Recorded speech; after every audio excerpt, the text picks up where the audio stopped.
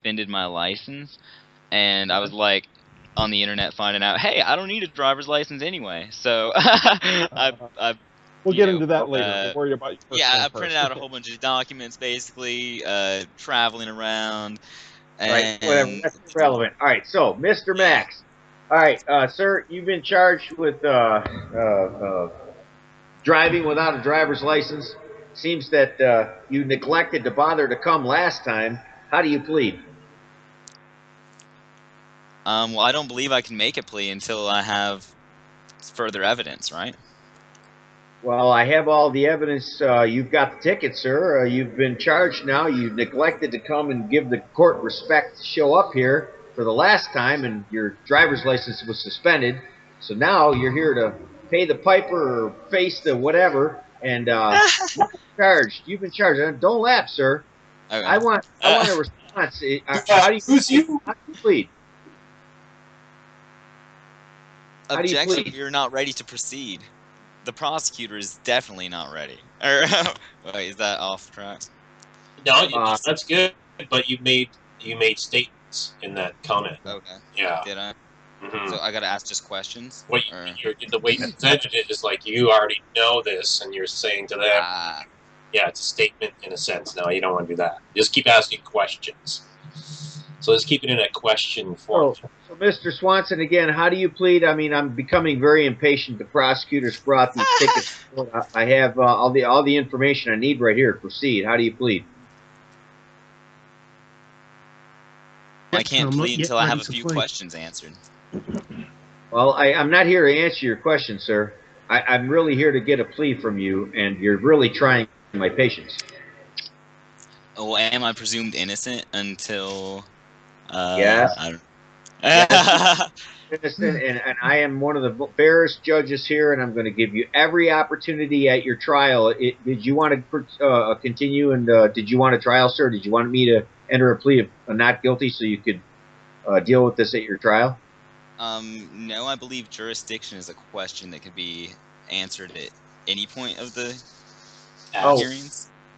Well, Mr. Prosecutor, do we have jurisdiction? Is that a statement? Yes. He says that Mr. Prosecutor just assured me we have jurisdiction. I don't quite understand what your question is. Oh, well, does he have proof? Not seen any facts to prove that's the case yet. Yeah. Does he have any evidence of jurisdiction? Well, I'm holding these tickets, and you've already shown that you wouldn't come to court before. I mean, there's a lot of evidence here that we have jurisdiction. He's showed me that he said he has plenty. So how do you plead, sir? Objection. Non-responsive. Move to strike. Is that... No. Is that something That's a good way to end up in jail. Okay. But do it laughing. Yeah. Say what? You can say it. You can say it on your way to jail. Yeah. Okay. No. You're the kid. Okay. Now you're on the right track to a point. Yeah. Oh, you're on the right track. That's right. Yeah. Really have some fighting for your game, but So, Max, are you reading the script at the moment? Then, I've got them in front of me. I read them a couple times today. All right. Yeah, there's missing pieces there apparently, right? Well, because it has so many different. Yeah. Told me not to use the second script and use just the third one, but I'm finding that I'm at least going to need to use page 2 of the second script just to get through the. You'll understand. You'll understand by the end of tonight, hopefully, exactly what all that means. So it becomes less of a script and more of an understanding of why you're saying it. Right. You know what I mean? Right. Yeah. It's a concept more than anything else. Once you get this concept down, you'll be able to keep continuing this thing until they threaten to put you in jail or go home. That's that simple. It is not complicated. It is not about that script. It is about the ideology of asking them how this applies to me and where's your evidence. Okay, because there's like unlimited questions I can ask. Basically. Yeah, because again, Gary. Well, yes and no, but you won't get through unlimited questions. You'll have a list of a couple questions you like, and you'll just be hammering at those same questions over and pointing out that they're not answering them. And Gary, like, you're not answering my question. Hold on. This guy's never heard this, and this is important. Max, get this drilled into your head. They are not questions. They are points of clarification. If you keep asking a judge or anyone questions, they will shut you fucking down faster than shit. You have to come back with point of objection, point of clarification. Is what you're stating? Now, Tom, you're saying that, and he doesn't yet understand the difference between a point of clarification and a question. Well, they're both the same thing, but don't use the question. They're not quite the same. Can I be Max? Can I get a few more clarities on Max? How did he get for arraignment? Was he arrested or this happened through the mail? How did it go from he didn't fix his headlight, his license was suspended, to now he's getting arraigned? Right. It's a suspended license. Computer-generated charge. It's a computer-generated charge. So it came in the mail, and now this is the first time you're going to the courthouse? Right. Right? Yeah, the second time after I paid my ransom. Oh, so he already paid? The ransom for the headlight or the ransom for the suspended license? The arrest, yeah. Oh, so you were arrested. So you were driving and you got arrested? So he's... Yes, yeah. Oh. And he bonded himself out, and now you're going for the arraignment after the bonding out, correct? Okay, all right, now I got it. Okay, thanks. Holy shite. Okay, so they've got a bond against you, is what you're saying. I'm not sure if they do, because I got arrested in August of 2013, and I had to go to court after there, and I walked in there with a big stack of papers. I ended up basically, I think I pled not guilty. That's why I'm concerned that I'm doing an arraignment again, because that obviously means that I need to... Huh? Well, if it was like half a year ago. 2013 is not relevant to the charges at hand. Wait. Okay, so you appeared in court, call it that, before on this issue. Is that what you're saying? Yes. Okay, and you brought up a sack of paperwork, and you're not sure if you pled not guilty at that point? Well, no, I did plead not guilty, but why am I having to plead again then? Okay, they might be rearranging you because there might be something they're trying to get squared away, or they amended the charges, perhaps? Yeah, something doesn't add up. Huh. Okay, so maybe they amended the charges? Do you have new charges? I don't think so. Yeah, I'm driving while license suspended. Doesn't look like new charges to me. Okay. So the last time you were there, what were the charges the last time you were there when all this sort of kind of got dropped? It was still driving while license suspended. And they just now scheduled the second follow-up thing this much later? Yeah. From 2013? It's the second one. It's not the first one. You have to have two of them. So it's your second arraignment. You got arraigned on the first. It sounds like you have two of them. Something isn't adding up. There are no two arraignments, Matt. For two separate charges. Yes, there's two driving separate. with a suspended license, there would be. Where are you getting up the second charge from driving with suspended license, though? The first one was a taillight problem, and the second one's now this driving. The incident. When did the incident happen that this is based upon? The 16th day of August, Last 2013. Year. So you were handed a ticket. Well, you got stopped for the light being out. They handed you a ticket for driving with a suspended license also, correct? No, that was what suspended my license because I didn't show them my headlight. Okay.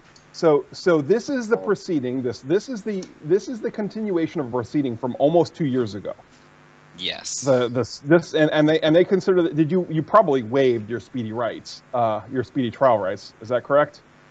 Did you ask for continuance back then? No. All I did was just plead not guilty, I think, and I wanted to trial by jury, is what I said. Okay.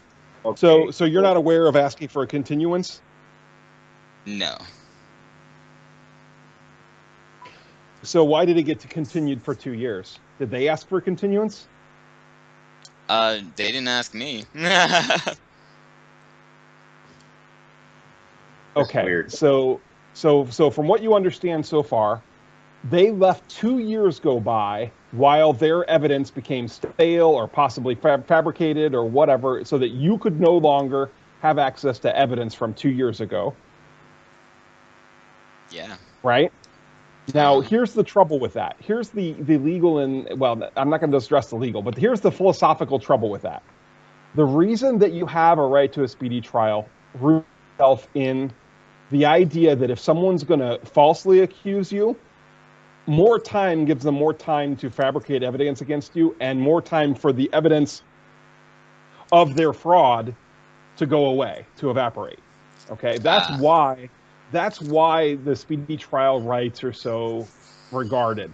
Is there's a history of fighting that concept. So for a change, part of your attitude maybe you might want to consider is your concern about this passing of 2 years when you yourself aren't the one that asked for continuance. They just failed to address their issues for a couple years, maybe hoping that you'd forget why they were wrong, or maybe that you'd forget or lose track of people who could show that they were lying, anything like that. That's kind of the option, I guess you'd say. So how do I voice that concern? I think you'll understand that as we get through a little bit. But who's the witness that you were driving with a suspended license? Who's the witness? So the witness is a 2-year-old witness that pulled you over for a bulb? Oh, wait, no. The bulb has nothing to do with it. Who is the witness that you were driving with a suspended license for this charge? John Daniels of the GSP, and I was given no badge number when I asked about him. Okay, that's not really too relevant, but is this guy They have still to have employed 2 competent witnesses. It sounds like they don't. They have to have. No, what makes you think they have to have 2 competent witnesses? Because some people I studied law with, that's what I've found out. So I agree that there are some people who have opinions. Stephen John Miller is the man. I agree that there's people who believe that, but the question becomes are there people convicted in jail right now without 2 competent witnesses? And there are. Yeah. So by their own consent. Bullshit. The question is, the reason I brought that up is I was seeing maybe he could attack and discredit the witnesses. And it sounds like he has a good possibility to do that. Don't talk about consent in this situation, because there's no such thing as consent in a violent scenario. It's like he shows up in court and speaks to the judge. That's consent. Bullshit. When there's a gun in the room, if you utter anything other than a question to them, that's consent. If you acknowledge any statement by the when there's a gun in the room, there is no consent. Bullshit. That's like saying that a rape victim consents when there's a knife to her throat. That's bullshit.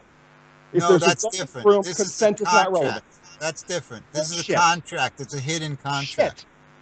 It's not. There is no such thing as invisible contract when there is force and threats of violence involved. Well, the way I look at it, either you attack the prosecutor or the witness. It sounds to me like the witness is 2 years old. That sounds like a good way to go from my point of view. I agree, but that invisible contract's bullshit is no relevance here, because we're not talking about invisible contracts. We're talking about violence. We're talking about violent subjugation and violent imposition upon people. Nothing to do. Your consent is not sought, required, requested, nor relevant. They're going to impose upon you whether you consent or not. Well, my understanding is that's what the whole gist of this arraignment is, to get your consent to have this bar get involved in this case. What makes you think you can stop this by withholding consent? I didn't say that. I was looking to focus on discrediting either the prosecutor or the witness. In this case, from what I've heard so far, it sounds like discredit the witness would be a good venue. What?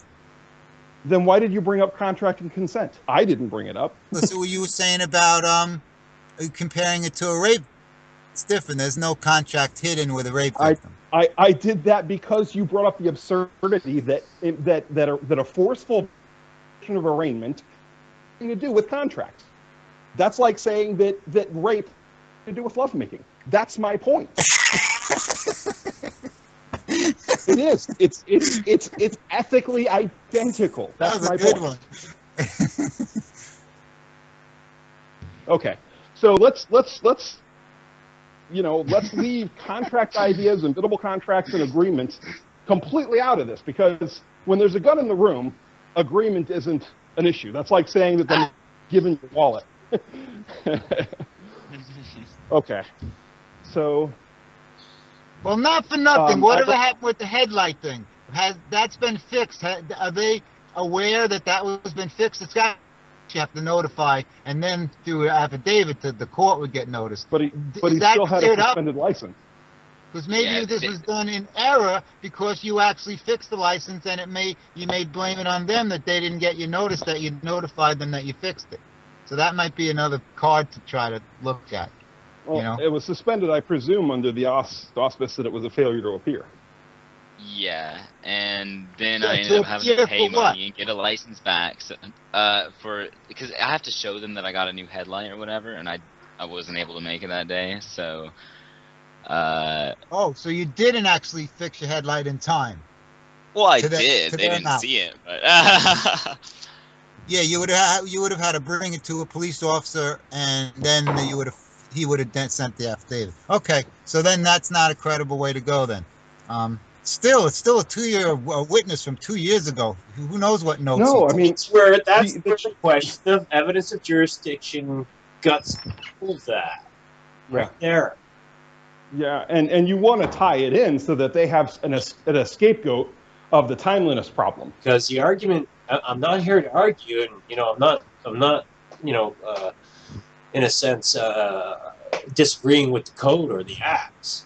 I'm asking for evidence of jurisdiction that the Constitution of USA or Canada applies to me or anyone else in this room, and the acts and codes apply. That's all I'm asking. That's a lot to ask. You should simplify that. That's way too much to ask. Well, they claim they've got it. They claim they have that evidence, so it's not out of the question to ask it. It's at the basis of everything they do. I was going to say, hi, Max, Gary, Tom, Dan, Vin, Keith, Scott, guys. Oh, it's great. Hey. How you doing, Fabrice? Yeah, it sounded like you were getting the end of the questions there, Max. I think if you can do that without making so many statements and load those up as questions, like what I call the inner Forrest Gump. It's just like I heard that just the other day. I was like I don't quite understand. I just want to know what evidence the prosecution has given you of jurisdiction. Yeah. Doesn't that? Yeah, that sounds much better. Yeah. It's a baby confession you're trying to get out of them, which is a very simple, not what is there in the universe and what evidence exists. It's have they got any of it given to them as of this moment? It's a much smaller question. It's like, well, okay, of all the money in the world, do you have even a penny of it right now? So it's of all, like in other words, that might exist. Gary, I like Gary's question of: is there any? Does the prosecution have less than zero or zero burden of evidence? Is there anything other than the zero burden of evidence? I mean, that really boils it down to the simplicity. And if he says, well, yeah, he's got some, okay, where is it? What is it? And let me see it. Yeah, I like that. Let me clarify that like a little good bit plan. Who said that? I like that. Gary said that. He's really attributing it to me, but I want to clarify a little bit how he phrased it, because there was a little change there. But as of right now, in order to even do an arraignment, what is the level of proof that he needs to have given you of jurisdiction? Is it anything other than zero? Is it something other than zero that he needs to have as of right now? And has he given you something? Let's not get into bonds, please. Let's not get into monetization of birth certificates or any of that. For right now, let's focus on the arraignment issues. Yeah, that's completely irrelevant. Yeah. Gary, can I suggest that a good question to start out with is, what's the burden of proof here today? Yeah. That's good. Yeah, and it's here today. Does have the burden of proof. And it's here today. It's not in the whole. They'll try to take it as they want to hear it. Like, you ever ask somebody a question and they hear what they want to hear and answer that question instead? The question that we asked him is, right for this thing that we're doing right now, what's the burden of proof to begin this? And they want to basically go to zero, but if they confess that they have zero burden of proof on the prosecutor, then you can go for interlocutory issues that they don't want you to be able to go for, right? So they're trying to say, oh, yeah, he has a burden of proof to make sure he's got his ducks in a row to even start fucking with you, but we're not going to bother with it. And that's the dichotomy. That's the problem we're trying to wedge, is that they're trying to say that that the prosecutor has a burden of proof to make sure that his ducks are in a row. And they will tell you that they have it, and they're going to try to get you to go to a trial and prove that they don't. That's what you want to try to avoid at all costs. You cannot let them get you past arraignment. Once you've gotten past arraignment, it's over.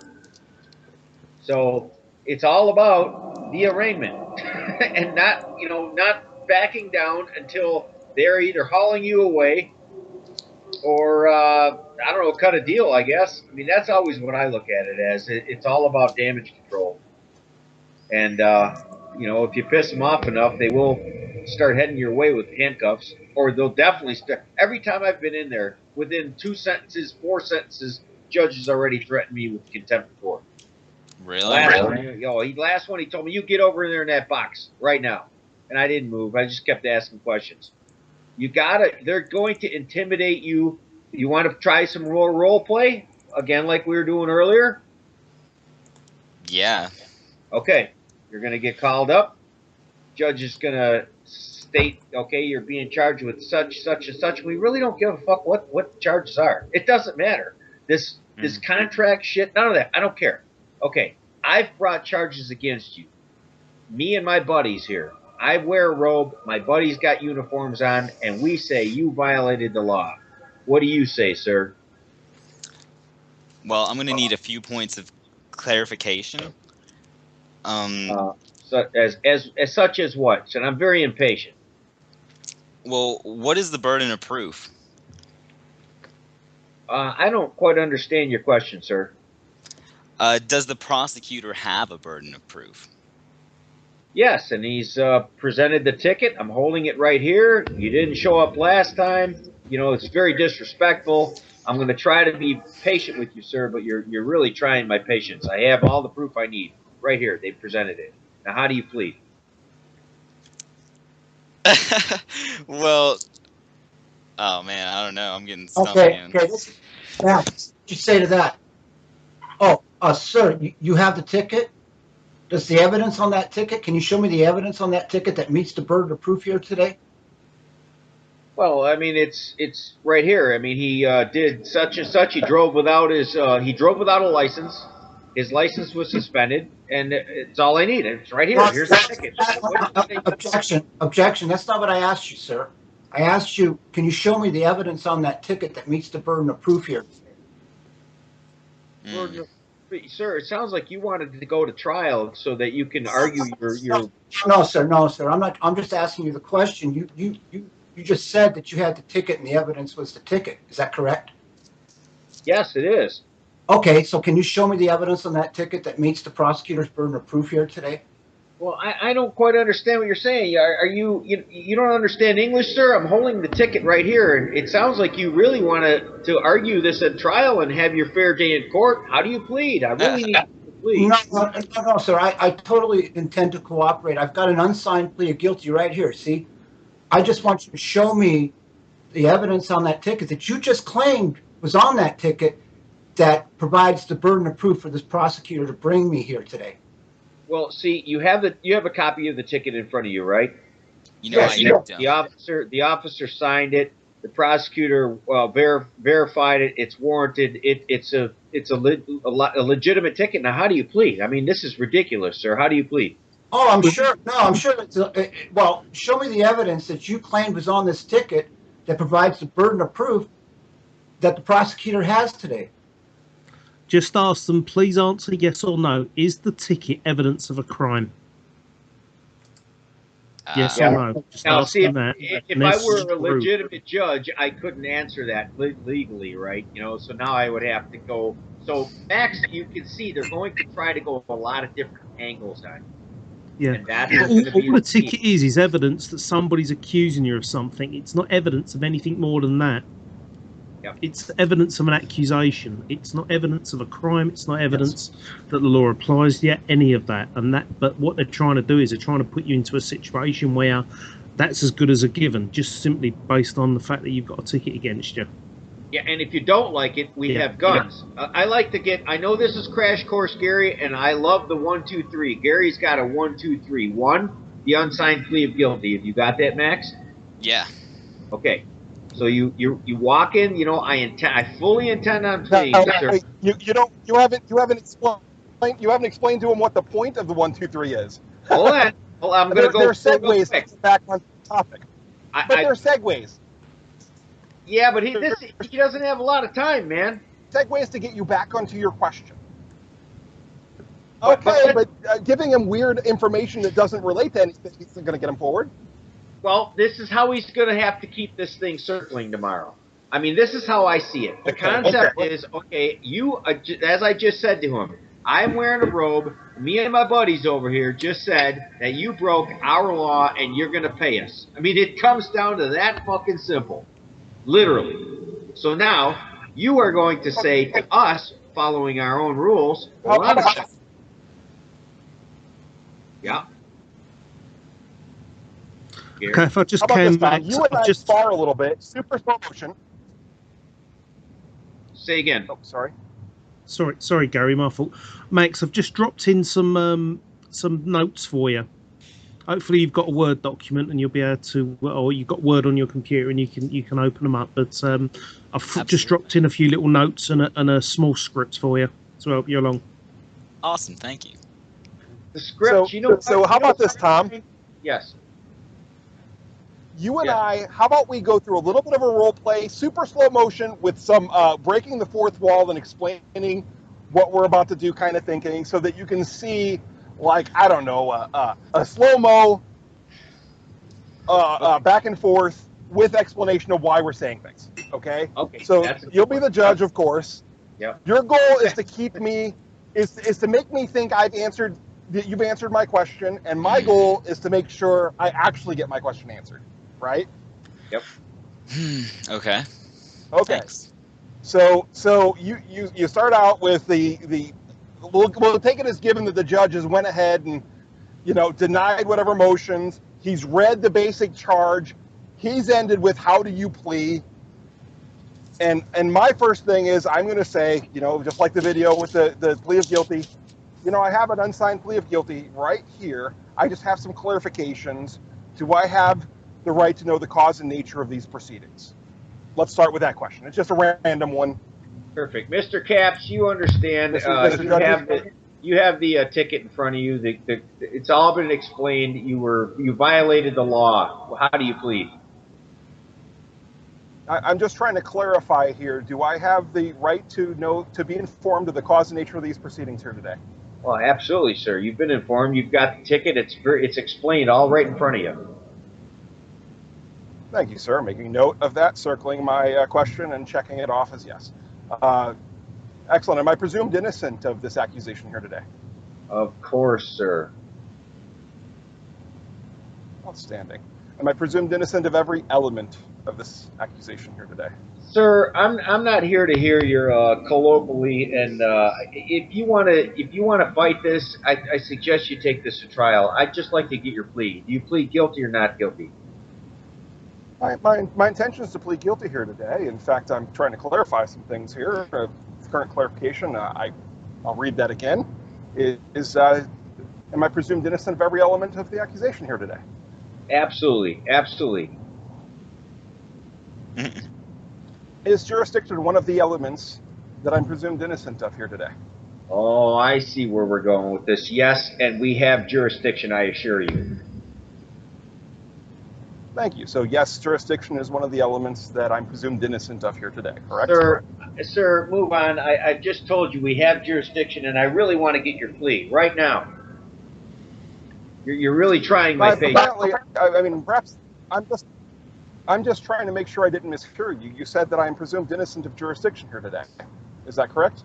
Sir, I've explained to you that we have jurisdiction, and it sounds like you really want to go to trial with this. And to be fair, I think I'm going to enter a plea of not guilty for you, sir. When does Friday plead guilty here today? I have here an unsigned. I'm sorry, I didn't hear you. My intention is to plead guilty here today. In fact, I even have an unsigned plea of guilty right here in my hand. I just have the clarification that I just asked, which is... Sir, I can't take a conditional clarify what plea. you just said. I can't take a conditional plea, and I really need you to plea. There's people behind you right now, and they would like to move forward. It's very clear. We have a ticket right here. This officer issued it. The prosecution has verified it. How do you plead? I'm getting very impatient. I see that you are. My intention is to plead guilty here today. I'm just trying to clarify a simple point that I just asked. Is just what to see if I heard you correctly. Did you say you wanted to plead guilty? Innocent of jurisdiction today. Wait a minute. We could cut right to the chase. In fact, I have a plead guilty, sir. It's my intention to plead guilty here today. I have an unsigned plea of guilty right here in my hand. Well, then we could all clarify what you just said. We should. So should I just enter a plea of guilty, sir? I mean, we could all go home and make this very simple. Well, I'm just trying to clarify the point that I just asked, which is, did I hear you correctly in saying that, yes, I am presumed innocent of jurisdiction here today? Sir, we've gone over this jurisdiction. I've ruled on it. I've read your motions. I've ruled on those. I'm not going with this again. I'm not going through this again. That you can argue that at trial. I'm not asking to argue anything at the moment. I'm just trying to clarify what you'd said. And if I heard you correctly. Did I hear you correctly in saying that I am presumed innocent of jurisdiction here today? Sir, I've told you. I'm so sorry if I misheard you. I explained to you, you're presumed innocent. Now, how do you plead? It sounds like you really want to go to trial so that you can have your day in court, and the prosecutor can face the prosecutor. You may want to hire an attorney. Yeah, the answer to that question I heard you just fine on, and I have notes of that, that I'm presumed innocent. Yes, thank you very much for that. My question, clarification was, am I presumed innocent of jurisdiction here today? And that answer, I'm just trying to clarify if I heard you correctly. Maybe my hearing was faulty at the time. You seem to be not wanting to restate what I maybe misheard. Am I presumed innocent of jurisdiction here today? Well, now I'm going to go a little out of character. Now, this is again, Max, he's listening. Right? You can push this to the point where the judge will say, I've made this decision, and we're gonna continue here in a minute because I want to go through the 1, 2, and 3 of Gary's 1, 2, 3. Hold you in contempt, young man. That's so. Yeah, exactly. If you mention this jurisdiction thing one more time, sir, I really want to get a plea from you. I've decided the jurisdiction, and I'm about to hold you in contempt of court. So if you mention jurisdiction one more time, I'm going to have you arrested. Just one more time. How do you plead, sir? No, this shit can happen. Ask sir. His son. Hold. All right, hold on for a moment while I make note of the topic that I'm no longer permitted to clarify safely. I'll write that down. No longer permitted to safely to clarify this topic. Now, right, Max, listen to what he's saying. This is very important. Mark does this when he does his calls of shame. If you listen to some of his calls of shame, he'll say things. Hold on, let me write that down, and he'll repeat it as he's writing it down. That's very effective. No, I won't say jurisdiction. I won't say jurisdiction because he said if I mention jurisdiction again, I'll be held in contempt, and I'll take him at his word for that. And now what I'm doing is I'm turning that around on it, and I'm saying, here is a topic that I'm no longer safely permitted to clarify. I am basically telling him that I'm making note that he forbid me from clarifying the cause and nature of the proceedings. And I'm going to bring that up if he asks me if I'm ready to proceed. I'm going to go straight back to that and say, well, there's a topic I'm not permitted to clarify. If you want to permit me to clarify it, then maybe we can get on with the plea. You know. You're begging to them. So I'm going to go ahead. Well, I was going to say, I mean, at this point in time, it seems like the prosecution's right out of the ballpark. They were sitting in the bleachers. We got to focus back. Sure. The prosecutor has. Well, we got to go back to the prostitution. So the questions I chose were rather random. Okay. What do you mean? Okay, there are better questions, but it got to a heart of something he didn't want to talk about, which is, well, the evidence of applicability is probably a better question than are you presuming jurisdiction? Well, let's get back to the. Agree? Let's pretend that there is a biased opinion with the judge, and that's what he's there for, right, Max? Or for the balance beam, the scales of justice, so to speak. Well, are you aware that the conflict of interest lies in that the prosecution, the cop, and the judge are paid by the same so-called city or entity? Are you aware of that? Mm-hmm.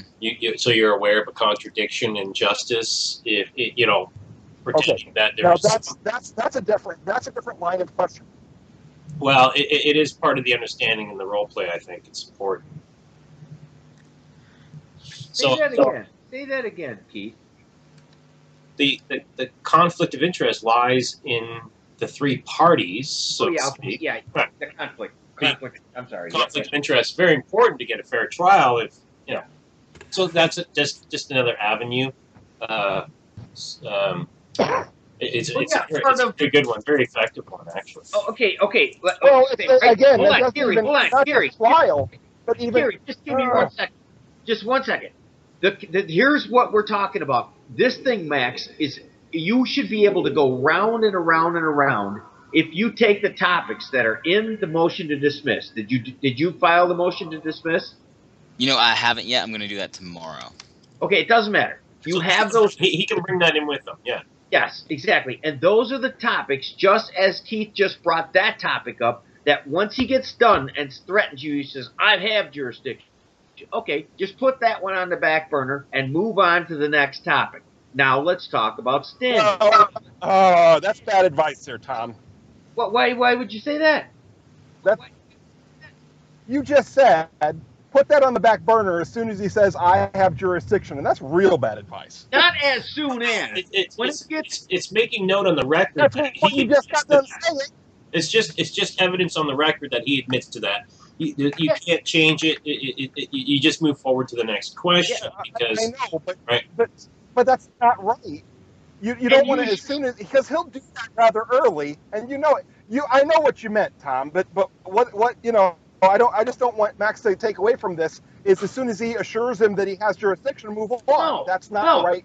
No, that's not good advice. Look how you and I went around. When it gets to that point, when I tell you, Mr. Capps, you mentioned one more word about jurisdiction, all I want to hear is how you're going. All right, so now this is where I'm saying he can relieve and move on to another topic and come back to it later.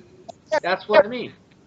And this is why I mentioned very specifically, I am making note that I've been threatened with violence if I continue clarifying this topic. Point number 2. I can clarify other points. Yes. But I've been threatened with violence, and that's number 2, the gun in the room. Yep.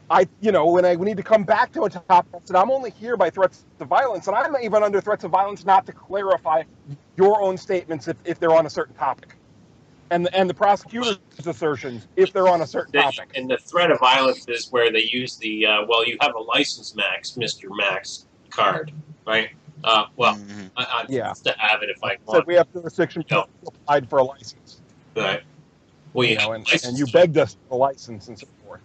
Right. Or any threat of violence. Always try this one, too. It's been successful for me, Max. As soon as a judge says, I didn't do it the last one, I just ignored him and kept talking. But anyway, as soon as he says, I find you in contempt of court or I'm going to find you in contempt of court, I popped out with, are you threatening me, sir? And they will always go, oh, no, I'm not threatening you. They want to make sure that record is clean. Really? I like the other form, which is it contemptible to ask relevant and unanswered questions about the cause and nature of these proceedings? Because that's what they're trying to imply, is that you're going to be held in contempt for asking a question, a relevant and unanswered question about the charges, about the cause and nature of the very proceedings that they're saying you have a right to be informed about. See, they're trying to say you have a right to be informed about these things, but they're trying to, at the same time, pressure you not to ask any damn questions about it. Yeah. And that's exactly the game that they're playing. They're saying you have the right to be informed. Yes, it's all good and proper, and we don't do anything half-assed here. But ask a question, and then they start poking you in the ribs, right? Mm-hmm. And they want to make it look like you abandon your questions. They want to make it look on the record, on the written transcripts or whatever, or in retrospect, they want to make it look like you abandon your questions and you were morally persuaded to drop your bullshit questions.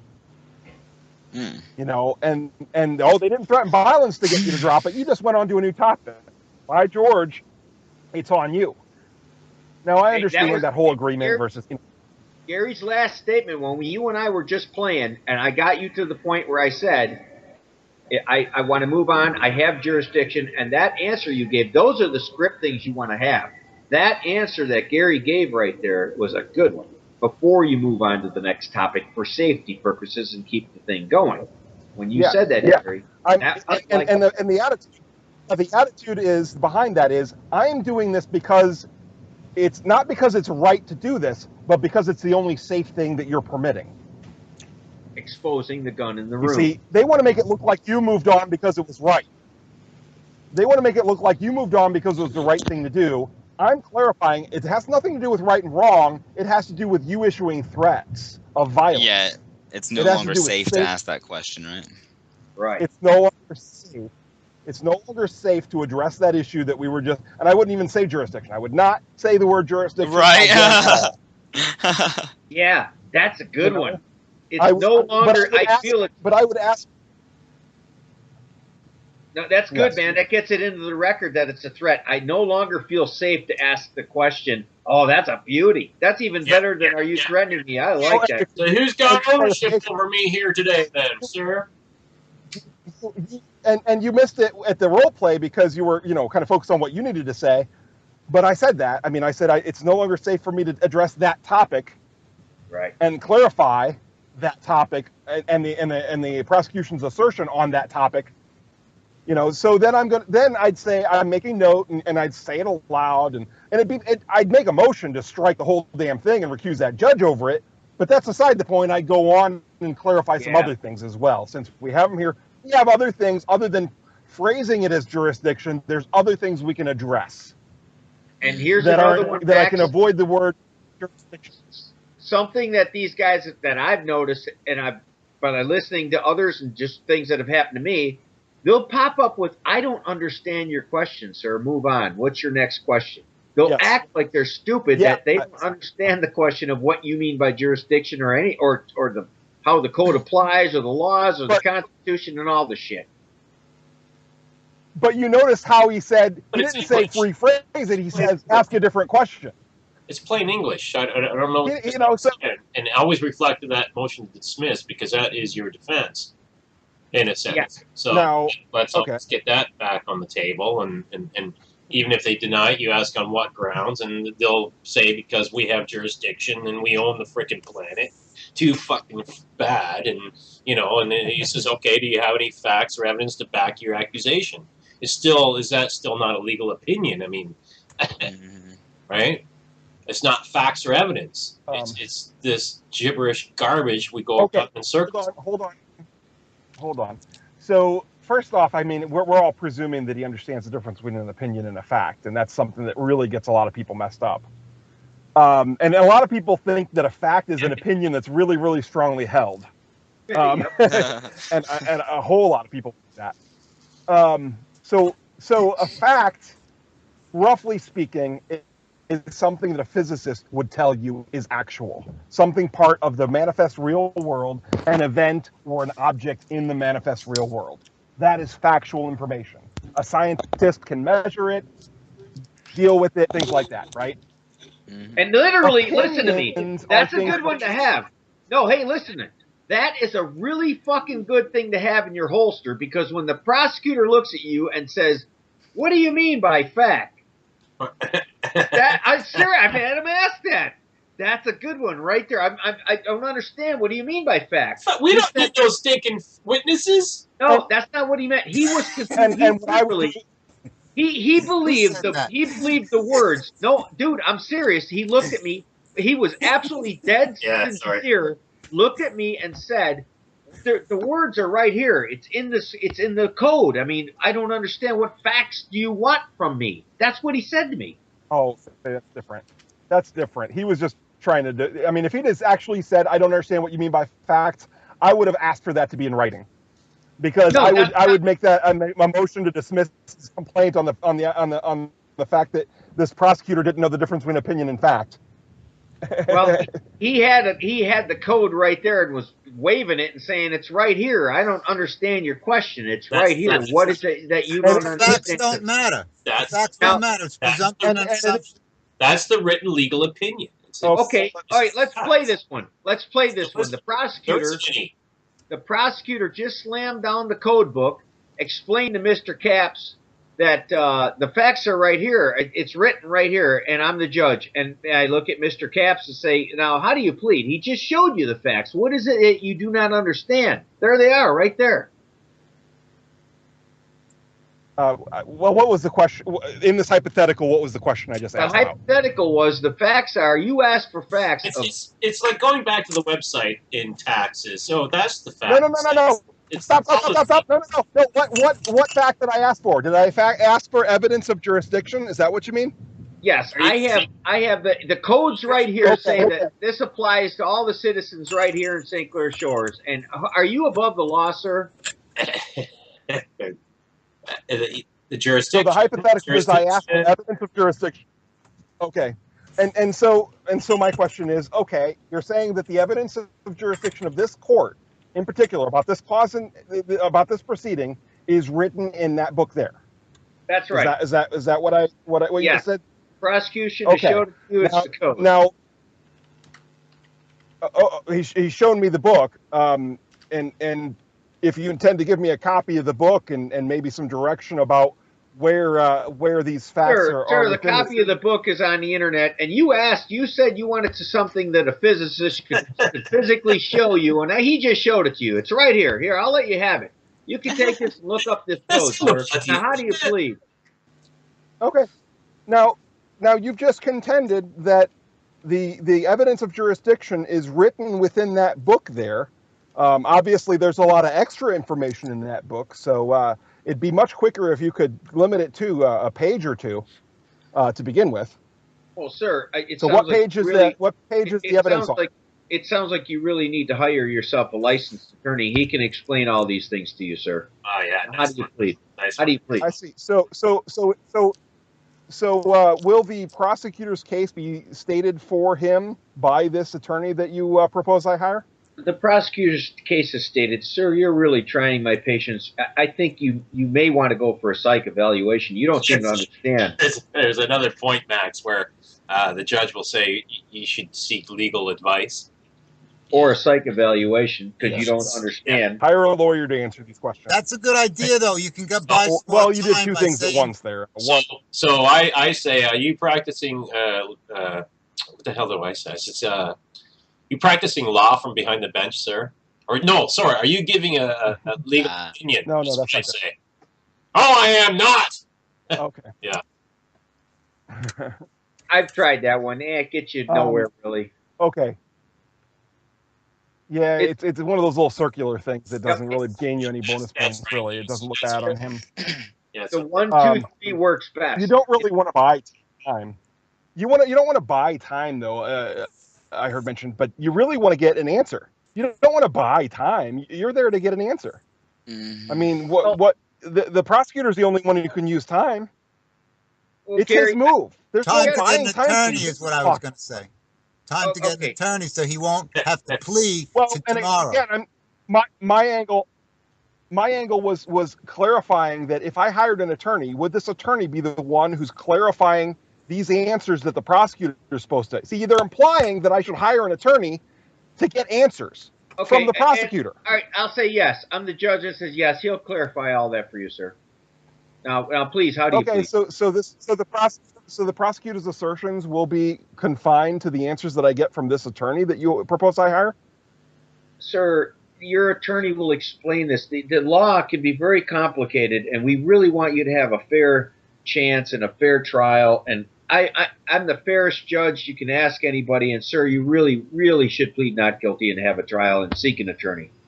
It'd be much, much better for you. Well, your advice is noted, but for the moment, my intention is to plead guilty here today, and you know, perhaps the burden of stating a case should be on the prosecutor and not upon me to pay an attorney to state his case for him, which is why I have the question. What's the current question? Is there any evidence of jurisdiction that's been provided to the court as of yet? Well, again, I've explained to you the ticket is all I need, and I have jurisdiction, Mr. And I'll even play really nice, Judge. You know, Mr. Capps, look what happened to I can't remember his name. He was on a while back with the drinking and driving, and the judge is a woman, and she says, Max, you know, listen, I've seen people go through this, and they get this stuff off the internet, and you know, it's just not going to help you.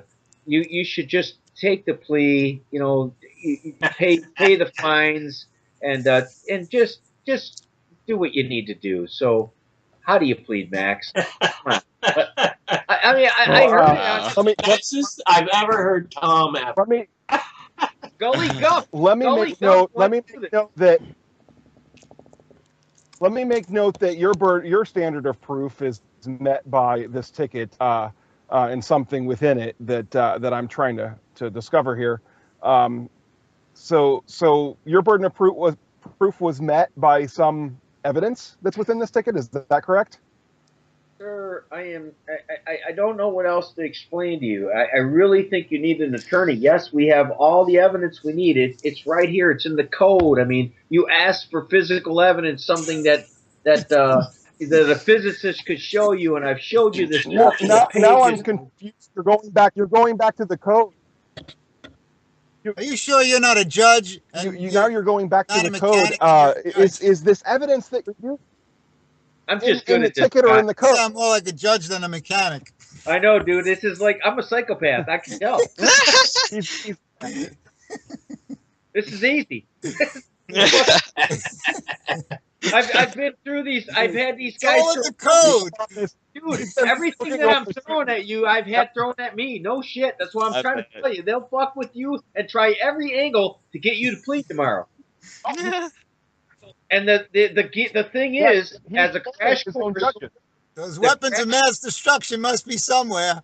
Listen, the crash course is 1, 2, 3. I intend on pleading, sir. You do not need to plea. Every time he says, "Listen, I'm just going to enter plea," objection.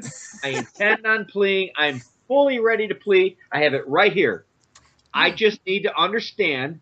I know. Ready to plead. Careful with that word. I agree. I need to be informed. I need to see the evidence that the prosecutor has presented to have that this court has jurisdiction over me, and that the code applies, that these laws apply, just because I'm physically standing here. And then until when they get finally fucking fed up with that, literally threatening you, Gary, I like to use all of the things in the motions, the standing, the corpus delicti, and just keep fucking rotating them, man, forever until they say, fuck this, go home, or go talk to the prosecutor in the hallway. That's what's coming. You go out there. Go. That's what's coming. And that's what you want. Because they're promising you that you'll be informed, and then they're punishing you or threatening you every time you try to clarify something. And until you say, oh, well, I just don't seem to have any choice but to plead not guilty and move on. That's the point. They're trying to make you feel like you have no alternatives but to go with their trial. To threatening, to literally telling your alternative. Good point. Yeah. Well, they'll offer him something. There's no offer until after they arraign him. No. Well, I mean, they'll offer him something in the sense that they'll send him to the hall. The judge can't offer something. And that might be his best option. And the judge doesn't have a past history of suspended licenses. But that's plea bargaining. That's like making deals with the cokehead in the fucking alley. So, Pete, listen. Well, it beats hiring a lawyer. Well, you don't have to hire a lawyer. There's no. Well, he could buy some time by saying that's what he wants to do and not even plea at all, and say that he needs time to hire an attorney. He doesn't understand. Then ask the judge right now on the record: does the prosecution have evidence of jurisdiction to apply the Act or Code or / Constitution of Canada / Constitution of America to me or anyone else in this room here today? That's it. I'd start leaving the word Constitution. And one of the things. when you start throwing that word in there, you know, laws, codes, and shit like that, ordinances. But when you start throwing Constitution in, the first thing the judge goes, I know where we're at. I've had him say that. I get it. Quit the Constitution shit, because the first thing they did with every time Mark's on, I'm not a constitutional scholar. I'm not arguing the Constitution. Fuck the Constitution. Don't even say that word. Right. I just want to know how these codes apply to me. That's it. That's where you're at. They're codes. And stop with the Constitution. Okay, then use the, just because I'm physically located in so-called Canada, America. How do these codes apply to me just because I'm standing? It's a jurisdiction that you apply the code, right. That way. Yeah. And is it only force? Are your codes only applicable to me? Okay, can I just add something quickly, because I can't stay on much longer because I've got to get up for work in the morning. But the thing is, Max, is just try and get as many questions in there as you can. It's all going to probably be over within 10 minutes or so. You ain't going to have very long. Just get in as many questions as you can.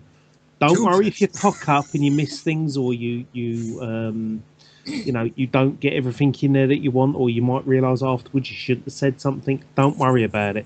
You'll probably get forced into trial anyway, and the judge will plea for you, not guilty. From that point on, that's when you can ask to have the plea vacated. You might be able to have the case kicked out by then anyway, because they're going to screw up during the arraignment. So all you're trying to do is you're trying to put the groundwork down to have it kicked out on appeal. If not, you want to try and get it kicked out before it even goes to trial. So that's all you're doing. You're getting them to show their cards, basically. Screw up, prove they're not going to listen to anything you got to say, prove they're not going to give you a fair hearing, and that it's completely arbitrary, and that's basically what you're trying to get out of them. Listen, I have to argue that, Vin. There are a couple of guys that have successfully. Paul was one, and there was another one just recently, a newbie. Both brand new fucking guys literally have arraignment number 2 coming up. That blows my mind. So don't always assume there's going to be a trial. Don't do it. Well, okay, that might not be. All right, that might happen, but he's only got a day to prepare. If he had longer, then we might be able to get him prepared for something like that. He's only got a day left to prepare, so chances are he's going to get forced into trial. But like I say, what this is all about is establishing he can lay grounds down where he can write into the court and say, I never gave a plea, the judge did that for me, they wouldn't answer my question. Where you jurisdiction, at, Blah, blah, blah. Objection. You can rack up a shit list against them before you even go to trial. Sorry? Gary. So like I say, that's all you're trying to do. You're trying to build a shit list up against them of things that they're going to do wrong as far as an abusive process is concerned, and then you might be able to get it kicked out beforehand. That's all we're trying to do, and that's the best in a lot of cases.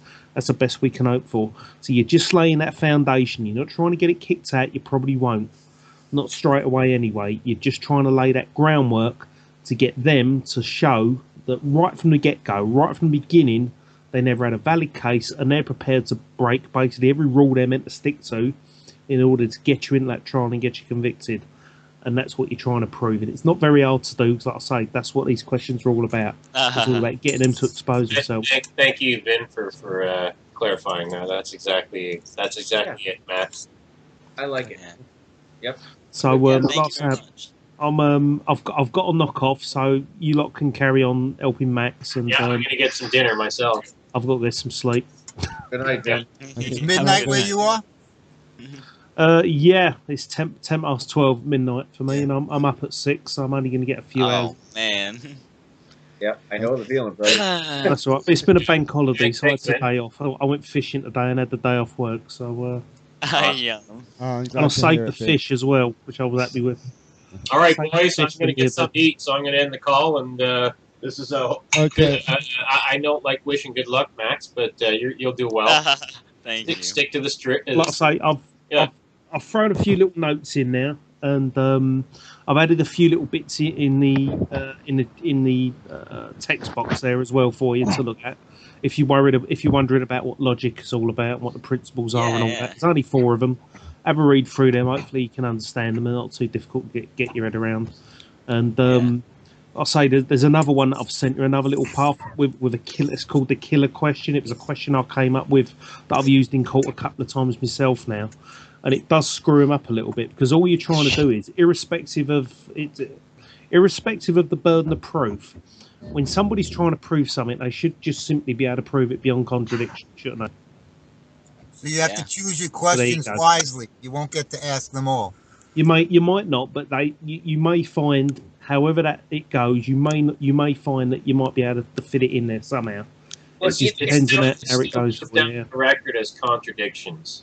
That's it. Yeah, that's all you're trying to do. You're just saying, well, whatever the burden of, because if you get stuck on the issue of the burden of proof, and he says, well, it's beyond reasonable doubt and all that, and he tries explaining it to you, that's not going to make a lot of sense to you, especially the way they do it in legal reasoning. So it's just basic logic, the way a layman on the street would understand it. If someone's going to prove something, well, then you shouldn't have. Well, then you won't be able to contradict it. If it's true, there's no way you can contradict it. So that's just basic logic. Yeah. That's right. It goes for any accusations that's made or hearsay or argument. Exactly. Yeah. If someone's going to prove to you it's an apple, they're not going to go putting a pear in front of you and trying to convict you. It's a concept. It's not even a matter of a script. It's a concept. When you enter this thing, it is literally the Socratic method of eliminating false hypotheses. It's that simple. Yeah. But like I say, that's why I put up those 4 principles of logic, because that's what covers it. And the 4th one, where it says law of sufficient reason, think of that as justification as well. It's all about justifying what they're doing. And the way they're supposedly having to justify themselves is based on the facts that they're saying you violated somebody's rights, therefore there's a victim, therefore that justifies what we're doing because you created a victim. Right. Can I ask you a few questions? So that's why you're asking for evidence of that. Yeah. Sorry, go on. Before you go, are you in the rush to leave, Max? Or can I just ask you 2 questions?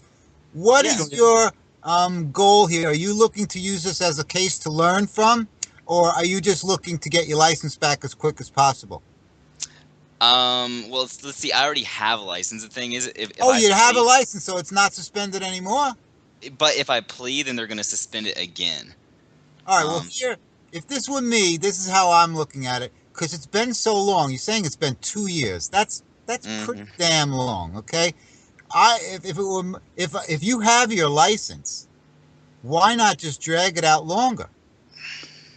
So, and you can do that by saying tomorrow, I can't plea on now. I'm confused. I need let me get an attorney, and we'll come back. And that needs some more time. No, Scott, man, you're really new here, aren't you, Scott? No, I've been here for years. Huh? Because you don't seem to get the gist of this thing. Are you kidding me? Well, his license is not suspended right now. If he gets arrested for contempt tomorrow, he's looking at them suspending. I see. Why not buy more time? Is my point. Yeah, if it's been 2 years, why not go another year? That's what I was trying to explain. Even though I'm very wordy in my explanations. But here's the thing: if I were a judge in that situation, and you'd said that to me, I'd simply say, "Great idea. I'm entering a plea of not guilty. You go hire yourself a lawyer." Yeah. That's my point. Why would you do that? That's why I asked you, Scott. Is this day one? What the fuck? But he's not agreeing to that. He's asking a question. He doesn't need to agree to that. He just said he needs time to hire himself a lawyer. I'd be like, fine. I'm entering a plea of not guilty. I'm setting a trial for a month from now, so you have plenty of time to find yourself a lawyer. Have a nice day. Can I say at all that I need time to review the discovery? And okay, well, you can say you need time for anything if that's what you. That was my point. I was thinking it's been 2 years. If you ask for time, you're waiving your right to speedy trial. They don't even. They've given them what they're looking for in that case. They're looking to kind of get you to waive this speedy trial bit. I'm sure they'll do something to try to get you to waive speedy trial, because here they are. They've waited for fucking almost 2 years on it. Okay, and that's a bit of a problem they need to kind of fix.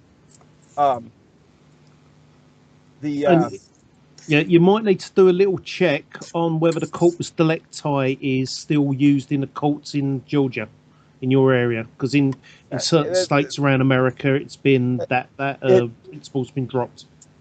Really? And it is. Yeah. Wow.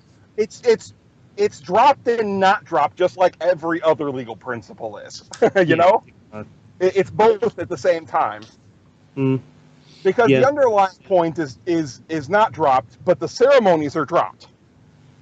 So that's how they get around that. It's California, just like, though. If you mention it, I think it's California if I'm correct. But if you mention corpus delicti in California, they just say we don't use that. It's been dropped. Really? Yeah, and that's true. Well, and the same thing with habeas corpus, right? Because the fundamental principle still exists. They just have a ceremony that they concocted around it, and then they got rid of the ceremony. So does that get rid of the underlying point or not? You know? No. Yeah, well, absolutely, yeah. I mean, the corpus delicti is basically bring the victim to the table, sort of thing, isn't it? Yeah, that you know, victimless crimes need to be identified as such, and if there's a victimless crime accused, you have to prove jurisdiction through another means, right? Yeah. But that still exists. We talk about it all the time. But if you say corpus delicti, they'll be like, "Well, that was a form that we made up a couple years back and then got rid of, so that doesn't apply anymore." Well, bullshit, because the underlying principle still exists. Well, I know what you mean, but it's just that terminology. Yeah. They may not use that terminology anymore, but yeah, you're right. The principle still exists, as it still does in this country. I mean, corpus delicti in this country still means the same thing. They just don't use that term. You know, if you turn around in the English courts and say, is there a corpus delicti element involved in this case? And they'll go, "What bloody hell are you talking about?"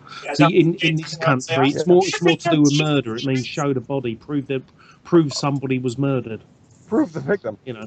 Yeah. Well, and again, the idea of malleum, that goes to malleum in se, and they'll say, well, you know, and they won't be so clear as to say malleum prohibitum.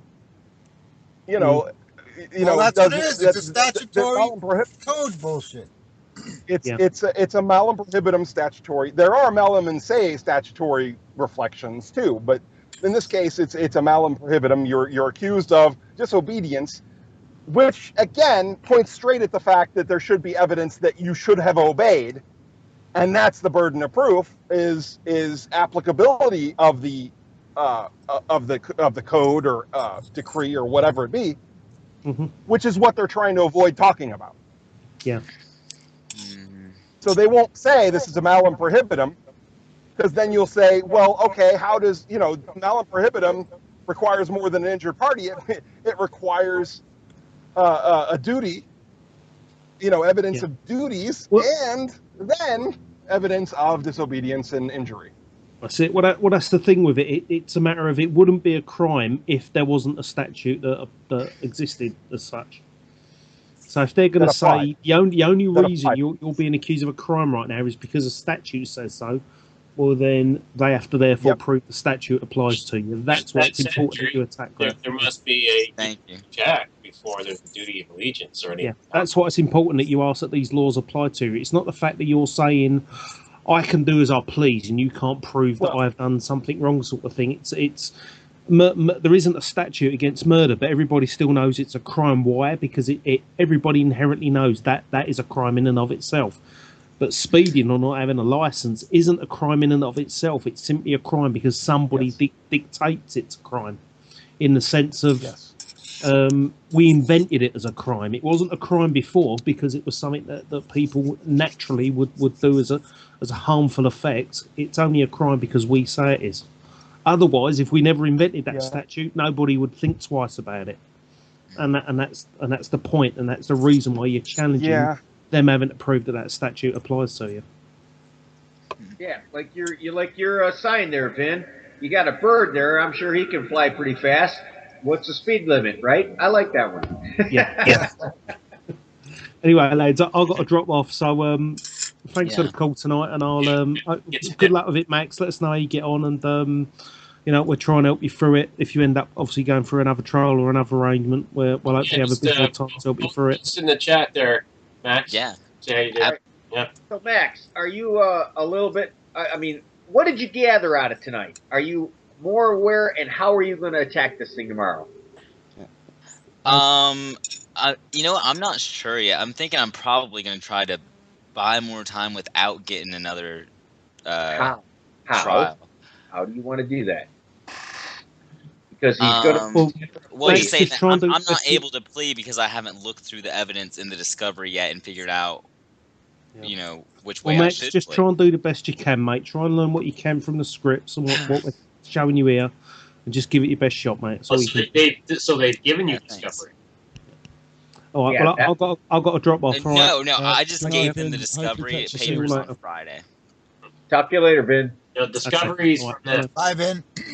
Bye, then. You're Thank you very defendant. much. Good night.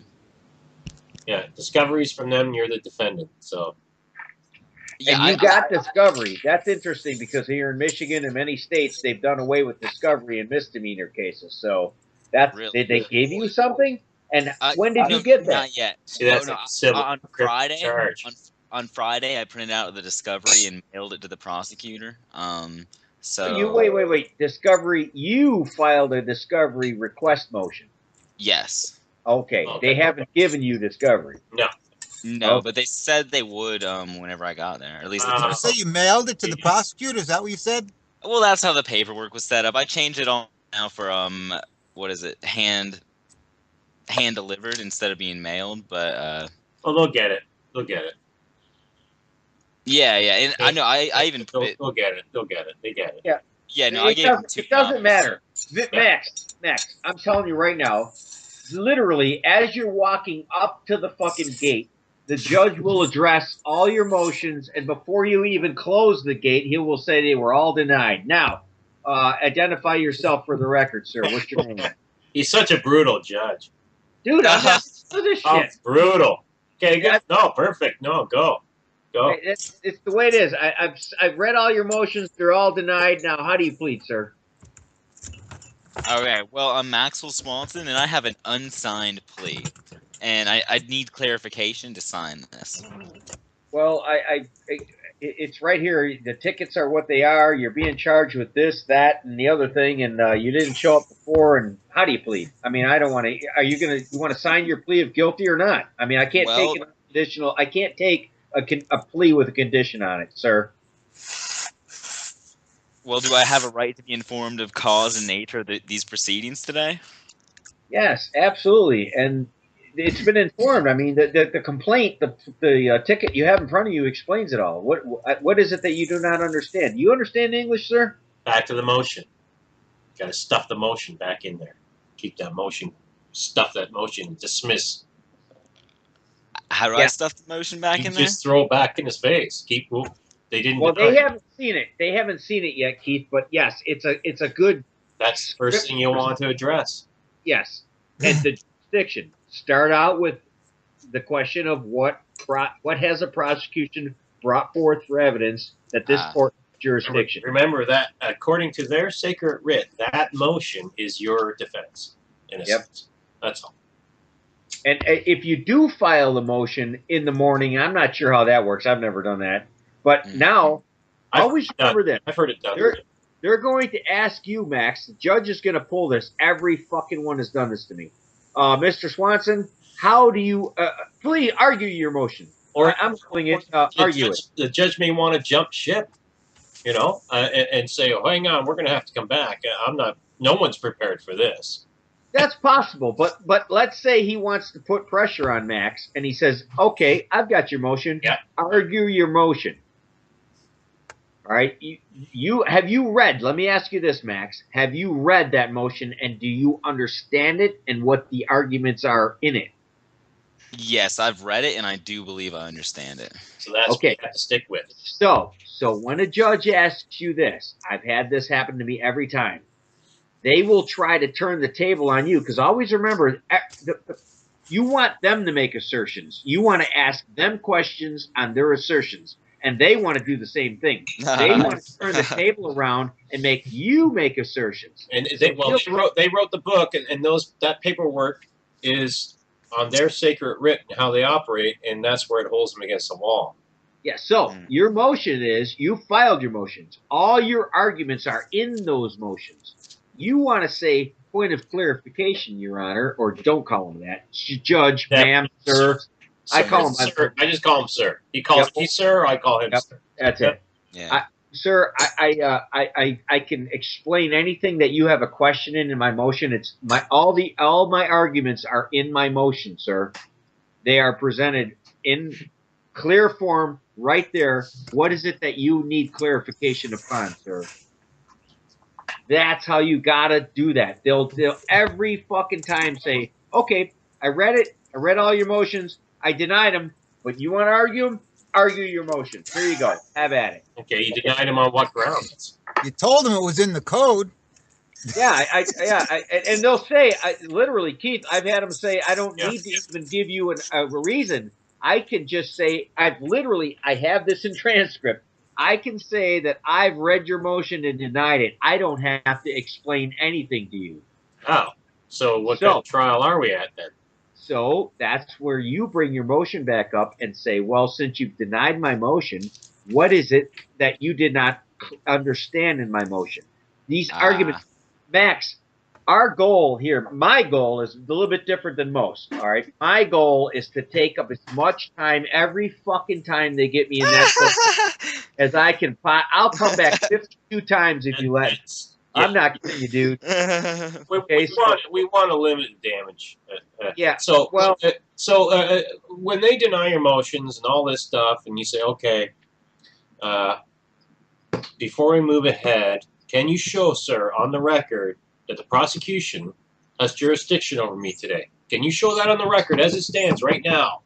That's another good one. Sir, I've explained it to you. I have it right here. I'm waiving this ticket right here. I don't quite understand what it is that you don't understand. They'll make jokes, and the people in the background will laugh, and the prosecution will laugh. You'll feel like a total fucking dick. That's like they'll almost accuse you of being retarded. What is it? Do you understand the English language? Okay, so as I understand it, sir, that for every accusation there must be facts and evidence to prove the accusation. Does the prosecution have evidence or facts today to show that the Constitution of Canada and the acts apply to me or anyone else in this courtroom here today? Sir, I'm not here to argue constitutional. If you really want to argue the Constitution, you're going to need to take this to trial, sir. So, does Friday sound good for you? Objection. That's not the question. Objection. That's not the question. That's good that he's laughing. Yes. Yeah. He's getting it, though. He's going to hear it all. But he's not you, so he's not going to try to be there as long as possible. He wants to be there as short as possible. That's right. That's called damage control. No, it is. No, you don't want to be in dishonor. You don't want to be in their courts at all. I try to stay out entirely. Yeah, you want to be out in the pop. You want to be out being productive and enjoying life. You don't want to be in there. I agree to an extent. However, if he's looking to really get the experience, right, it's a good chance. Yeah. Exactly. Yeah. You're in there for the education. How do you think? Yes. How do you think I can be such a dick judge? Oh, I've seen so many. It seems to come natural to you. Because he fucking stays in there all day. Yeah. I'm there, and I've dragged this shit out. I've had cases that I'll fucking. You're hilarious. Yet one of his buddies had like 37 arraignments. A guy, just a couple guys just here recently, like you, Max, brand newbies, got arraignment number 2. I'm not saying that's good. It means kind of they failed. But they didn't fail and have a trial scheduled. Oh, no. They had arraignment scheduled. So that means they got more time. And even to get another month would certainly help. You don't want to. I mean, it'll be the night and day. And if it's on Friday, if I just had 4 it still days, gives them a week. All this stuff, I could get it down. You don't want to be an entertainment puppet where it's like, hey, man, this fucking guy recused me. And fuck, you got to go in. You know, when they're playing golf together, the judges, they go, you got to go in. We'll arraign him again, man. You're going to bust your gut. You got to see this cat. His name's Max. He fucking shit. Fuck. Yeah, but if you get arrested for contempt, you're going to be taking 3 steps backwards instead of any forward. You go in. We all get paid. It's okay. We just go through the puppy mill. You know, it's cookie cutter system. Yeah, this Max guy, man, he'll entertain you all fucking day. Yeah, no, guy Tom. That's his name, Tom. Yeah. He'll entertain all that. No. But the funny thing is, hey, after I am Max, just so you know, okay, I am 3 for 4 using the Marcratic method. And the one that I lost, I literally had a judge say, I heard you say you wanted to plead guilty at the beginning of this, after arguing with her for 15 minutes, after 5 or 6 visits, and she said, "I'll take that." And I let her get away with it, and I'm not done yet. So I'm 3 for 4. I've lost 1. Oh man. Well, I'm 1 for 1, and I think the last time in October is the longest I spent in a courthouse, because I guess maybe it's alphabetical because of my last name, the O. So. Well, I try to come back as many times as I can. It's experience. I want the fuck dude, I'm serious. Listen to me. One day, these cocksuckers are going to steal all the money out of your bank accounts, or who knows what, or claim you owe more money. Or hey, it's those people. I just want to be ready. I am so unafraid when I walk in right now. I've been threatened with contempt so many times that, granted, they could haul me away. And I'm not making light of it because they did it to Terry. There's a gentleman that lives north of me here. Yeah, Terry.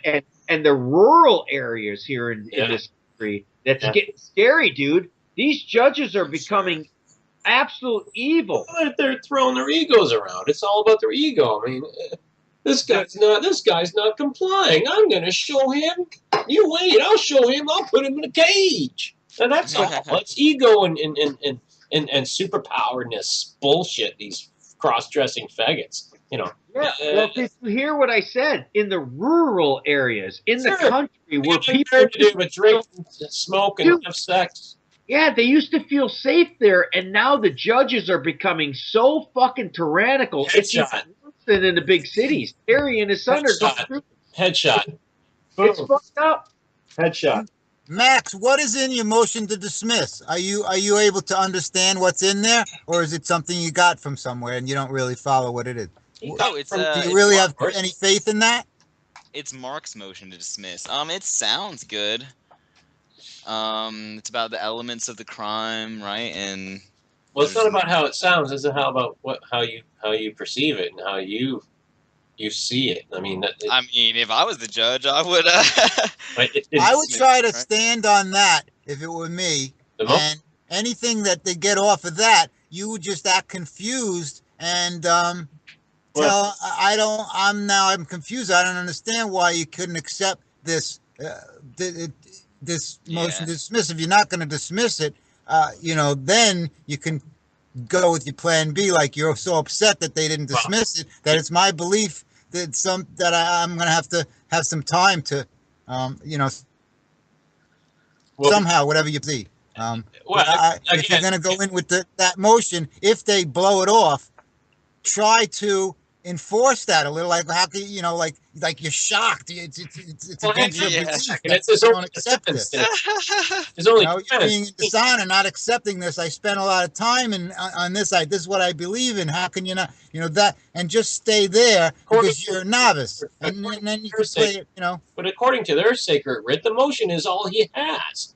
It's like being naked in the Arctic, man, and you have a loincloth. So he could act, and how he's so upset that they didn't take this loincloth and take it seriously. No, that's nothing to do with acting. Fuck. Yes, absolutely. It's all acting. They're acting and we're acting. Oh, well, no, you're in their theater. They made you part of their reality, And it's going to help him because he still has a sense of humor. He's not scared of them.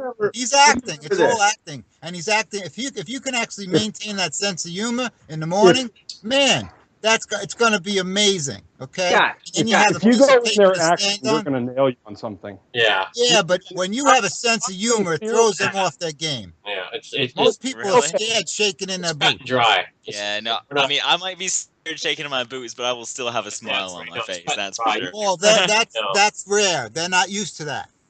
Yeah. Cut and dry. I'm telling you, they're not used to that. Threat. I mean, don't lose awareness of the threat and act like you're not under threat. You're under threat, and don't lose sight of that. And always remember, every time I've ever been to court, I've mentioned this, I don't know how many times on here, every single time, I've got my keys with somebody. My house is, everything's prepared that I may go to jail or don't, be careful, brother. You might not come back, but that's a worst case scenario. Yeah, luckily I live 2 blocks away. It happens, man. So I'm just walking over. Quite regularly. Okay. Yeah, I agree. Yeah, I agree. But it's not. That makes it easier. Because once a judge reads that motion, it's going to change everything. Yep. And the pressure's going to come down on you hard. because they want, especially if they were dumb enough. Listen, if they are dumb enough to schedule you early in the day and there's a fucking whole boatload of people behind you, they've done that. And I've been through all of them. I've been through them where they waited to have me by myself with fucking 4 cops armed all by myself as a school. And I've been in where, oops, we didn't realize this guy was going to do this. Okay. It's intimidation. So, be ready. Well, don't make a mistake that I made. I brought so many papers with me that when it was time to find my questions, I couldn't find them. Just bring exactly what you need and that you're going to stand on. Keep it simple, yeah. It hurt me. And you can even hear in the recording, I was like going crazy looking through my papers and you couldn't hear what they were saying. 13 so just pieces, bring just the simplicity that you want to stand on. And don't. I had like this because I was prepared for a lot of things, but in the meantime, when I needed my questions, I couldn't find them. Yeah. Hey, that's why you have to walk in this knowing it's not about fucking looking at a script. Well, that was when I was a beginner. Now I know that, but I'm telling you, and I sucked at it too at the beginning, and I'm so envious. And I was scared like too. Paul. I was scared too. I wasn't laughing. There's been a couple of guys on here in the last fucking this month that have just fucking jammed. I mean, right off the bat. It's about understanding these questions. How do your rules apply to me and why? Yeah, that's why if you have just a couple of little things in your hand, you don't have all the stuff. Because I remember I actually had a problem because I brought too much stuff. That I keep kicking myself in the ass. It would have gone a lot differently if I didn't bring so much stuff. But that's how I am. I'm very meticulous. Want to try it again, Max, a little bit? You know, I do. I'm just wondering where to even start. You know, because is this one day that I've been getting all this information, so it's hard to like. It doesn't matter. We're gonna hammer it. You walk in tomorrow morning, you're facing the same thing. This is what's gonna happen. Always guaranteed. Judge is gonna say, "Sir, this is what you're charged with. How do you plead?" Well, I don't have a wait. I don't know. Remember the concept. Remember that you're walking in and you just want to have this group of people that are saying that their rules, some mysterious way, and their fines apply to you. And all you want to do is ask them how this can be. Did you not get the paperwork that I filed before the court? I got your paperwork, sir. I've read your motions, and I deny them. On what grounds do you deny my motions? I don't need to give you grounds, sir. I've read them, and I'm telling you I'm denying them. We have jurisdiction. Please move ahead. And how do you plead?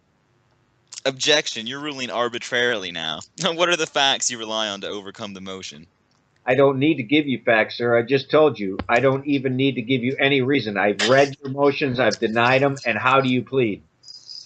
Okay, well, I'm writing down now that it's unsafe to ask why my motions have been denied. Well, no. Now you want to actually ask some. You want to ask some of the points in your motion. You have those motions. That's what I would use as my script. Okay. The fact that you want to plead, say, sir, because he's going to constantly ask you to plead. You said this is an arraignment that you're confident of. So they're going to ask. And we need to turn off the assertion. You got to really watch assertion. So you just came out of left field with that. I'm not safe. You came up with that. Me reading the transcript, I'm going to look at you and say you're an idiot. You thought it was unsafe just because he said. Hang on. You got to make the judges say it, Yeah, because again, when I used that earlier, it was because he said, "I will throw you in. I will hold you in contempt if you ask about that thing." I waited. I waited until the threat was actually verbalized rather than just hinted at or thinly veiled or whatever. Yeah. So does that mean that Does that mean that I can ask him, "Am I safe to continue asking this question?" No. No. You have to be somewhat assertive. Wrong word, but you have to be somewhat assertive and your best word. I don't care how many fucking times you use it. Get used to using the word objection. Mm-hmm. Objection. And there's only one objection that's relevant here. The only objection really I'd say that relates to an arraignment is point of clarification. Objection, point of clarification. what do you mean by blah, blah, blah? Or how is this true in light of that? Or, whatever it No, be. that's perfect. No, no, Gary, don't glance over that. Literally, he's on a crash course. And this says every word out of a bureaucrat's mouth is a lie. Yeah, this is really important. Gary's statement was very important. Objection, I'm trying to understand what it is that you're explaining to me. Well, and again, you rephrased it. The objection, for the formal objection is literally called objection point of clarification. It's not that I'm making a sentence up. It is an objection type. It is I object to that statement because it is unclear on a point, and this point of clarification is necessary. And that is ultimately everything we're doing is one big clarification anyways. We're just getting more and more resolved about. That explains why I've never been shot down. Is that literally an objection? Yes. Well, Jesus. Every time I've asked questions, I got shot in the ass. So I started using objection point of clarification, and I never got shot down. And I was always wondering why. Yes.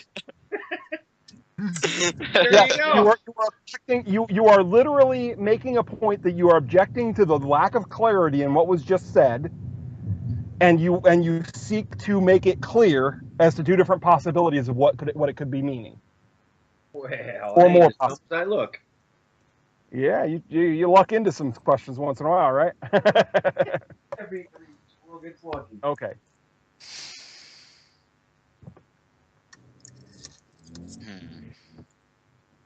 Yeah, where the hell were we now, right?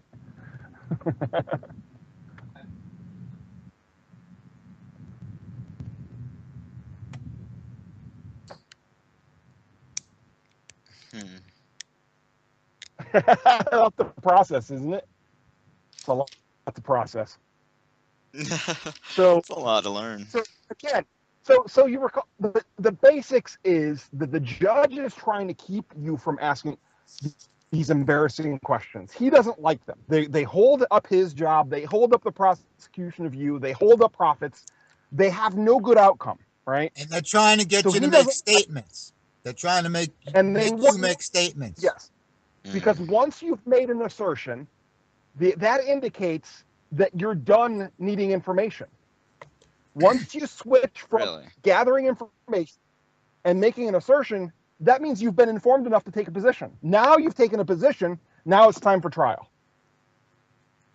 And it's hard to put things in question form instead of a statement unless you have it in your hand that you're looking at, that you know. It's easy to slip up and you're actually making a statement rather than a lot of the ideas during this call could be question form instead of statement form, which they are on the call. And that's why you got to see it in your, look at it. This way, you stick to the thing and you keep repeating it's in threes. So when you did you not receive my answer to this court? And you say it again, and they say this, and you say, I answered this court. Did you not get my letter? Would you like a copy? I have a copy. And it's the same thing. Go have a seat over there. Did you not answer this court? I believe I answered this court. Did you not get? And you just again and again, you're going back to the same thing because you got it in your hand. This way you don't get distracted because that's the massive distraction. Earlier, Max. Are you referring to the motions, Scott? What? Scott, are you referring to the motions? No, I'm referring to when he's standing there, and in the essence, he's standing there so they can simply get a not guilty or a guilty plea. And that's something that takes a millisecond. So we're doing all this rehearsal, basically. Now, hold on. You're missing the point here.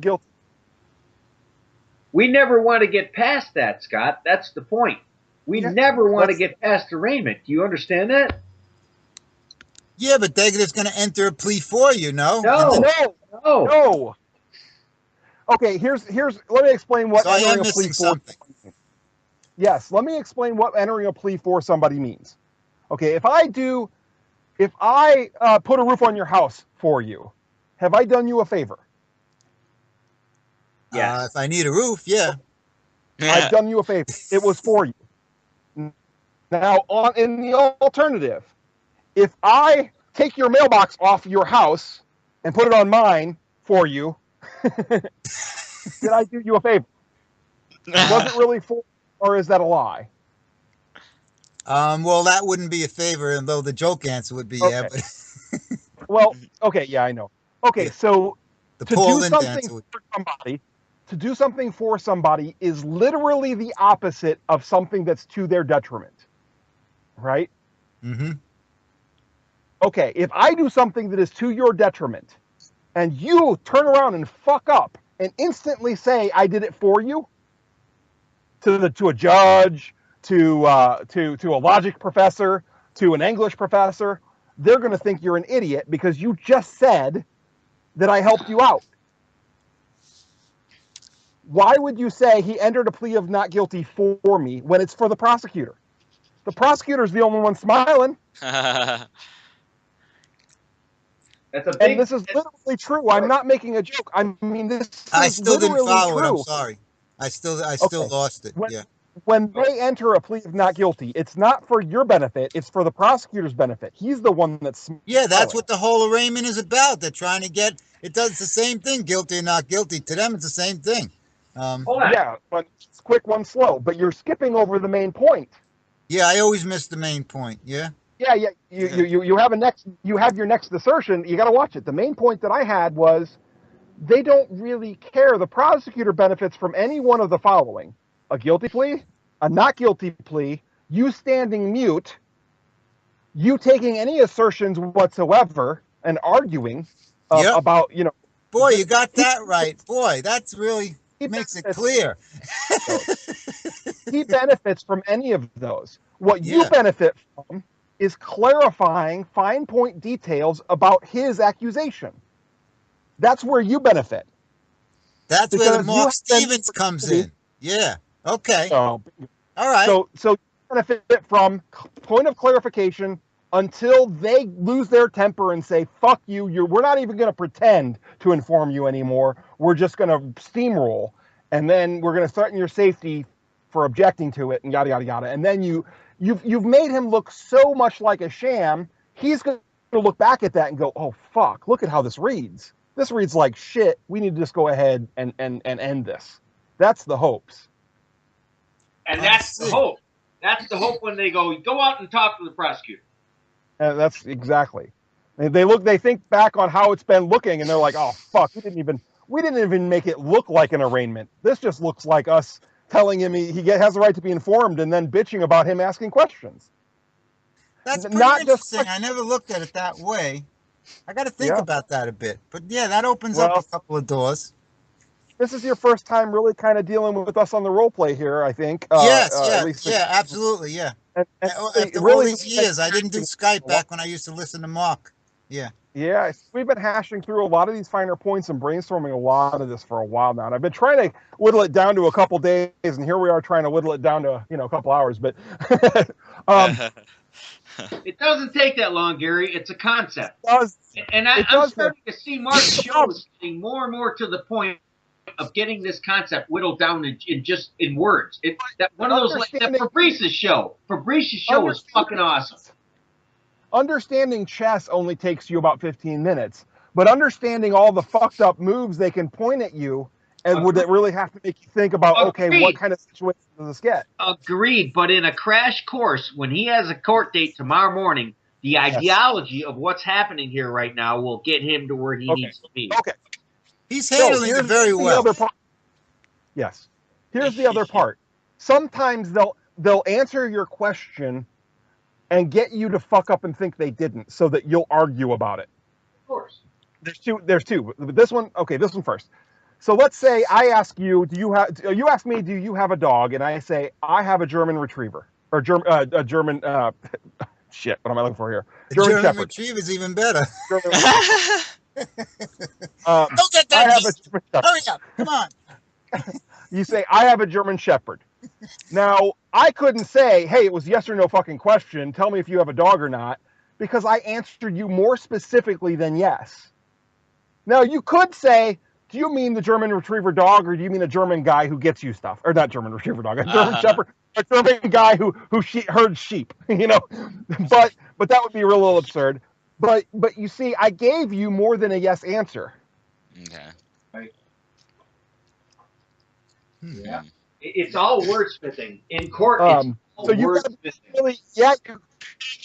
gotta pay attention Because if you start bitching about the fact that he didn't answer your question, he's going to hold you in contempt, and he's going to look right on it. He's going to throw you in jail and have a reason because you were arguing about not getting an answer when he gave you an answer. Yeah, right? Sometimes you can. The one I found quite useful with that, Gary, is just to be sure. So do you have a dog? Yes, I have I have a German Shepherd. So it's at yes, you have a dog. Just so I'm sure. Exactly.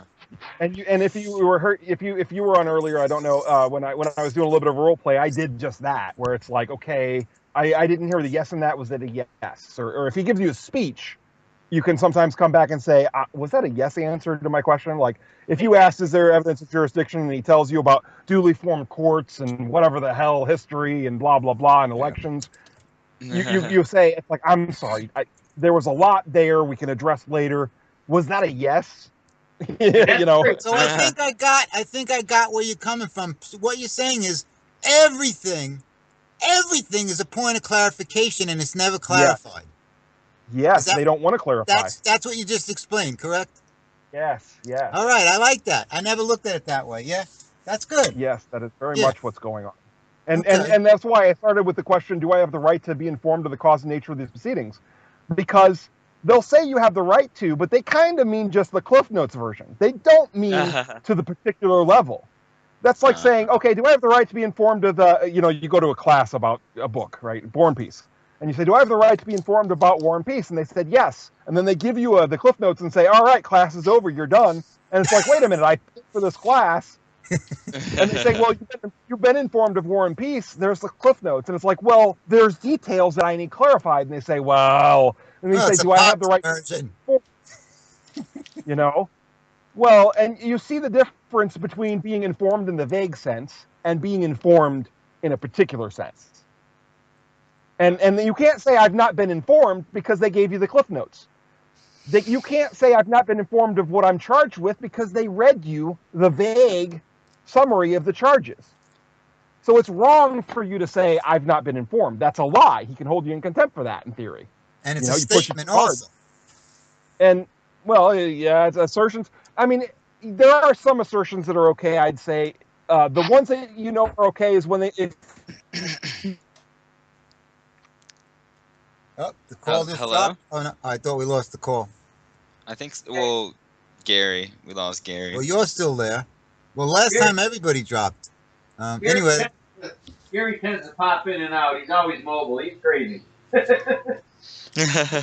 He's one dedicated dude, man. That fucking guy puts in more time with this than anybody I've seen yet. That is one fucking dedicated man.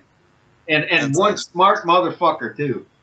Yeah, it's getting dark here. I didn't go do my water pump. I'm on the phone with you guys. I've been putting that off. He'll pop back in. I don't see him. He faded out. Oh, I see Stahl. Stahl, you out there? Oh, there's Gary. Sorry about that. Every time I get in a rant, I hit a dead spot or someone tries to call me.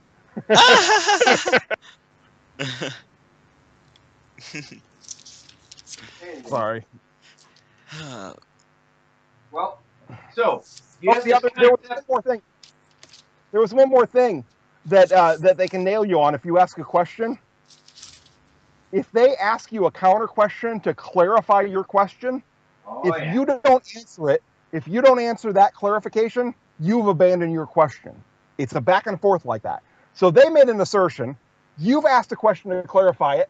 They ask you, what do you mean by blah, blah, blah? If you say, fuck you, answer my question, you can be held in, that's a contemptible thing. That's a lack of decorum. You're wrong, basically, for doing that. You need to clarify your question.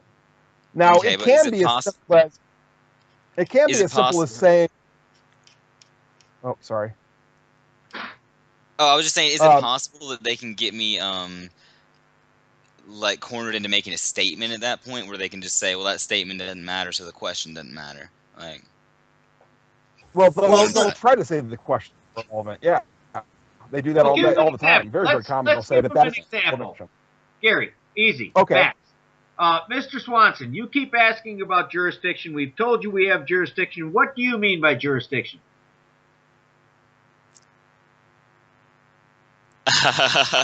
I don't know. He stumped you, didn't he?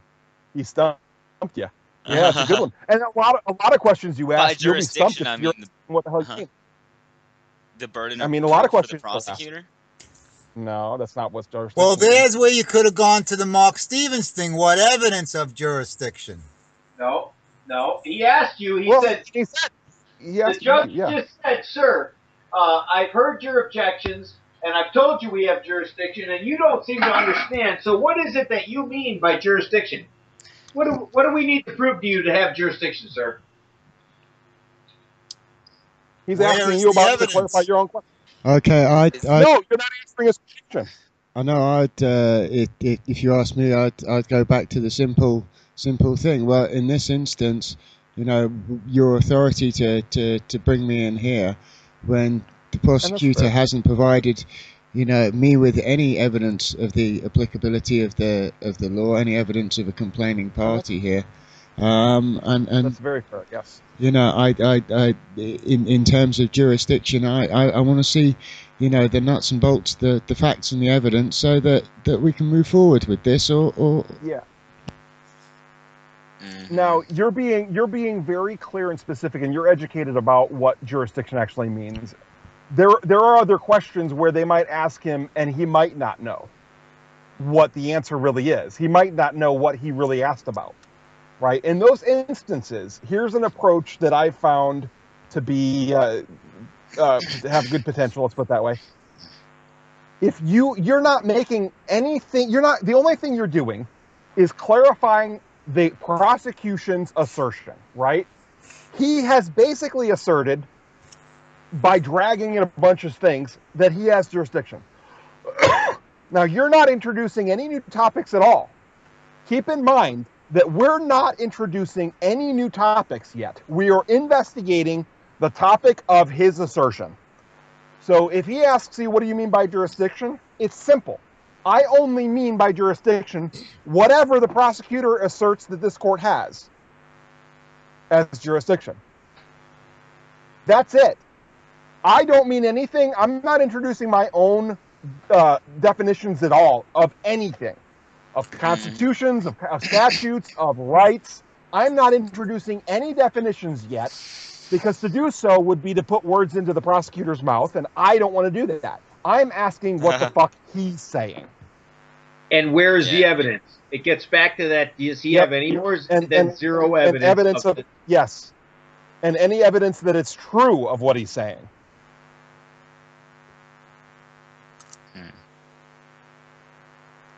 So that's what we're clarifying. We're clarifying his accusation, and we're clarifying if he has any evidence of its truth. I've had that thrown at me. What do you mean by jurisdiction? I mean, dude, the more court cases that I hear, not only my own, but others, it's like they operate on a fucking script or something. Right. They must pass the same thing over and over. Yep. Yeah.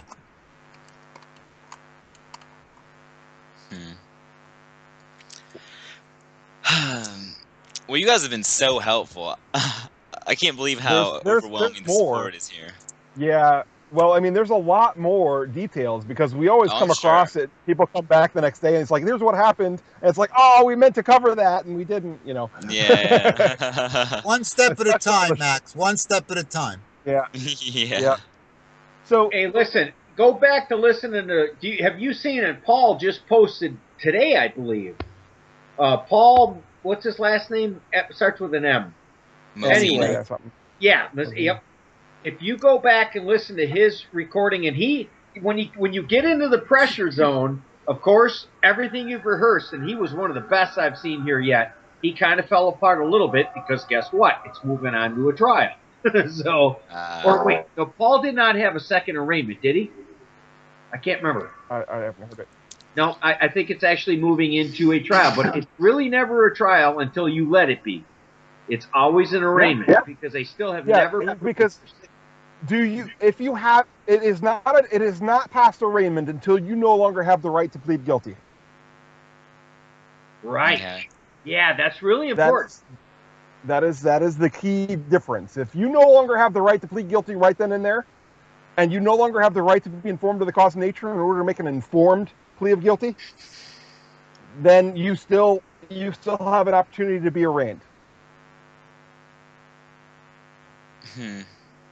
To be informed, I should say, to ask these questions and to make these points and to show that they shouldn't proceed at all. They should just let you go home, and simple as that, you know. And it sounds to me like you got stuck on a few questions that you didn't get, because he's got some good questions. He's a great judge. That's the same kind of thing a judge would about you. So if you find yourself in that thing, just ignore what he said and repeat yourself and do it again, because that's what they do to us. Well, and again, you can also say, I'm sorry, ignore it and slap this on you. So you can do the same thing back to them. If you do get lost and you're trying to think, instead of opening your mouth and saying something wrong, just go back to what you already said. You can't get hurt from saying the same thing again, and stick with those rules of threes like I was doing. That would have been how I would have dealt with one of the traps that he set, and he got you. Even though he's saying that if you don't answer the judge's question, blah, blah, blah. So what? You're still staying on your original question. You didn't hear his second question because you didn't get the answer to the first question. Anyway, that's just something I can point out that I see. If you're stuck, better to not open your mouth and get in trouble. Better to open your mouth and say something you already said. You know? That's a good one. Because like the record skipping. You know? One of the things that we tend to do is go too fast. Yeah, well, that's what they use against us. Hold on. Get an answer. Somebody's buzzing. What's gone out? It's just you. Everyone else sounds good. No, it wasn't me. I guarantee it wasn't me. Always, like, you're going to be under so much pressure, and all these things are going to come to your mind, and you're going to want to fire these questions out there. You have to control the speed of the fight. And if you walk in and start firing questions, they're going to expect you to also come back the same way of firing questions. They're going to fire questions at you. You want to control this fight and fire questions slowly and deliberately, and not get too fast. Start out slow. Like Mark always says, hey, I'm not a lawyer. I just don't understand, and I've got some points of clarification. Yeah, you are an idiot. There's no problem saying you're an idiot and you don't understand. Say that a lot. That's great. And that can buy time because they try to steamroll you. And then that's not one guy trying to steamroll. It's three freaking steamrollers coming from three different directions. Yeah, and like I said, that inner Forrest Gump, it's the same thing. It's just talk to yourself while you're writing a note to yourself so that you get that. And then you can start on with the next question. And when you take things slow and steady, it makes it much harder for them to try and take that initiative away from you. And you actually find that after a little while they stop trying. So, that's always worth thinking. Yeah, and you seem like you got the smile thing sorted out as well. So, They go for the low fruit. They don't want the tough, the stick of bushes with bees. Well, yeah, that's why I'm so surprised I even got this letter in the first place. I thought I scared him off in the first time, but Well, no, they're going to test you. It doesn't work that way. They're going to keep testing you. That's why I've been so busy since July. They started testing me in July. It's almost July again. Yeah, and as I think I heard earlier, as Gary mentioned, I think about the fact that actually it has been a long time since the offence itself, and to deal with this matter as well. Again, if you, if you keep that slow and simple approach, and I mean I don't know how long you've been asking the prosecution for the disclosure of that information, but if you can ever pin down the prosecution to a time when they have to give you, their evidence of jurisdiction, that can be a good way to get it to time out.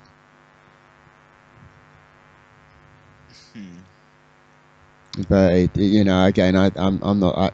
I don't know too much about the courts in America, but I know they do try and push it forward. So, but yeah, like I say, you keep your own pace. Gives you every chance of them not being able to steamroller you so much. Yeah. And you know, if you're going in, I think Vin gave you some bits in one of the files that he popped up for you. Yeah. Okay, some of those are really great. They are the kind of things. I mean, it'd be great to get Gary to give them a look over at some point, but they're pretty well honed. And some of those are the things that you kind of that you want to say that aren't always easy to find. I think there's one called Plea-hearing opening address. Yeah, there is. And you know, number 2. yeah. Well, it's the evolved version, I think.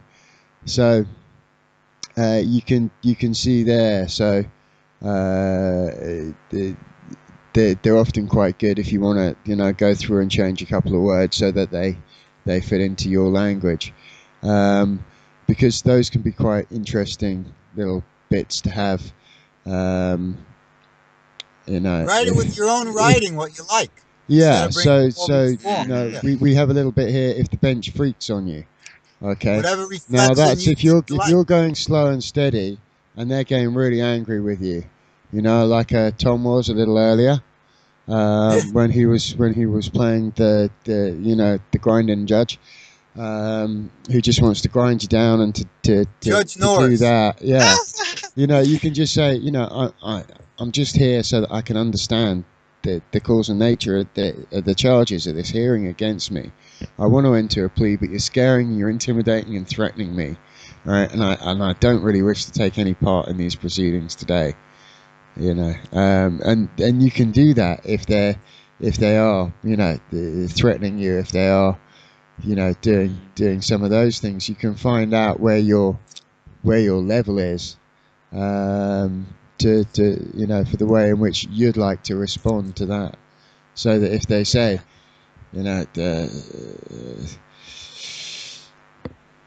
Mr. Swanson, I'd strongly suggest you take legal advice. You're not helping yourself, and this could end up costing you hundreds or maybe even thousands more dollars than it would be if you got some proper advice here and now. I can arrange an attorney to speak with you here. Yeah. It's good if you can say, right, actually, I'm not asking for legal advice. I just want to understand the cause and nature of these proceedings. I just want to see the evidence that the prosecution has put out, so that I can make a knowing plea. We can find a resolution to this matter one way or the other. Yeah. And then repeat your last question. Yeah. And if you have whatever it is that you'd like to say, those can be quite handy to have there. So yeah, that might be useful just to print out and have a little look at. Yeah, thank you very much. Well, this is a cool little community that y'all have, huh? Oh yeah. Yeah, there's lots. Hey, listen, Max. Listen, a lot of guys come here and they get through their shit and they leave and they never come back. Try not to do that. Not just here, all of the communities the same way everywhere. Doesn't that suck? Yeah, well, yeah. I mean, we have quite a few come and then they go and they come back every now and then, which is good. But actually, once people really get it and they see that actually you can have an impact, you can make a difference, not just in individuals' lives, but in communities' lives, in the way in some communities that people in authority will behave with you. You can move that conversation forward. It's a very strong and powerful way to do that. And so the people who are here, who you know, who are really superheroes, they share their knowledge. You know, if I'm not sure about something, I'll go find Keith, I'll go find Gary, and bounce it with them. You know, and it's great. I mean, I have a little list, you know, as and when I catch up with people who I can pick on to, you know, to help me understand a little more. Because when people come and find me, then, you know, for me it's just showing people options. They have options of asking questions and empowering themselves. And if you can show that that option is quite successful, it works in lots of occasions, and people learn a lot from it that they can take forward in other places in their life, then usually that's an option that I'll thank you for, even if they just want to go and hire a solicitor and get it, sorted for however much they get stung for. Eventually. A solicitor, a lawyer. A liar, yeah. Solicitor, what do you call it? Attorney. Yeah.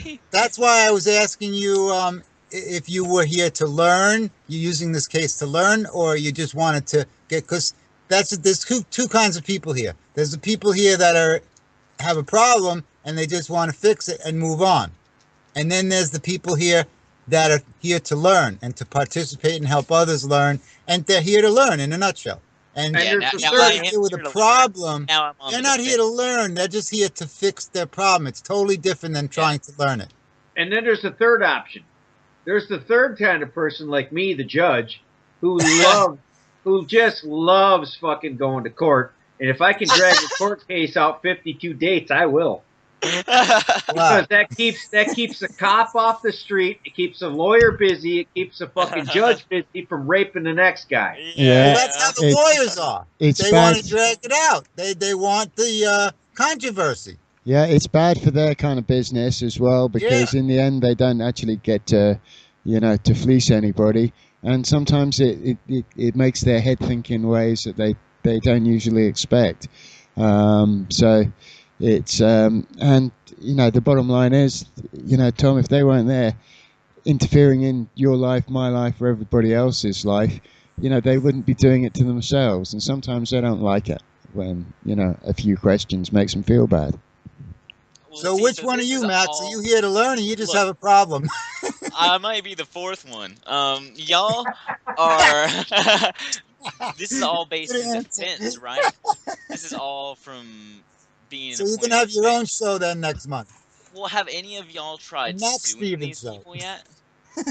Tried what? Suing them, for instance, like for kidnapping and holding for ransom. Nah, I don't think you're going to get far with that. If there's any suing to be done, it's like my last case was dropped after 5 visits and almost a year. You might want to try to sue their bonding agency, but again, I haven't done it because I work full time to actually go ahead and do all this shit. Jesus, you're gonna. How much time do you want to put into this? And when you do sue someone, now you're making assertions, and you have to prove them. Yeah. Well, they have to prove theirs also. That's why I was saying it's so old. How are they going to prove this? How did that officer probably don't even remember you? Yeah, I mean, here in England it's a little bit different, but yeah, I mean, there's a certain amount that you can do here. And actually, he says about to shamelessly plug his radio show on Wednesday. I got a guy who launched the first private prosecution against the Metropolitan Police or any police force here for over 130 years, coming on my radio show on Wednesday. A guy called Michael Doherty. Nice. And that he'll show you. I mean, they picked him up, they arrested him out of his house. They tried fitting him up a couple of times. And he's just an aircraft engineer who reported that there weren't some not good people harassing his 14-year-old daughter on her computer.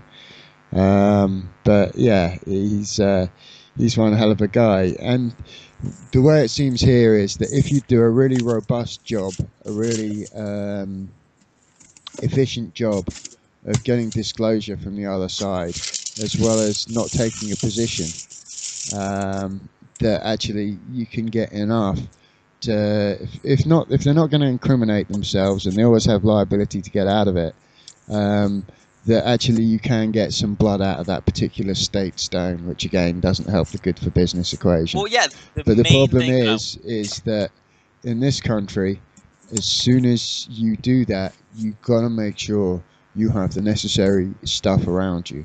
I mean, cameras to record when they come and harass you. People who you can get to come and witness stuff, because they're the biggest, baddest, best armed gang on the streets. They got a monopoly of violence, and they can fit you up. So actually, trying to take a piece out of them is something you really got to think about carefully. what I want to prove basically is just that they're private contractors, and that all security should be privately contracted. There's no such thing. What's the difference between public and private to you? What is the factual difference between public and private? As in, I could ask a physicist now to tell me the difference between them. Anybody can use something public and without using abstractions that have no physical thing. What is the difference between public and private? They color different, mass is different. What? I don't know. What's different? There is no physical difference. That's my point. It is purely arbitrary difference. It is a difference that is dictated by somebody who just chose to call it a difference. And your point? And your point is that he's hinging his difference on public versus private, and that there is no such thing. You can't prove a difference between public and private because it's an arbitrary difference. Okay, well then how do I make like my own police force or my own social security, something like an alternative to social security that people could use for jobs or you're welcome to do so. You're welcome to do so. The difference is you're not welcome to opt out without punishment. To opt out? Opt out of theirs without. I mean, they'll punish you for trying to defy. Well, I know that's what this whole disconnect thing is going now. Yeah. Okay, so that aside, just a warning about that whole suing the government people. Oh, I'm waiting until I got a lot of money. There's someone who used to be part of the group, who is now in federal hardcore prison and will be for a very long time. The week that he filed lawsuits against some high-level politicians and judges, that very week, they stormed into his house and discovered an external hard drive full of kiddie porn. Oh, I'm sure that it's probably theirs, huh? I don't know. I sincerely don't know, because there's so much weirdness about it that there's no way to tell whether or not. I mean, he might have been a kiddie porn collector. I don't know. But the fact is, he was prosecuted and jailed for it immediately after filing his suits. Yeah. So that's all I've got to look at. You know, I know plan on starting locally. His arraignment, they had him in a different room with a microphone with a switch on it. They turned it on when they wanted it. Oh my God. Yes, and it's in the record as such. Well, exactly. Yeah, I want to be able to build a multimedia organization before I do something like this. So I got people that can video, write newspaper. Well, and they knew exactly what accusation. If they set him up with the very accusation that causes everybody else to stand away from him. You know what I mean? Yeah. So again, I don't know if he's quote unquote guilty or innocent or whatever. But it's something to consider. Is it hardball? Yeah. But you're just dealing with the driving unsuspended deal, so your accusation from a headlight. Right? Hey, I spent a week in jail on a contempt over tall grass that had long since been mowed. What? Yeah. Hey, this is an opportunity. Max, you look like a pretty young guy. This is an opportunity for you to actually really get yourself some balls in front of these people and go, you know what? They just wear pants like I do, and they're just fucking criminals. I just got rid of my business partner like last week, and that's when I got this letter in the mail. As soon as I got home, I got the letter in the mail. I'm like, damn, I got another fucking option to stand up for myself. You know, like that's the way to look at it. Yeah. That's exactly what I was thinking. Yeah, man. I wouldn't trade my adventures for nothing. I'm 54 years old, and I have no regrets. I've had a lot of challenges in my life, brother. Been things that you would think were tragic, but I wouldn't trade it for... Same here, but yeah, that's the way to live. That's the only way to live. That's it, man. You learn from life. Yeah. And see, when he's being the asshole judge, he really is quoting his past transcripts. I'm sure. I can hear it. I know. I'm not a fucking... I mean, I literally had a judge say, I'm not a lawyer. You lying fucking bitch. Bullshit. I mean, you know, I heard everything. You hear it all.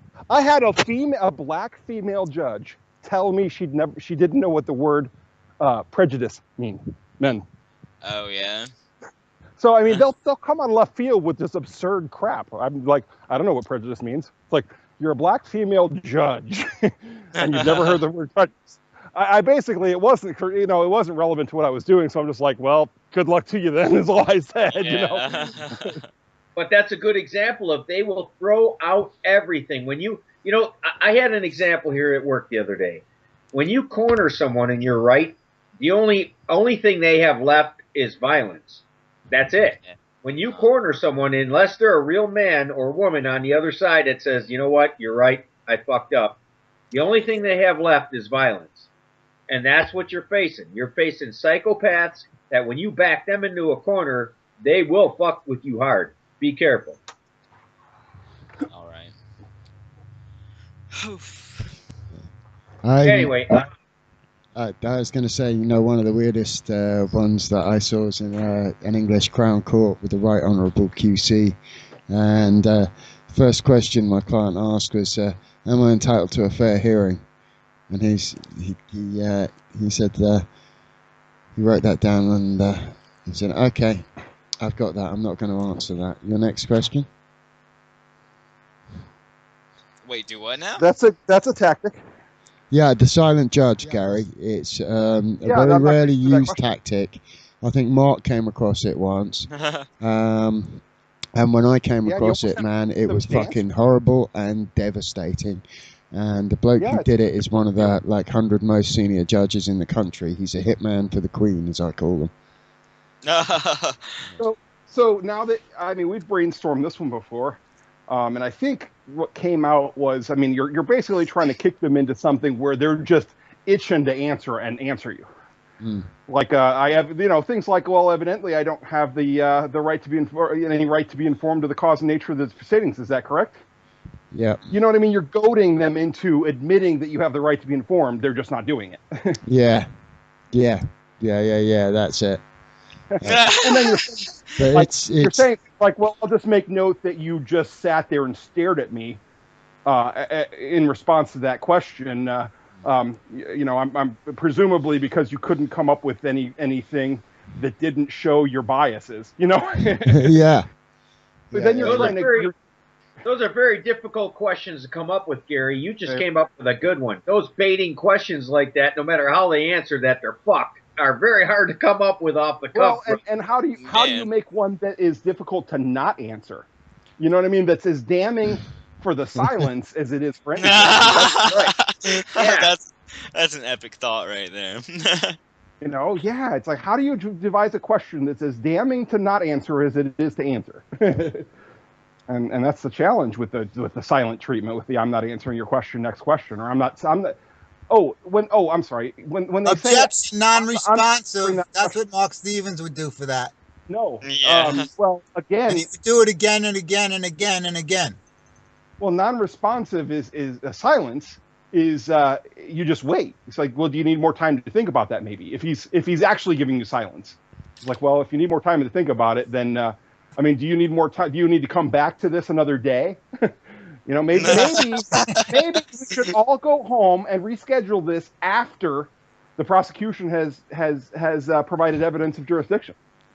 Yeah. And that's one of the main problems when you're standing there in court and you actually get them in a position where they don't know what to say, and there's 5 seconds goes by, 8 seconds goes by, and not a fucking word said. It is so tough to shut your own mouth. Yeah. Because you want to fill it. When you've cornered them, you got to relish in it. And it's so fucking hard. And think about what they're trying to do. They're trying to make it clear on the record, like in writing, what would this look like? It looked like you asked a question and you went on to another point before even anything was said. That's sort of like if you bid a job or something, the next one who opens their mouth is the one who loses, Yeah, right? Well, yeah, and in essence, you're thinking about the transcript, and they're thinking about the transcript, and if they don't like the question, they might wait for you to say something else. They might that might be their best tactic, is to wait for the next line on the record to be you putting your foot in your mouth. Or asking a different question. Well, silence is also acquiescence, so you can use it against them. Imagine 18 seconds. Yeah, but you can't acquiesce to a question. 18 seconds of fucking silence. Imagine the stress you're going to have to open your mouth. I had it. I counted it out. I've got the transcript. 18 seconds. Dude, it's like fucking an eternity. Yeah. Really? In a courtroom, yeah. Yeah. And they know it. I mean, they're using that strategy to get you to take the question back. Well, maybe I didn't mean it. Well, no, you meant it, but you're so uncomfortable, you'll just jump on another question. Yeah. It's like, and another thing, you know, instead Although, of saying, is that a point to write down a note and say, well, you know, like how you were talking about earlier, Gary? Like, I didn't feel safe to answer the question. Is that something where you should say another thing like that? I guess the difference is, in this scenario we're talking about, you asked them a question and they gave you the silent treatment, right? They're just waiting for you to say something else so that that's what's on the record as last statement. Well, yeah, so you're just leaving it sit there. You're just leaving it to rot right where it sits.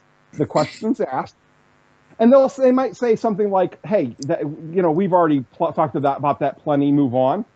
What do you have any other questions, or what's your next question, or something like that?" And here's the thing: your next question depends on the answer to this one, doesn't it?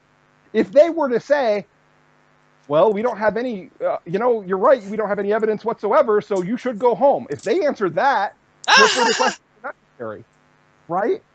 So your next question really sincerely depends on the answer to the one that you just asked. Yeah, you might have other questions, but you really need the answer to know which next question is best. It's not just that you have a list of questions and yes and no and whatever, it's that you're building knowledge and clarifying points. It's not just that, oh, what's your next question? It's not here's all my questions, fill them out and bring them back to me. It's here's this next point that I'm trying to clarify, and whatever you answer, I'll be clarifying that too. Yep. Yeah. So. Anyway, I think we covered this pretty good. I think that you could do several more days worth, but there's always things. No, I'm sincere. We always think in retrospect about little tactics that we've heard from judges, like let me brainstorm and come up with a good one. Tom, help me out here. Can you think of anything that it's a normal great sidestep from a judge? I've hit quite a few. I'm thinking about. It doesn't. You know what though? It doesn't matter, Gary. It literally is. This is what we got to get through to Max. That it literally is a mindset of the 1, 2, 3, and we haven't finished explaining that, and that is very key here. All right, one. I just thought of a sidestep that they use here sometimes is when you ask for evidence of jurisdiction. The judge will turn to the prosecutor, Mr. Prosecutor, you got everything that's in order? And the prosecutor will turn around and go, yes, sir, yes, Your Honor, I've got everything that I usually have here. I've got the charge sheet, I've got the citation from the officer about the broken headlight. We're all good here, sir. And the judge go, well, it appears everything's in order here, so what seems to be your problem, Mr. Swanson? That's a typical sidestep. So did you? So he answered the question that you didn't ask. He answered the question he wished you'd ask. You didn't ask, do you have all your paperwork in order and the way you normally have it? That's not what you asked. And you didn't ask him, do you have jurisdiction? Right? Those are questions they want to hear. You instead asked, has the prosecutor provided any evidence that you have jurisdiction? Yeah. So they'll hear in their mind, they'll just internally translate it to, do you have jurisdiction? Because that's their mindset and that's their ego. and just like what are you saying? It's like, do you have your paperwork in order? Well, yes, I've given you all the normal stuff. Well, then that's good enough.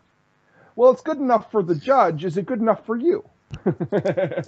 And why is it good enough for the judge? It becomes the question, right? Why? Well, is that a burden? Did you put any burden upon him proving anything, or did you just ask that he asserted it?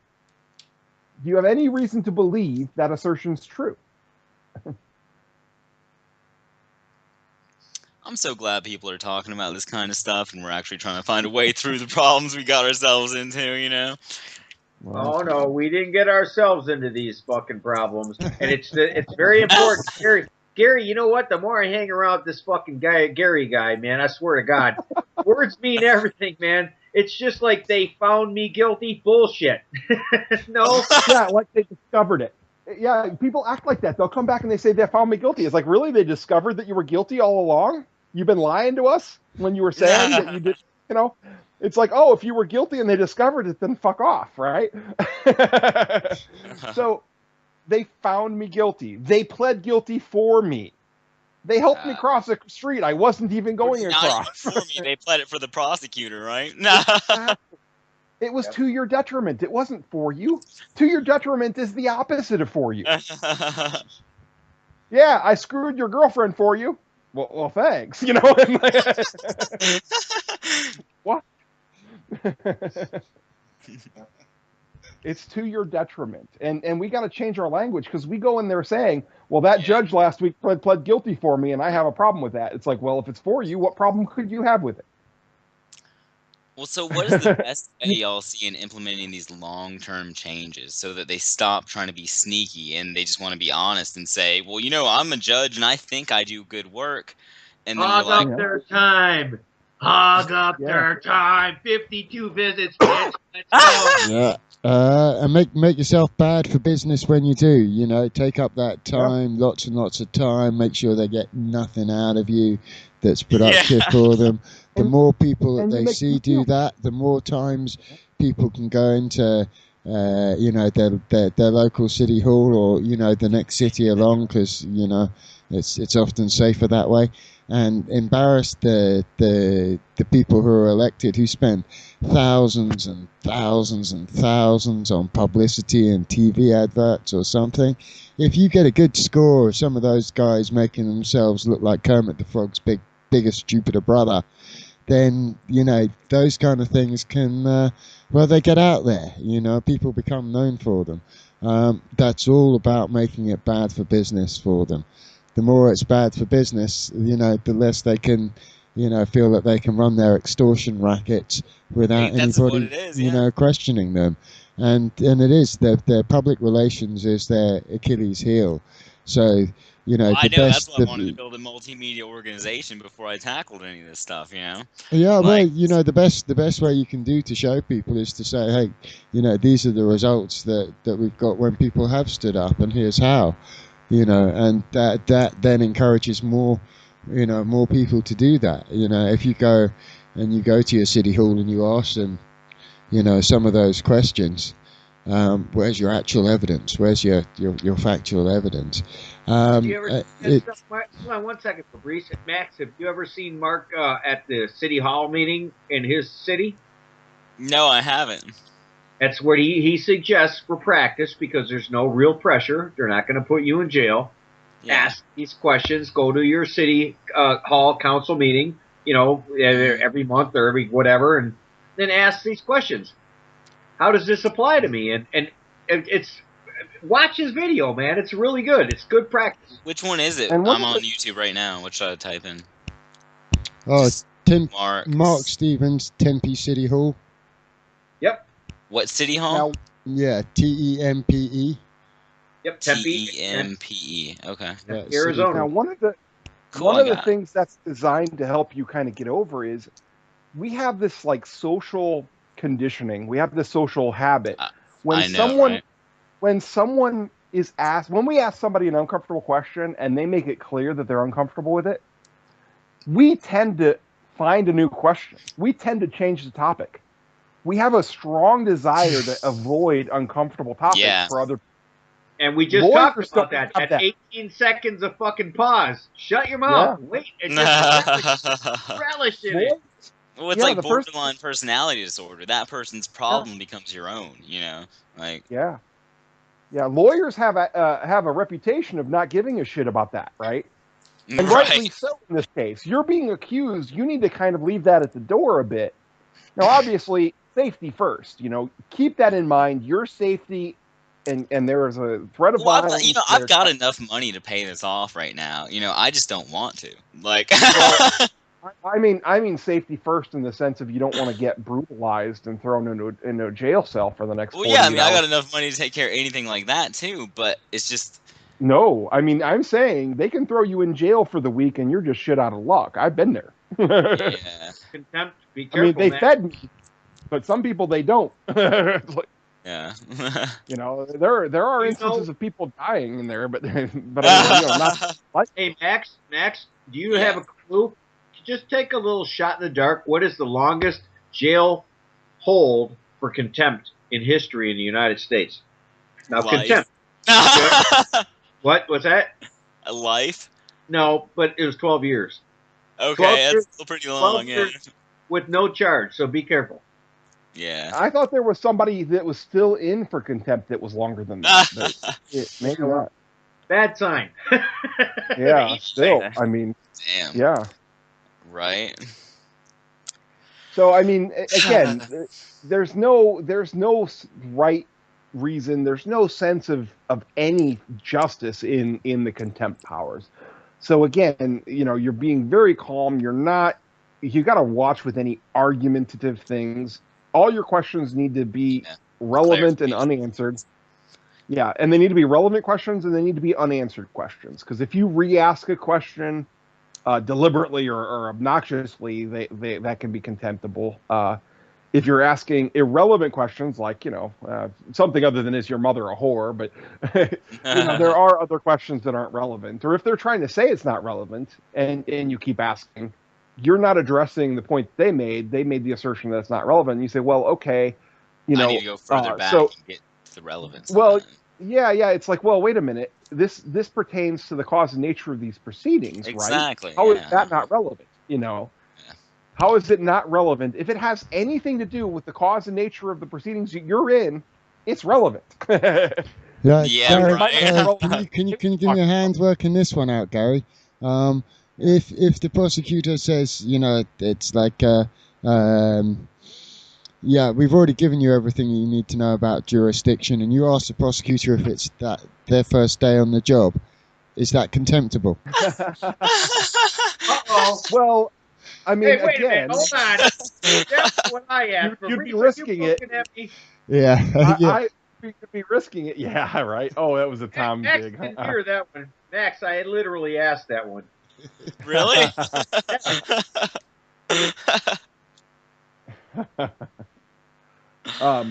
And they'll tell you that you have enough to plead, and that's true. If I give you the Cliff Notes to War and Peace, you have enough to understand War and Peace, but you don't have it to the specific levels.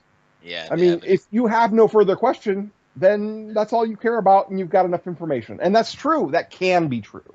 Mm-hmm. And basically, when they say you've been given enough information, I say, well, I mean, I ignore it because it's their opinion. They feel that you've been given enough information. That's their feeling on it. That's fine. I'm not going to argue with them about it, but I don't feel that way. I have a clarification. My intention is to plead guilty. And they'll say jurisdiction's an issue for trial. That is completely true. Oh yeah, I got that written down somewhere. Here's the funny thing. It can be challenged at any point, right? It's completely true. It's an issue for trial, and it's an issue for arraignment, and it's an issue for sentencing. That's hilarious. See, they're telling you what they said wasn't a lie. It just wasn't the whole truth. Exactly. It's completely true and completely misleading. So the question is, well, if it's an issue for trial, I see that. Is it an issue for arraignment? Is it not an issue for right now? See, they're giving you information to distract you. I know. I'm so easily distracted, Right? It's like, well, thank you very much. I'll make note that jurisdiction is also an issue for arraignment. The question is it an issue for now? or I didn't even or think do I have that. the right? Right. It's there's a lot of things that they do that's a distraction like that, where it's completely true and misleading, and all the tricks. Max, you're gonna have a lot of fun. No, I'm sure. Nope, that's how I look at it. And before I even went in my last one, and that one was on Mark's show, I said to everybody, it's going to be Christmas morning tomorrow morning. And it was. It's up to you, brother.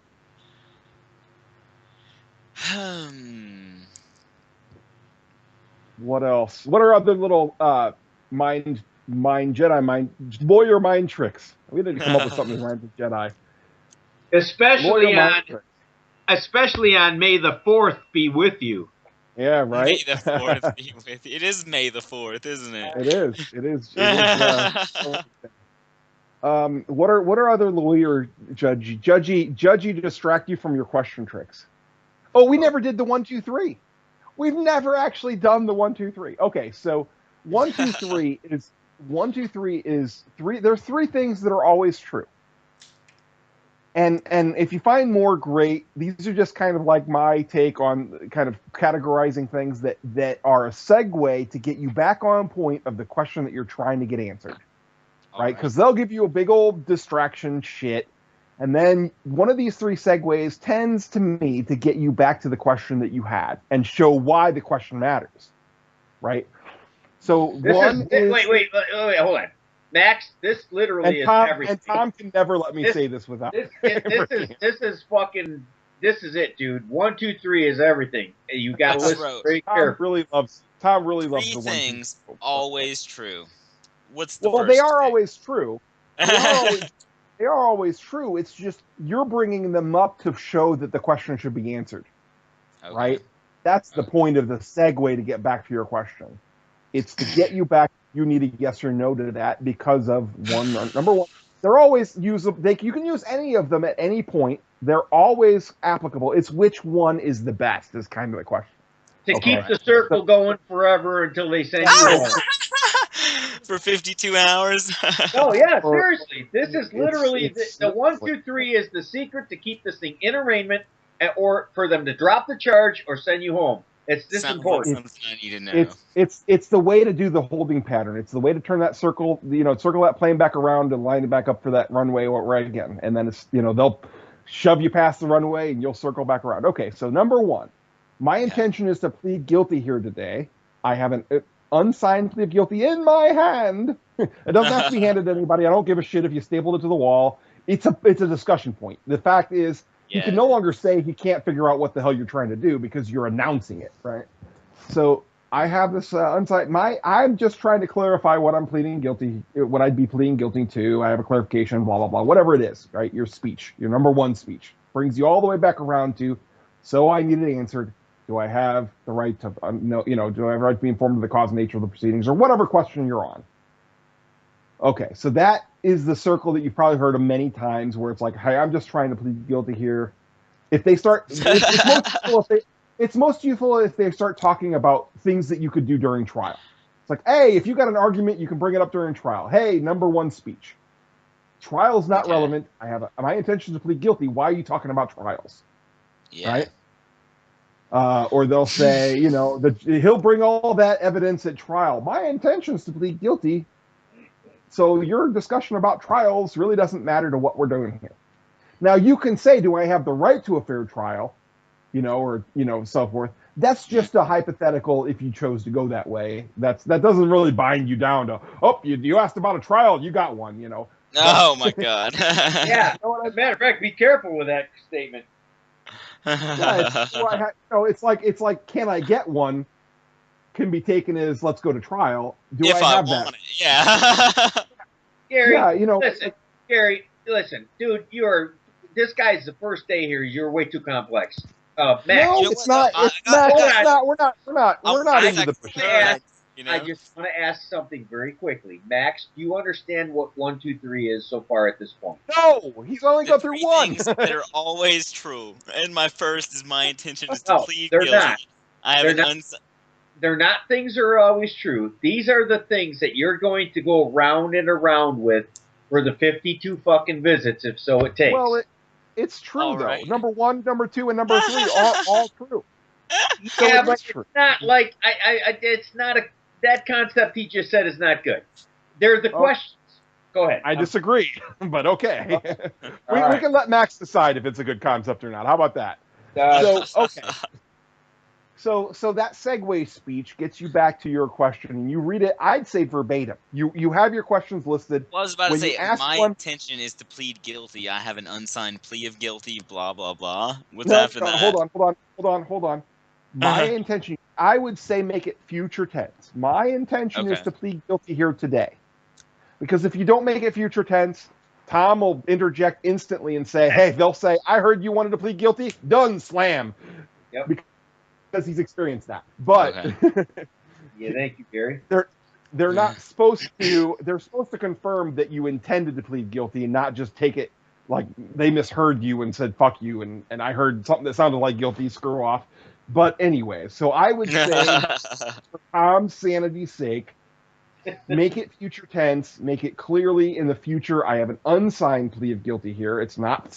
I intend to plead guilty here today. I have a question. The question is blah blah blah. Right. So the fact is that you're making your intentions clear. You have, in fact, an unsigned plea of guilty. If they were to show you that they have jurisdiction and that the codes are applicable, guess what? I'd plead guilty if I were you. Good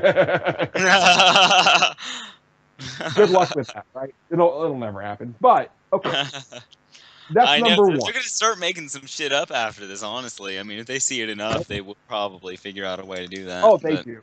Oh, they've already thrown a lot of wrenches in, and people get bound up because they get distracted and they don't think, oh wait, what's my 1, 2, or 3? Which one's best? And go there. They try to say, well, he said the question wasn't relevant. I don't know how to answer that, and he said it was an issue for trial. And okay, it's an issue for trial. So in order to address this, I have to go to trial. And man. And people come back and say they forced me to plead not guilty. And my first question is, do you literally mean they put a gun to your head, or do you just mean you felt pressured? Not guilty. Oh, it's totally the pressure, yeah. Well, and is that pressure really on the record, or is it just something you put into it? You know, it's not on the record, that's for sure. See, so you willingly, quote unquote, voluntarily and knowingly pled guilty, right, or not guilty, whatever the hell. Anyways, on to number 2. Number 2 is the gun in the room. Okay. It's a fact that you're not there by your voluntary agreement. Your voluntary agreement is not relative. You're there, I presume, because if you don't go, someone will drag you somewhere and threaten your life, or your life will be in a very, very great danger from police and so forth. Right? Yeah. I mean, correct? That's true, right? Absolutely. Okay, don't lose sight of that fact. You are not there because you wanted to go and have some sense of civic duty to resolve a matter. I mean, yes, you can be there. It's like, well, if you have a matter, I'm here to resolve it. But the only reason I can see that I'm here is so far is because of threats of violence, right? So that's the approach. Absolutely. That's and it's true. It's just keep it in mind and don't gloss over it when you're there. And it's like, well, I guess I came here, so he has jurisdiction, right? Yeah. That's when they say we have jurisdiction because you came here to have this resolved. They're changing the topic into something called in personam. That's aside the point. The point is, I just came here because it wasn't safe to not come here. That's the only reason I came here, not any sense of anything. You know, I'm just and not participating. I'm only participating here today. Yeah, so that's number 2 is the gun in the room, the violence. You know, if he says, we're gonna have you come in here again next week, you can say it's like, my intention is to be guilty here today. I'm only here today, even to address and to mitigate this violence. I want to end this violence today. Mm-hmm. I don't want to be under threats of violence for the next week. Just to give or next year, 2 years, just so you can give the prosecutor more time to come up with an answer that he should have already given you. That he needs to have right now. That he should have had before you got me here. See, Here's the thing they're trying not to confess. You're trying to get him to confess that the prosecutor did not give him squat evidencing jurisdiction, and yet he still dragged you into court. He won't confess it because he knows better. Excuse me, we just lost you for the last second. You said, and still he does blah, blah, blah, blah, blah, blah, in the court. Sorry about that.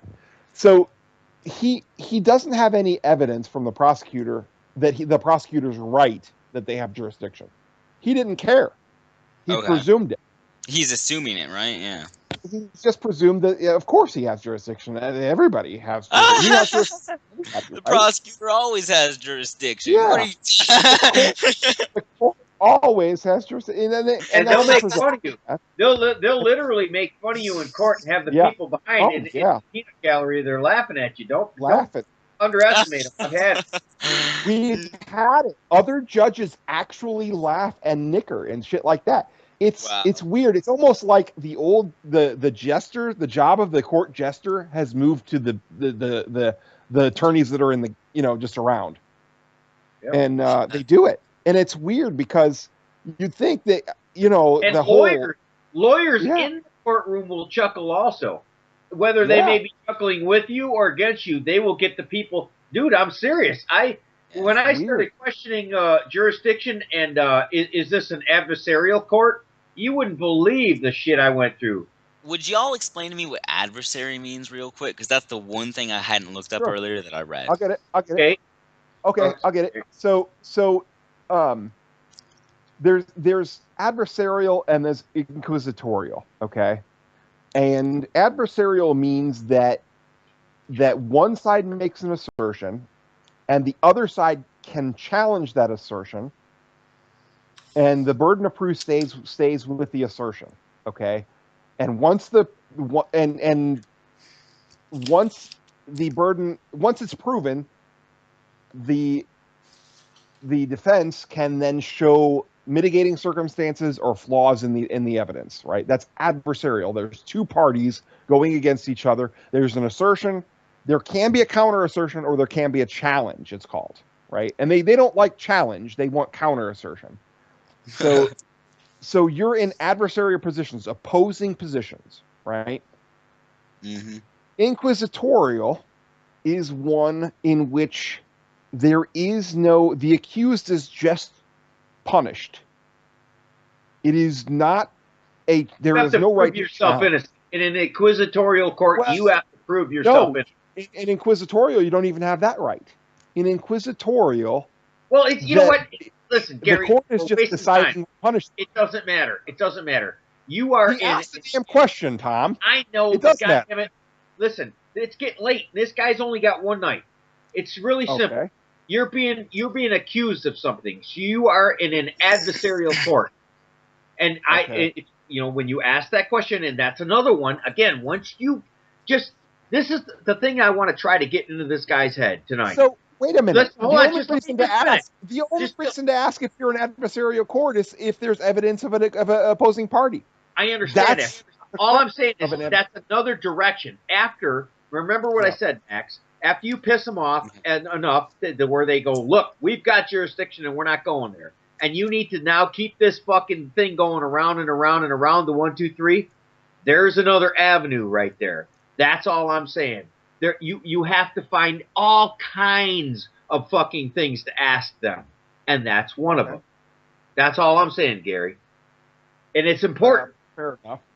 Because you have to know where you're going. Because if you ask, is this an adversarial proceeding or inquisitorial, you have to know that the next follow-up question is, okay, if it's adversarial, then do you have evidence? What if they say no? I've had a judge. Damn it! No. Let's do the yes. Yeah, let me finish the yes one before you ask about the no one. The yes one is the next question is, okay, has the prosecutor provided evidence that he has a client? Right. And that there is that evidence of an adversary. Right. And remember what I said, and you were arguing with me earlier. When we have these motions, and he has them, okay, Max has these motions. And part of this motion is standing and corpus delicti and all that shit. Okay.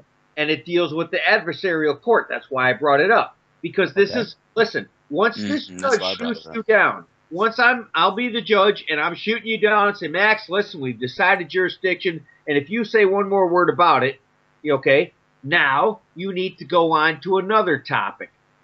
Yeah, that's the point I'm trying to make. Jurisdiction anymore. Right, but you're still not through arraignment. You ain't through arraignment, and you will not be through arraignment if you have multiple things to go to. That's all I'm saying.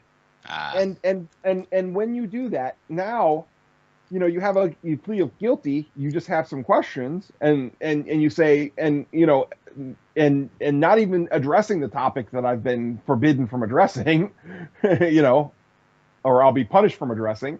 I have these questions. this question here or whatever. Mm-hmm. Yes. So we're on to number 2, though, the gun in the room.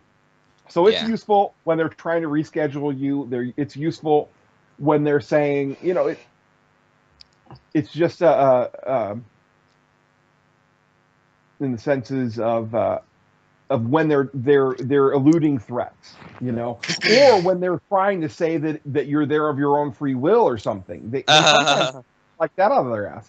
I mean, they'll say absurd shit like that, like, well, you know, you brought this matter here, so, you know, we have jurisdiction. It's like, again, the gun in the room. Or it could be used, the gun in the room can be used in any question that you ask when the judge starts threatening you with contempt. Remember that. That's the most important time I've found it. Okay. And I've directly asked, as I've said, are you threatening me? And there's the gun in the room. Oh, no, I'm the most fairest judge I've had at all. I've been the most literally, I am she says to me, you can ask anyone that's been in my courtroom, I am the most fairest judge. My point is, you bring that up. There's number 2. And this is a segue, though. You're segueing back to the original question you had and reading it again verbatim. I'd say without altering the phrasing at all. Because you're pointing out that you're asking the same damn question. You're not rephrasing it. You're not doing it. You're asking the same question. And I almost want to be, like, I don't know, repetitive about it. In the sense that this is like the 8th time I've asked this question. Rephrase that question. Restate it. Exactly. Sorry. Yes.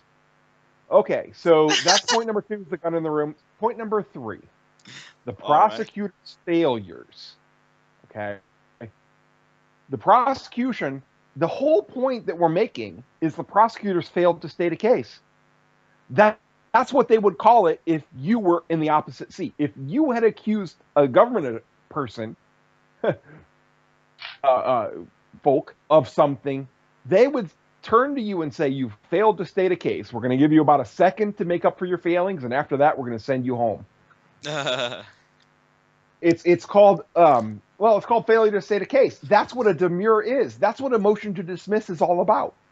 Yep. Your point is that he has failed to state a case upon which relief can be granted. He's alluded to one, and boy, the judge really thinks that's just swell. But to state a case would be he has to accuse you and state that there's reason to believe that these codes were applicable. Not just that they were, that he feels that they are. He'd need to say that they were applicable because of some condition, some situation. Not just, well, because everybody knows. You know? Not something like, you know. So the point is the prosecutor's failure. It's not the judge's failures. It's not, you know, the politician's failure. The prosecutor has failed here.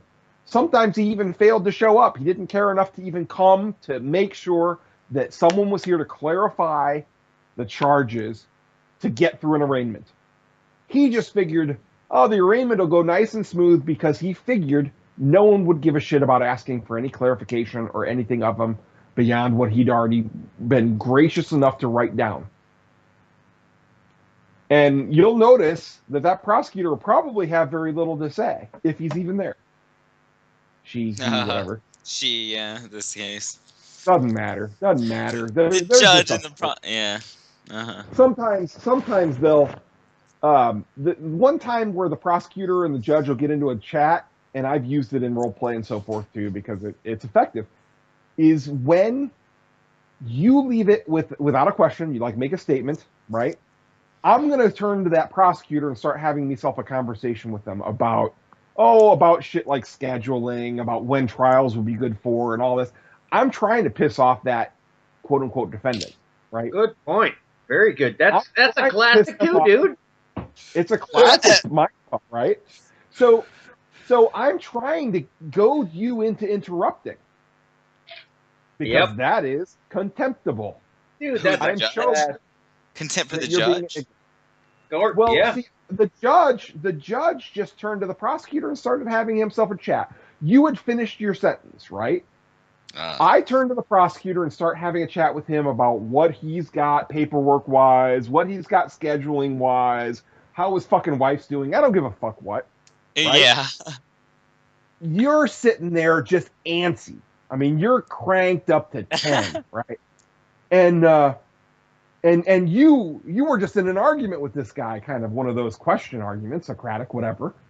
And he's having a chat with the fucking other lawyer about when to have your trial when that's a completely off page, right? I'm goading you, and you're going to start interrupting me, talking about, I don't want to go to trial, blah, blah, blah. I didn't ask you about trial. I'm asking the prosecutor about what's good for him, hypothetically. And you sure you're not a judge, Gary? Wow, that's crazy. Hey, it's a psychological game that really works. Yeah. I just have such a hard time with that. And it has a lot to do. I got thrown in jail for a week, like I told you, and come to think back on that event, he did that to me. Really? Well, but he went on collecting testimony and shit like that, right? Right? He's asking a cop about and a lawyer about what all evidence they have and what the cops what the cops' opinion is and shit like that. Again, it's not.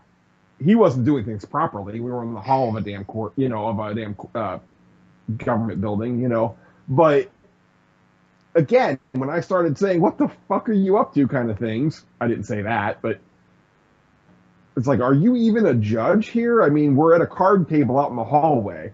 Again, that's where he fucking threw me in jail, but in the hallway? Not even in a courtroom?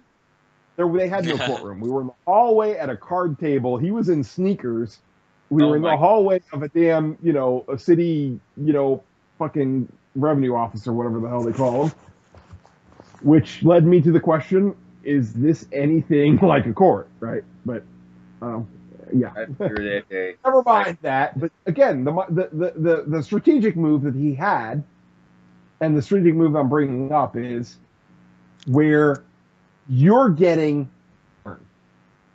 you can say, objection, point of clarification, because their conversation actually is going on the record, and their assertions, if they're lying or have a problem, anything that's said, if you don't say objection to it, or you don't have an objection that you voice, it's as if you said, I wholeheartedly agree. Everything that's said, it's as if you followed it up with, I wholeheartedly agree. If you say nothing, if you skip a sentence, it's as if you said, I wholeheartedly agree. Unless you come back and say, well, wait a minute, there was something you said earlier that he has some trouble, blah, blah, blah. Yeah. That's why I said earlier, learn the word objection and say it fucking to every word that comes out of their mouth. And they're literally. Well, it comes okay. And if objection's harder, you start off with stop, objection, that point of clarification. Yeah. You can just say stop, because you know what that is, and then clarification. Yeah. And they can get that if you think objection is too hard. Well, over here, objection's far more common. I think than in Britain. Apparently, over there, the word objection is very, very like archaic or something. I don't know. It has a different feel. Yeah. Yeah. The other thing that I wanted to repeat what you just said, Gary, is when especially they do it here, the judge and the prosecutor start having a conversation, and like you said, I wholeheartedly agree. Unless you bring it up, or unless the next opportunity you go straight back to it, they will take that as I wholeheartedly agree. So if the judge is saying to Mr. Prosecutor, well, everybody knows that it's the law of the land that statutes apply to everybody. Don't you agree, Mr. Prosecutor? Yes, Your Honour.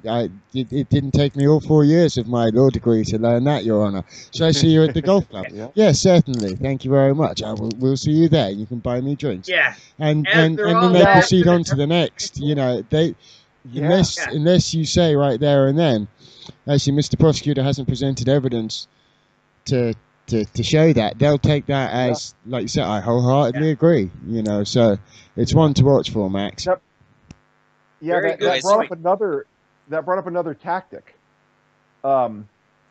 Sometimes they will look at the prosecutor and ask a question that, in writing, looks like it might be to you.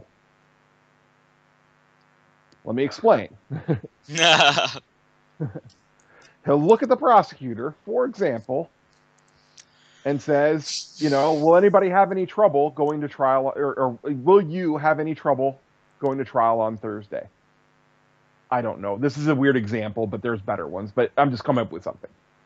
He's looking away from you. He's looking at the prosecutor, and he probably just got done having a conversation with the prosecutor, right? If he's really, conniving, and he'll say, "Do you have any problems going to, do you have any problems being here for trial on Thursday?" Now, what does that read like in a transcript? Like he's talking to me, huh? He looks like he said you, everybody. Right? Yeah. So he's thinking about how it reads, and you've got to think about how it reads as if you were blind.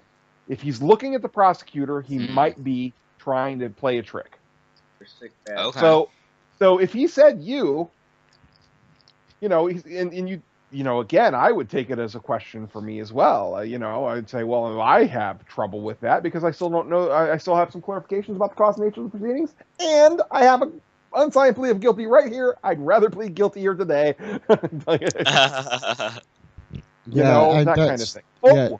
I was going to say that's a good one to be aware of, especially if it's a recorded court, because you can play dumb. Because even if he is looking at the prosecutor, well, aren't you and the prosecutor supposed to be the same? So just to be sure, if he's asking the prosecutor, he should ask you. He's asking both of you, isn't he? Unless he's addressing one or the other. That's a good point. Did I miss any good ones like that? I was on a phone call for about 10 or 15 minutes. A little bit. Well, yeah. We'll come back around to it again, I'm sure, at some point. Another one. Giving you two choices that are both shooting you in the foot, right? For example, let's go with an extreme example. That's easy to catch. Which is better for you, Wednesday or Thursday for a trial?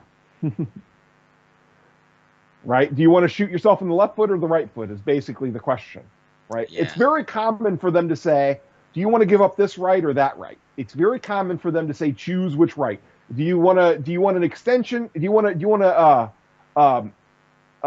do you call it? Where you can get a time extension. I don't even know anymore. I totally know. Yes.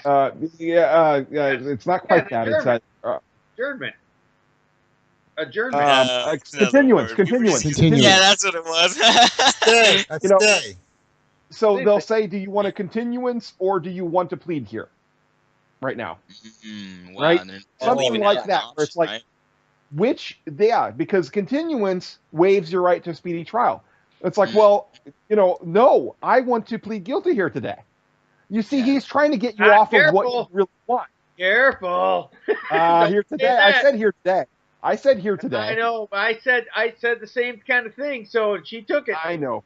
Again, your judge was just basically sticking her fingers in her ears and saying, "I think I heard you say you're guilty. Good enough for me," and running off. That's basically your event. But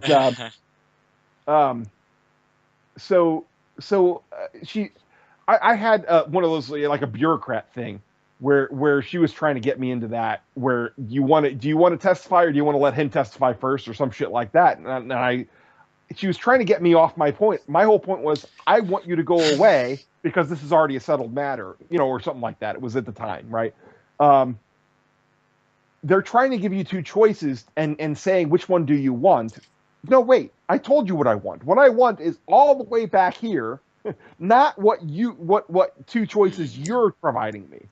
Yeah, they're trying to exclude the option that you would normally desire. And they're trying to get you to say you want one of the things they just offered you. And that completely obliterates your own desires. Mm-hmm. And there's the reasoning between the 1, 2, and 3 when you go in tomorrow, Mark, to keep it basic in your mind, the desires you want, and to ask them questions of how their desires that they want apply to you. Yeah. Yes. So if I were to say to you, do you want Wednesday or Thursday trial? Do you want a continuance or whatever? You have number 1, number 2, number 3. You should be thinking, okay, which one's best? Well, number 1's kind of best. Ta-da! I have a plea of guilty. I just have some clarification. Or if they say, how about we give we need to give this the lawyer another week to get this in. In the meantime, we're going to schedule your trial for Thursday. What's best? Well, number 1's pretty good. Number 2 is great. Number 3 is even better. Okay, that's Number what 3, the prosecutor's failures. Right as of now, the prosecutor's failed to state a case. Why are you giving him additional time to state his case? I heard that clap. Yeah, you're kidding, Max, dude. Listen. If you do what you fucking what's his name did, Paul, or this other new cat, dude, I about shit my pants. Both these guys, I went in 3, 4, 5 times to get my ass kicked, but I still sort of. I mean, I used their time, but I was a fucking idiot. Gary ate a lot of hats, believe me. Anyway, but dude, this is really a concept. It is a concept. It's not a script. It's nothing but understanding that this fucking guy and his minions are trying to produce or make you pay them. Here's a good one. Here's a good one. If he's no longer answering your questions and he's fighting you about clarifying things, here's the question that comes to my mind. Do I still have the right to be informed of the cause and nature of these proceedings, or did I lose at some point in the last half hour? And if so, where did I lose it? What happened? So you did I just lose it because... Before? No, I've never asked this question before. Good tip, right or no? Well, here's the thing. I have sworn to myself I'll never set foot in one of those fucking buildings again. Okay. So I fight things in a much different way. I've had my client. I was going to say I've had my client ask that question, and it was interesting because we had a recording, 7 minutes in. It says yes, you're entitled to understand the cause and nature. 5 minutes later, they're entering a plea regardless of what she's saying, and she asked that very, very question. Man, they closed that court, got her out of there very, very quickly. So again, I would then use that as a grounds for vacating that bullshit plea that was just for the prosecution's benefit, right? And then the topic isn't whether or not you pled; it's the fact that they shit can your right to be informed. And over here, it might be a language difference. If you say I don't understand, they don't give a shit. It's about I'm not informed. Yeah. I have clarifications, right? Because if you just go about saying I don't understand, they'll say, well, get a lawyer to help you fucking educate yourself or whatever, right? Right. Reset therapy. Yeah, the shrink thing. There's a more advanced topic on that I certainly hope you won't care about. But if you come back to, something about that, I sadly have not personal experience, but I've worked with that threat of a shrink thing, and it's interesting. But hopefully I would bring up quantum neural reset therapy, and that kind of makes people that have been deemed crazy by other people to not be so crazy. Well, and again, the competency hearing is not competency. There's 2 reasons you can be incompetent. 1 is that you don't have mental capabilities. 2 is that you don't have information. They want to pretend that the second one doesn't exist. Nah. And they want you to proclaim that you are competent, which confesses both. So you're basically confessing that you've been informed by saying you're competent. And that's what it's really about. And in fact, oddly enough, in Florida at least, the forms that they submit don't say anything about mental competency. It's about that he understands the charges. Well, they do say something about mental competency, but one of the big things that they have is about he understands what he's charged with and the cause and nature of these proceedings. And it's like, holy shit, they're basically getting an expert to say the opposite of what you're saying. Hey, my buddy was in Florida, and he was going through a divorce, and his ex-wife Baker acted him. So I know what you're talking about. Yeah, that Baker shit down there is horrible. And so I know exactly what you're talking about. And the funny thing is, it's known as just a way to get back at people down there. It's like totally known just a way to fuck with people. Yeah, they have an act where you can basically throw anybody you want in a nut house for like a weekend. Yeah, and people just abuse the shit out. Yep. So shit can happen anywhere. Sorry. Yeah, yeah. And then it's a common phrase to Baker Act somebody as a revenge. It's like, oh my god, how thinly veiled is that shit, right? Anyway, sorry to get you off topic. No, I think that was the 1, 2, 3 segues back, ways of taking bullshit and getting back to the question at hand. And the right to be informed. And, again, you have a list of a couple questions. The easy ones they'll answer, like, am I presumed innocent? They'll answer, probably. I got that one down on the same page I'm writing on right now. sometimes they'll fuck with you even on that one. You know what I mean? Yeah. Sometimes they'll give you like, well, until you're found guilty. I think that I'm probably going to be one of the first people that's ever walked into this courthouse and done anything like this. It's funny. Wait a minute. Well, you're right about that. Hold on. Is this a small rural area, Max? It may have been in the last 10 years, that's for sure. He's in Arizona. Hold on. What's the population where you're at, brother? Well, in 2002, I think, it was 50,000. I don't know how much it is now, but it's way bigger than it's supposed to be. Okay, that's not bad. Because I've seen the rural judges getting absolutely more brazen and more cruel than even the city judges. The city that sounds you're in, it sounds like mine, and they're not real nice either. But they're not like some of the real. Yeah, it depends, I think, on how their bosses are. I mean, the whole goal here. Yes, you're right, Gary. It depends on what their accountability is.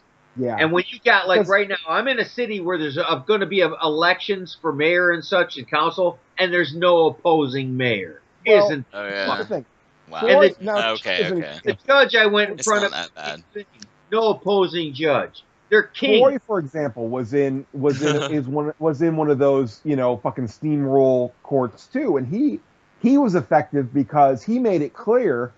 It's like, listen, what you think of as your chain of command, I don't really give a shit about because I know that I can go above them. I'm taking this all the way. This is a conquest for me, or whatever, a cause for me, and I'm going to make this an issue forever. This is going to go up until I am out of chains that have nothing to do with you. And he made that clear to them, and that's, I think, a big part of why they were just like, you know what, go figure it out. Go out into the hall and come up with a settlement. And the settlement was a couple hours of whatever, community service and shit like that. So is it bad to threaten other actions to these people? Like, for instance, a Rod class driver's license suit? Yes. It is? Okay. I would say the goal is to make them aware that you're going to bring in someone that they look up to and make them look like they did a shitty job. Their job is to make you stop your blasphemy, is to make you knuckle under and take it like a bitch, is to make you go along and get along, and they're not doing it. You're making clear that they're doing a shitty job, not because you're flying off and coming up with these religious assertions about God's law or whatever, but rather because not because of distraction and bullshit, but because you're just trying to get them to do what they supposedly are supposed to do anyways. I mean, this is all shit that they're supposed to have done before dragging you into court. And you're not even getting an answer about, did you do it before court? Judge, did the prosecutor give you any evidence of jurisdiction, or did you bother to ask him for any? Because they were supposed to do that before they dragged your ass in. And they know it. They know that. And so they can't say, well, we didn't really worry about it. They can't confess that. And that's what really you're trying to focus on it, and get that baby steps confession towards. It's like, by the way, do you have any evidence of jurisdiction? Well, yeah, somewhere here, That's all over the place. You can't go past jurisdiction, or excuse me, you can't go past arraignment. Once you step into trial, you are now in their rules. Well, all that I've actually got another method for if it goes to trial. Have you all ever heard of the Dario Boots donkey kick? No, there is no trial. There is no effective method. Now Mark has some very, very good ways to embarrass them further, which is through voir dire of the witnesses and of the jury, right?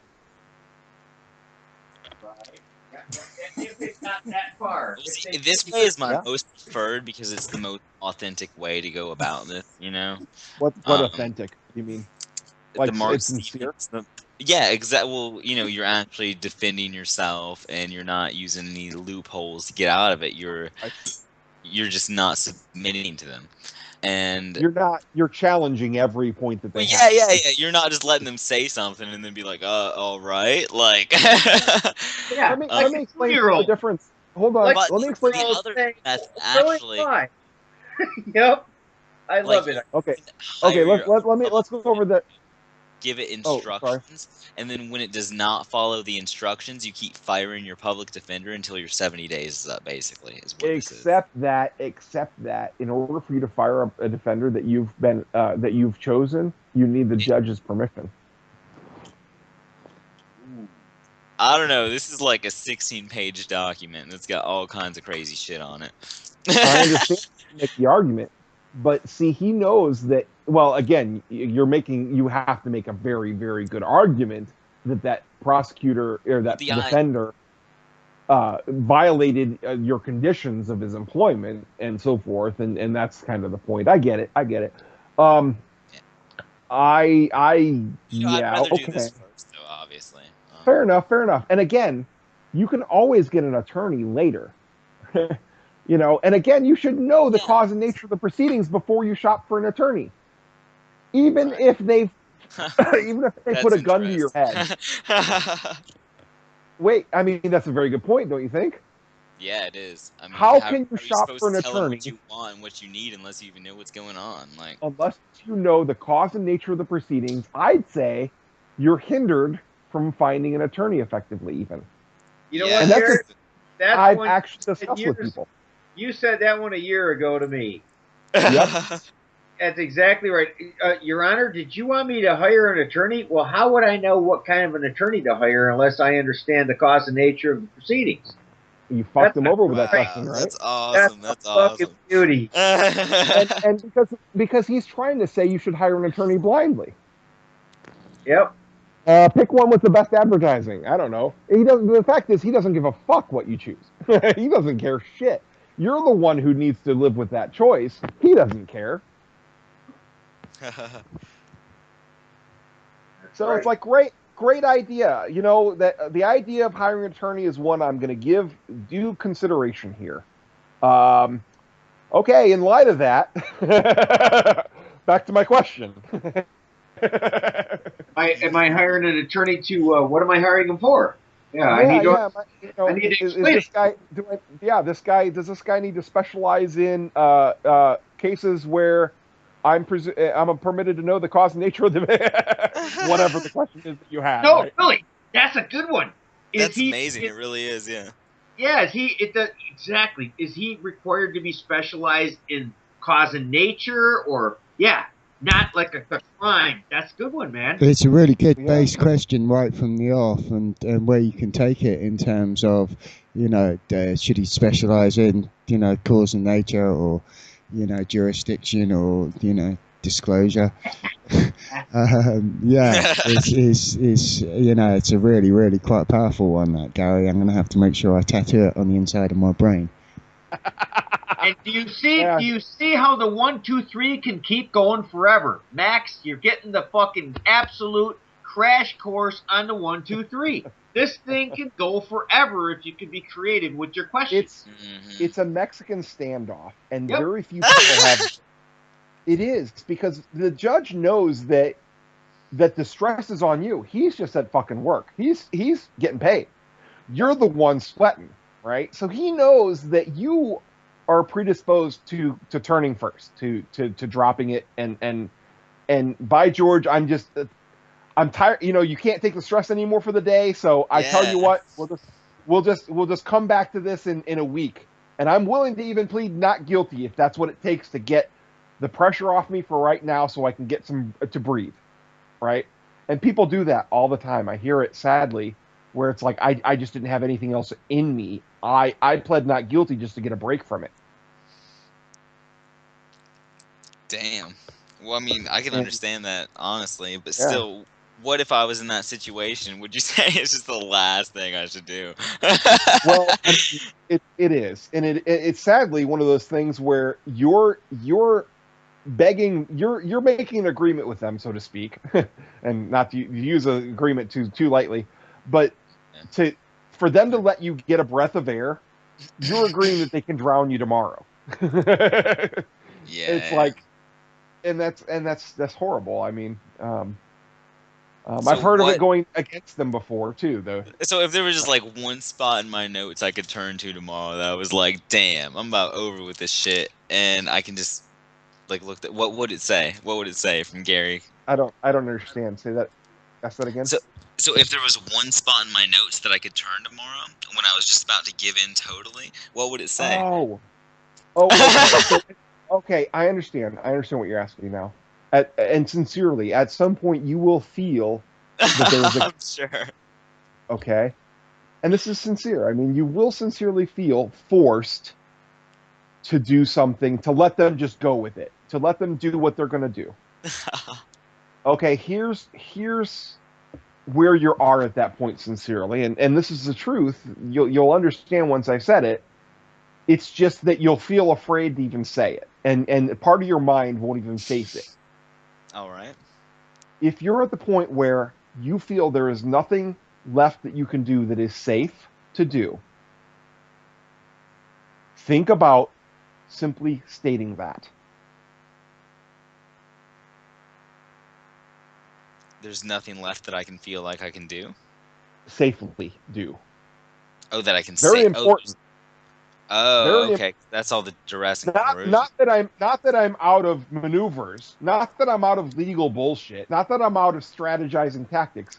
I'm out of safe actions. I don't feel safe. The bailiff's got you in the handcuffs and he's starting to escort you off. That's what he's talking about. Well, I don't know what. I mean, again, you'll have to. It's sort of if I just felt like not dealing with it anymore. You know what I mean? Like if I just... well, again, there's nothing that you can safely do. Otherwise, if you can't safely walk out of the building, right? Yeah. You can't safely have a seat and do nothing. I mean, that's the closest what you're. So what was that you said again? That's really put well, Gary. You can't walk out of the building, and you can't have a seat and do nothing. Whoa! That's a great one. Well, yeah, but there's nothing that I feel I can safely do at this moment. No, he just made a really... I mean, dude, this guy cuts it. He cut out again. The thing I love about Gary is that fucker is so raw and to the point with things he talks about. Well, he seems like he's very, very simple when he explains it. Yeah. You know, if you can't walk out, you can't sit down. I want to be informed. You have to do something. But I can't ask. I don't feel safe to ask the questions. It makes sense, doesn't it? Then you know, actually, if you're halfway up shit creek without a paddle, then that's a pretty damn good, clear thing to have on the record, isn't it? And that's the danger he's talking about. And by the way, what really just happened then is you fucked them. You have just basically fucked them out of the appearance that they're morally persuading you to move on. Yeah, that's amazing, though, really. I'm glad I asked that. Very important. It's an extremely important point to this concept that you're getting it in one night. The truth is a very powerful thing, right? Because I've not told you to lie. I've just told you to be truthful. Yeah.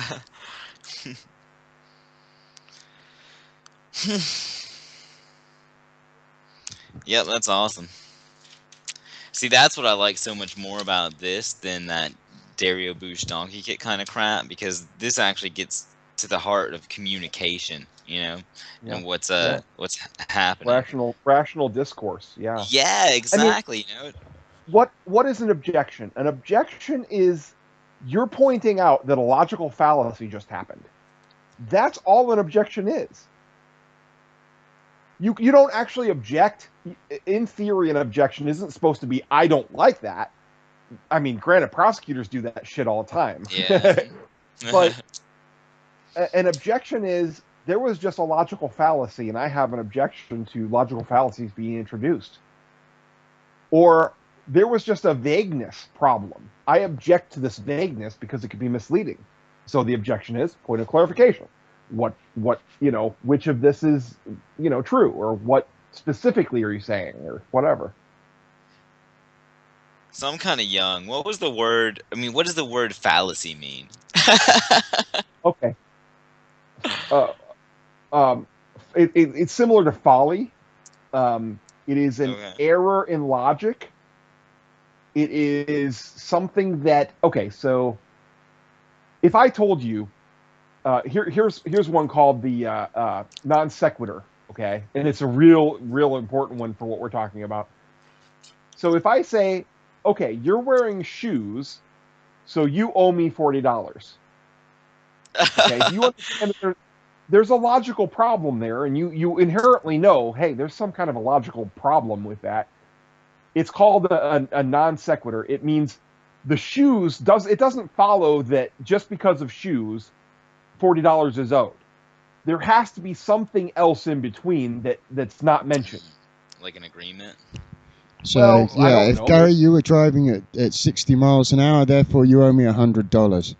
Exactly. That's the same exact thing, right?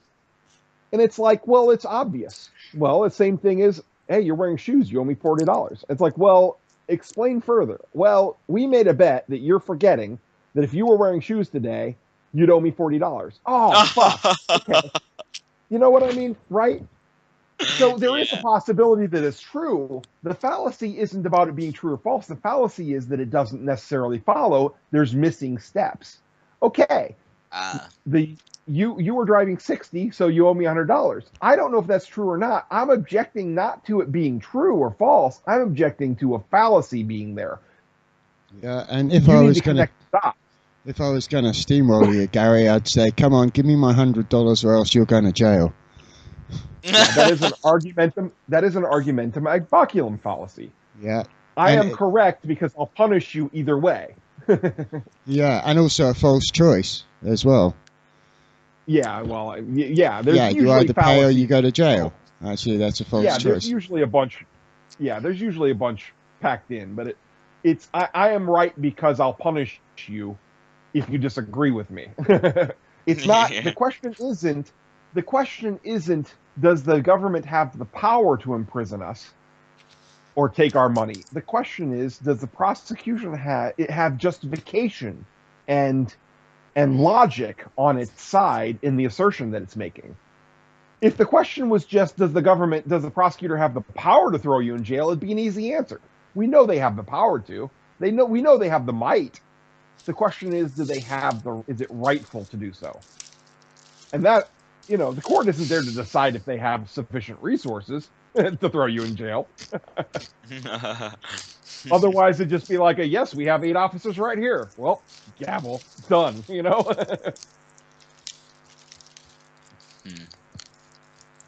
And they will throw shit like that at you. Well, we have jurisdiction because we have the power to punish you. Well, the question isn't about power. Sorry, go ahead. How do y'all see the transition of the world from the way it is now to the way it should be? Should draws in ethics, right? If you use the word should, you're talking about ethics, right? I mean, there's no other definition of the word should. By should, I'm going to imply that we should just leave it the way it is and try the non-aggression principle, Yeah, okay. Non-aggression principle is a good way to start. I think another one which is quite interesting with the use of the word should is judgment. Often we prejudge things by the labels that we put on things instead of actually observing what is. without a definition of good or bad or evil or right or just or any of those filters on, and just actually look at what is. And then in the area with which you want to quantify it, i.e. is something productive, is it something that I'd like to encourage, is it something I'd like to avoid, then you can view that in a more rational sense. So I think the more people can remove that kind of judgment, I think, along with the non-aggression principle and the non-initiation of violence, causing no loss, injury, or harm to another, and voluntarily, engaging in agreements would be a good one to start. But that judgment one is quite an interesting one to meditate on. Hey guys, just real quick, I see Travis just joined in here, and I could swear Travis was one of the guys who just recently got on here and had an interesting expedition in court, and he may be on. Yep, and he's going to be on here very shortly. So I know a couple. I believe, if it's not off the top of my head, it is off the top of my head. He was able to get a second arraignment, and that's the first one I've seen yet. Bullshit. Well, I mean, it's not the first one we've heard of. We know people have been through 30 and 40 of them. I got a second arraignment right now, and I didn't even do any of this stuff last time. Okay, well, wait a minute. I think they're trying to overcome their problem with that whole timeliness problem. Hold on. Max just said he's got a second arraignment, but what he meant to say was he has a second arraignment because he didn't show up to the court date after his first arraignment. No, I did. Incorrect. No. You got the story wrong there, all right, Tom. Okay. Those were two separate incidences, basically. Yes. The headlight was totally different than my arrest from getting a suspended license after, what is it? Something about not showing up at court for the headlight. Yeah. So, there we go. I said that. Now, see, I was right. He didn't show up, so it's not a second arraignment in the sense. No. Yes. Wait. He at his first arraignment for this, supposedly. And I had to pay the headlight ticket to even get my license back after my first arrest. So I've only been arrested for this once. I've been tried for it once already. But what I'm saying is you went through the typical thing where you pled not guilty, correct? I guess so, yeah. Yeah, I was fresh. Yeah. My point to you is this new guy here, I could swear Travis, is one of these guys who walked in, has never done this before. I think it's him. Oh, yeah, no, I wasn't saying that I was like that. No, I was just saying that somehow. I'm saying to Gary, this is a newbie that has actually got a second arraignment. So he has not forced past arraignment. I believe this is I understand what you're saying now. Okay. That's all I'm saying. If you can get that at least down, you're doing something, brother. Yeah, he has got a push. Hello? Hi, how's it going? I'm Travis. Hey, Travis. Hey, Travis. Yeah. Yeah, so Tom's right. I went to court. I went to court before I was supposed to be arraigned. And then they tried to arraign me, and then I kind of put a stop to that. So then they rescheduled me for another arraignment. So I've had, this will be the second arraignment attempt, but I haven't even had to enter a plea or anything. So what do you mean you put a stop to it? Well, basically what I did is I filed in California it's called a demur, but basically it's just a motion to dismiss or provide evidence. All right. And then I allowed him to say why he denied my demur, and then once he gave me the reason, I poked him about it and kept poking him about it and kept poking him about it until he asked me to leave. Nice. Cool. Oh, arguing your motion. We didn't do that one, Tom. Yeah. Yeah, sorry about that, Max. I got my motion right here. What's up? No, I touched on it. I said you don't want to argue your motion. You want them to argue against your motion. You presented your argument in your motion. Well, I'm basically waiting for so you did go over that. I was disconnected. What you base your denial upon, right?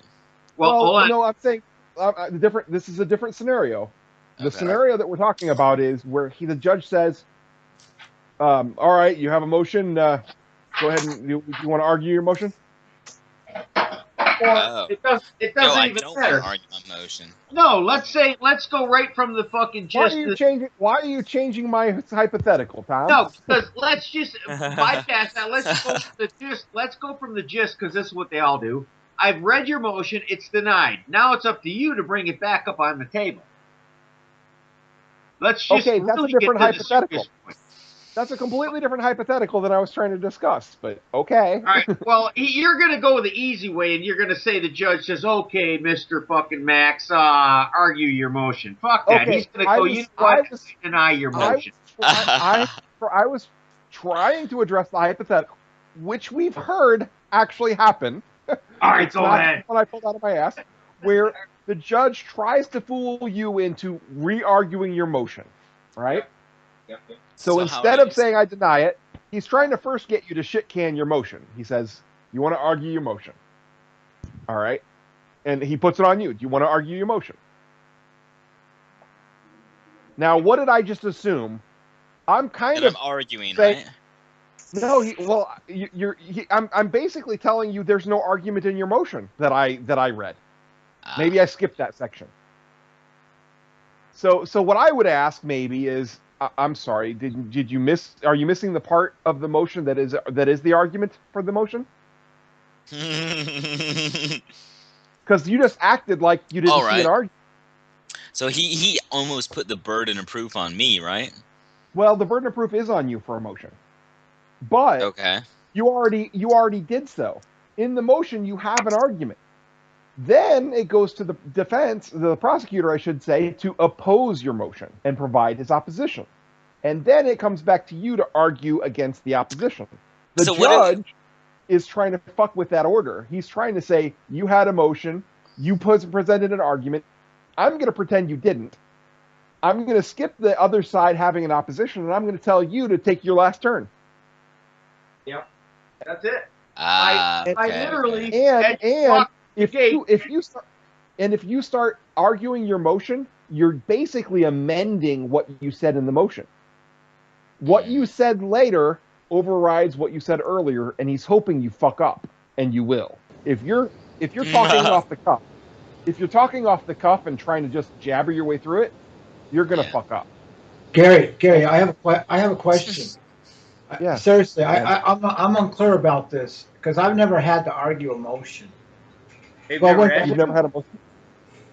No, I filed a motion, but I never had to go. But it had arguments. But it already had arguments in it, is what you're saying. Yeah, well, it was Mark's motion to dismiss. What I'm asking is, for those that have experience going into court with a motion, I've seen people that the judge denies it and the person fails to ask the judge, "What's wrong with the motion?" That's a different hypothetical. Yes, that is an important hypothetical, but it's different than what we're talking about now. So I'm sorry. Where am I misunderstanding? Okay, we're talking about the different hypothetical. I was just going to say, basically what Gary's trying to tell you is just don't argue your motion. When the judge says, how do you want to, is there anything you want to add to your motion or anything? How do you want to argue it? You just simply say, Your Honor, I believe my motion speaks for itself. Is there anything that you're not clear about in the motion? Yeah, that you need clarification on. Okay. Yeah. And you can ask if there's opposition. Well, my experience is they similarly they just override the whole motion, say it's denied. 90% of the time, they won't give a fuck. They'll just deny it out of a knee-jerk reaction. Fuck you, move on. And that's why I did what I said. When you brought up your hypothetical, I said, let's cut to the chase. Mr. Mixx, you're walking the gate. I read your motions. They're denied. And how do you plead? 90% is not 100%. It happens relatively frequently that they'll say, argue your motion, and you say, I don't want to. Or something like that, and that fucks up your whole motion. And that makes them look good for denying your motion. That's my point. And then when you say, what's your reason for denying my motion? He can say, well, you didn't have an argument. Well, he's not going to walk up if the judge doesn't say that and do that. But I'm just telling you in general that he's going to walk up and the judge is going to go, I read your motions. They're denied. Yes. He's going to open the gate coming through. If he doesn't say that, you go at it with a different tactic. Okay. Well, or if he says, I'm just preparing him for the 1 in 10 or whatever it is possibility of the judge saying, do you have an argument for your motion? Because I know of about 2 or 3 people for whom that's happened. Okay, yep, and that has happened to me too. All right, so he has asked, and hence what Mr. Travis just said. That was for a newbie. You're that Travis cat here is one of 2 guys like Paul Mozina. I believe Travis and Paul are, like, in my record books, the top 2 guys I've seen yet. So he did this. He actually said, you know, that I believe there's already an argument in my motion. Is there currently an opposition? You just heard him, Travis. Is there an opposition? I just posted a link to the court case, to the actual audio from the court. I'm on a phone. Hell yeah, I'm on a phone. I can't listen to that right now. But yes, good. Thank you. But yeah, basically in a nutshell, I went up there. He said, "Okay, I've read your motion. Is there anything you want to add to your motion? How do you want to handle this?" And I simply just told him. I said, "Your Honor, I believe my motion speaks for itself. Is there anything you're unclear about?" He says, Perfect. "Well, no, I've read your motion. I've read the complaint. I find that there's a valid cause of action, and I'm denying your motion." And I said, "Well, I should have said was present the evidence, but I didn't. I went the other route, and I said, okay, well, can you please clarify something? Who is the injured party?" And once I said who is the injured party, I mean he just kind of just flipped. He didn't flip out, yeah. but his demeanor, everything just changed. You could just see him backpedaling. Yeah, right. Good move. See, you're thinking there was better maneuvers. No, they're all great maneuvers. I mean, you know, there really isn't a better one because they're all damning. Under pressure. And you could have, yeah, you're perfectly right. I ain't gonna lie to you guys, man. You may not be able to hear it in the audio, but I was nervous as hell, brother. Oh shit, we know it. I swear in my folder, man. Again, you know, I mean, you know, every step of the way, you're thinking it's like, man, I'm going to be thrown in jail for the next week, and I'm going to lose my job, and you know, it is. Yep. Wow. You know. But if you stay calm and you just stick to what you practice, it'll work. You don't need a lot of things to say. You only need 2 or 3 things to say, and they're going to throw you out because they can't get past the first 2 or 3 things you throw at them. They just can't. There's nothing for them to do. Right. Hey, Travis, I want you to be the judge, and I want Max to be the defendant. Wait, I was just about to ask before that. I'll be a horrible before that. I couldn't get guys. He remember when he said, "I found cause for jurisdiction" or whatever. I found cause to move on or whatever you said. Where the judge said, "I found cause." Yeah.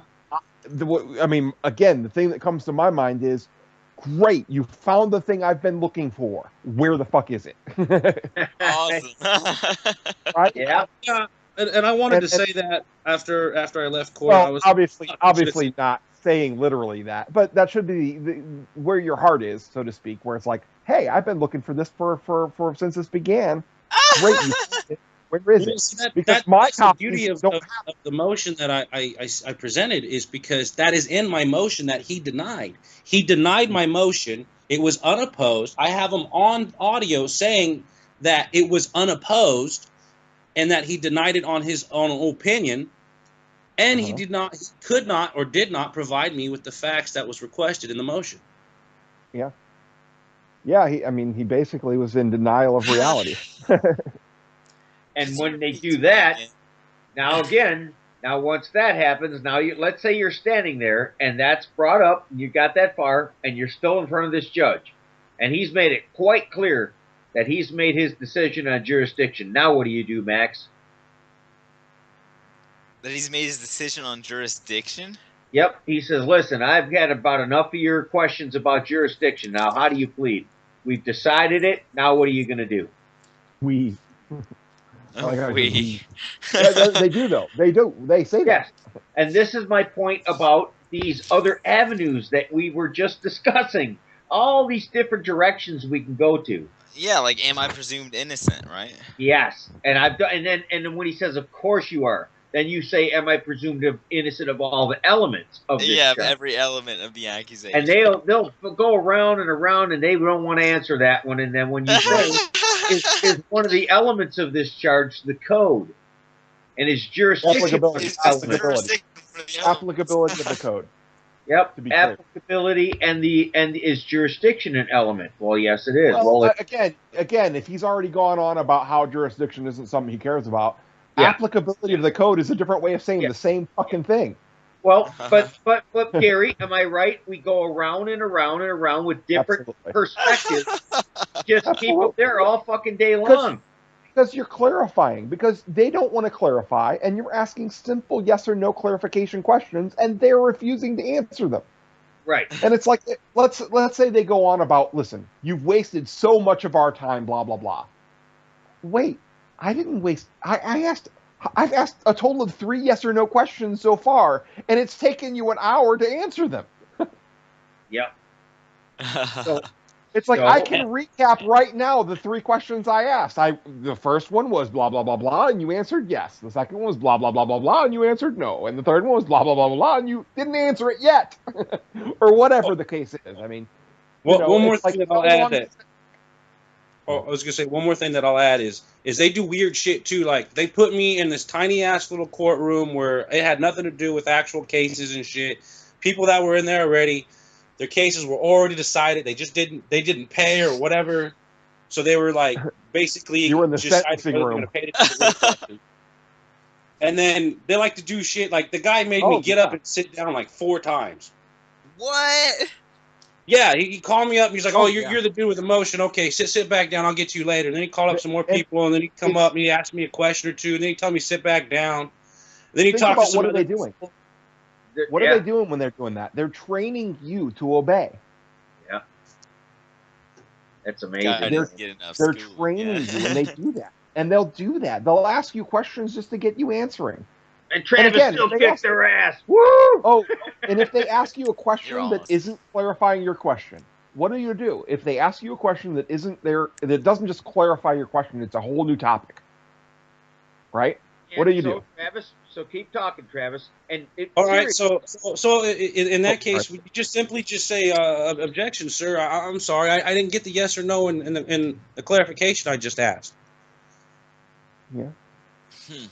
You just bring them right back to the question. It doesn't matter what they say or what they do. You just bring them right back to the question in a polite way. It's like, that's a great question. We'll get to that as soon as I understand a couple things here. My question was blah blah blah. When they try to distract you, yeah. When they ask a question that's not relevant to clarifying your question. Yep. They're trying to change the topic. Yep. Well, Travis, so when's your next date, Travis? Do you have a driver's license or whatever the question is, right? Travis. It's the 13th. 13th. Okay. And that's your second arraignment, right? Yeah. Attempt. That's awesome, man. That's awesome. Like I said, waste as much as their time. Just keep hammering them with the exact same fucking questions.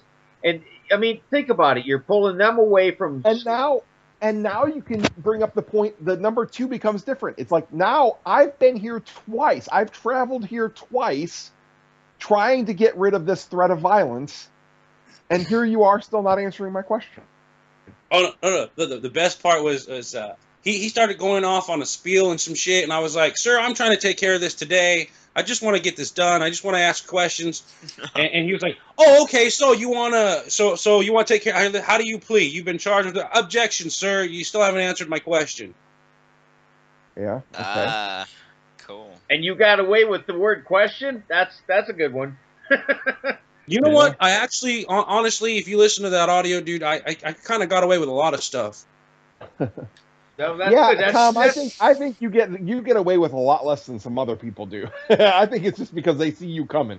Because I'm a dick. I told you. Yep, I know it. But they know it too. It blew my mind. I mean, under 5 minutes, I was thrown out of court. I was asked. He pretty much said, "You are free to go. You are free to go," and then the bailiff came out and fucking walked me out of the courtroom.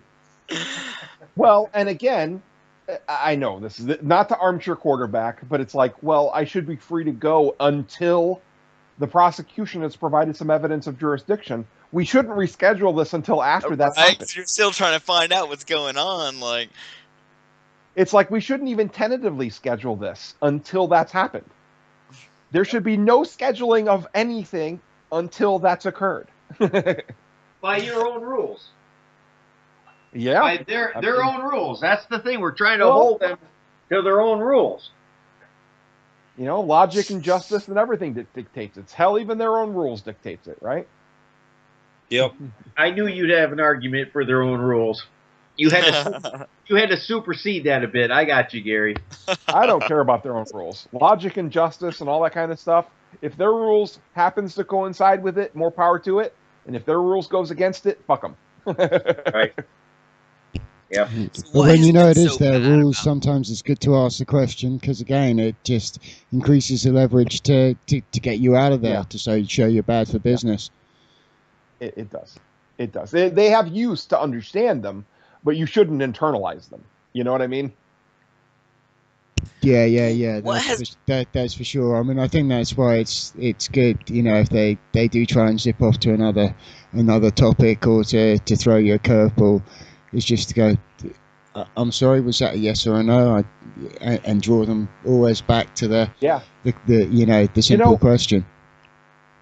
I sometimes have hearing problems.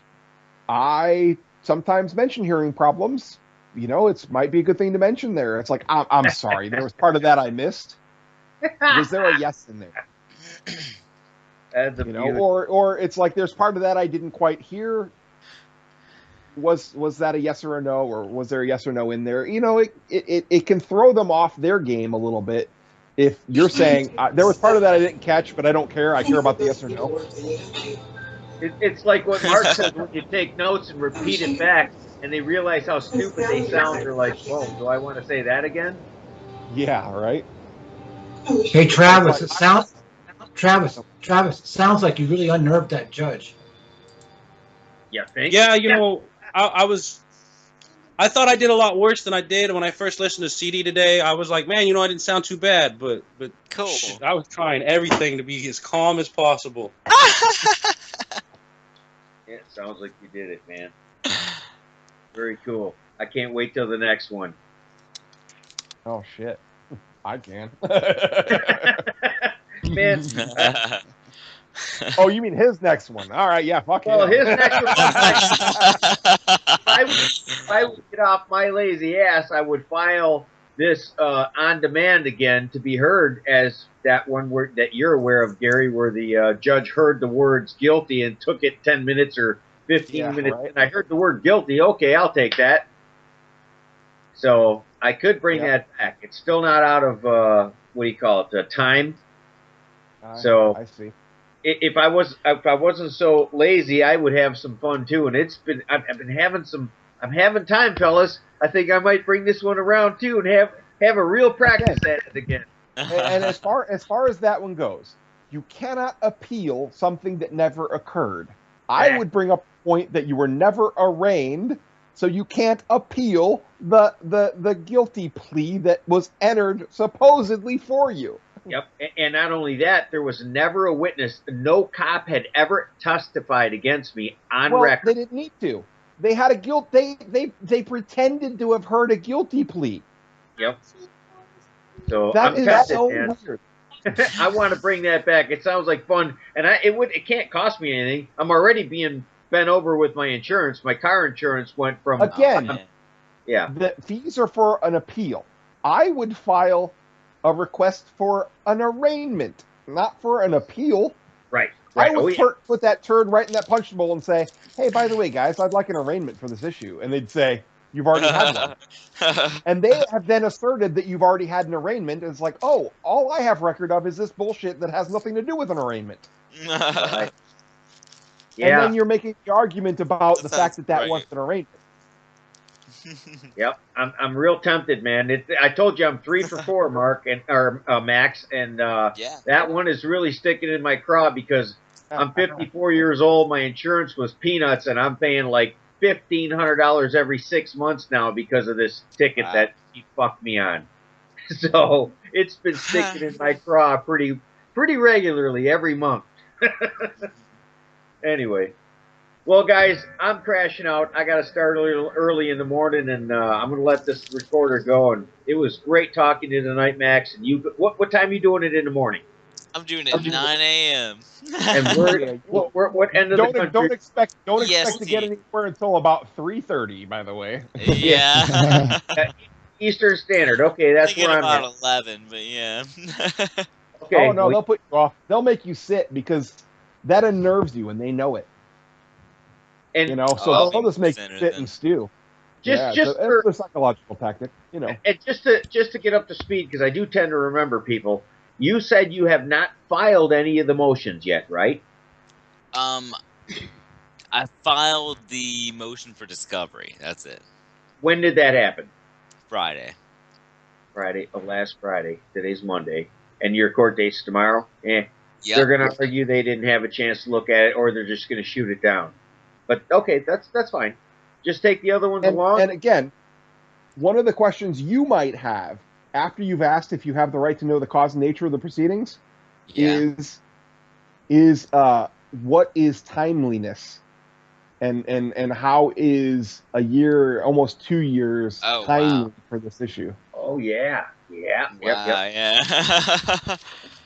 Damn, that's awesome. Yeah, don't forget to scribble that one down, Max, because, that'd be useful. I'm doing it right now. What is timeliness? Well, I mean, again, how is two years timely for this prosecution of no action whatsoever, And what what is the cause of this delay or whatever? Well, hold on. Has there been a warrant out this long? No, not at all. I mean, that ended really soon. Because as soon as I got out of jail, I got a real license, like. So, okay. Well, yeah, and ask them.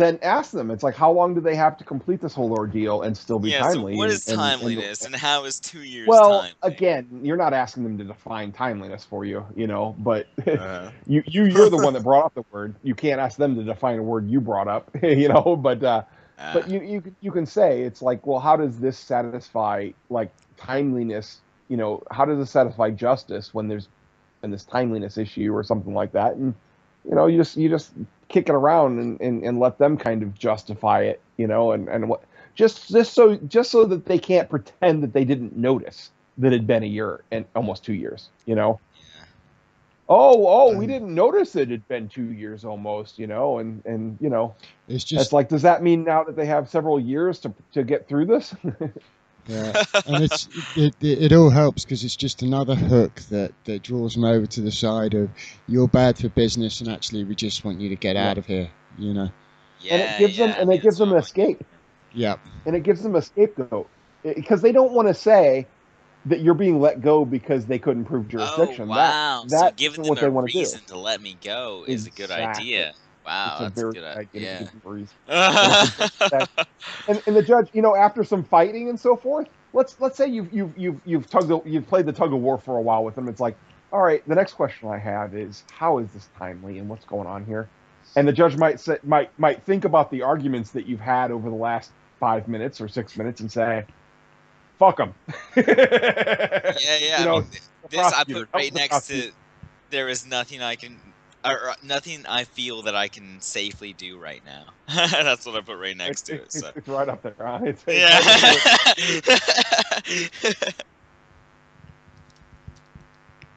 Oh man, one evening of this is a lot of mental prep. There's a lot of mind shift that's necessary. I'm gonna have some later on.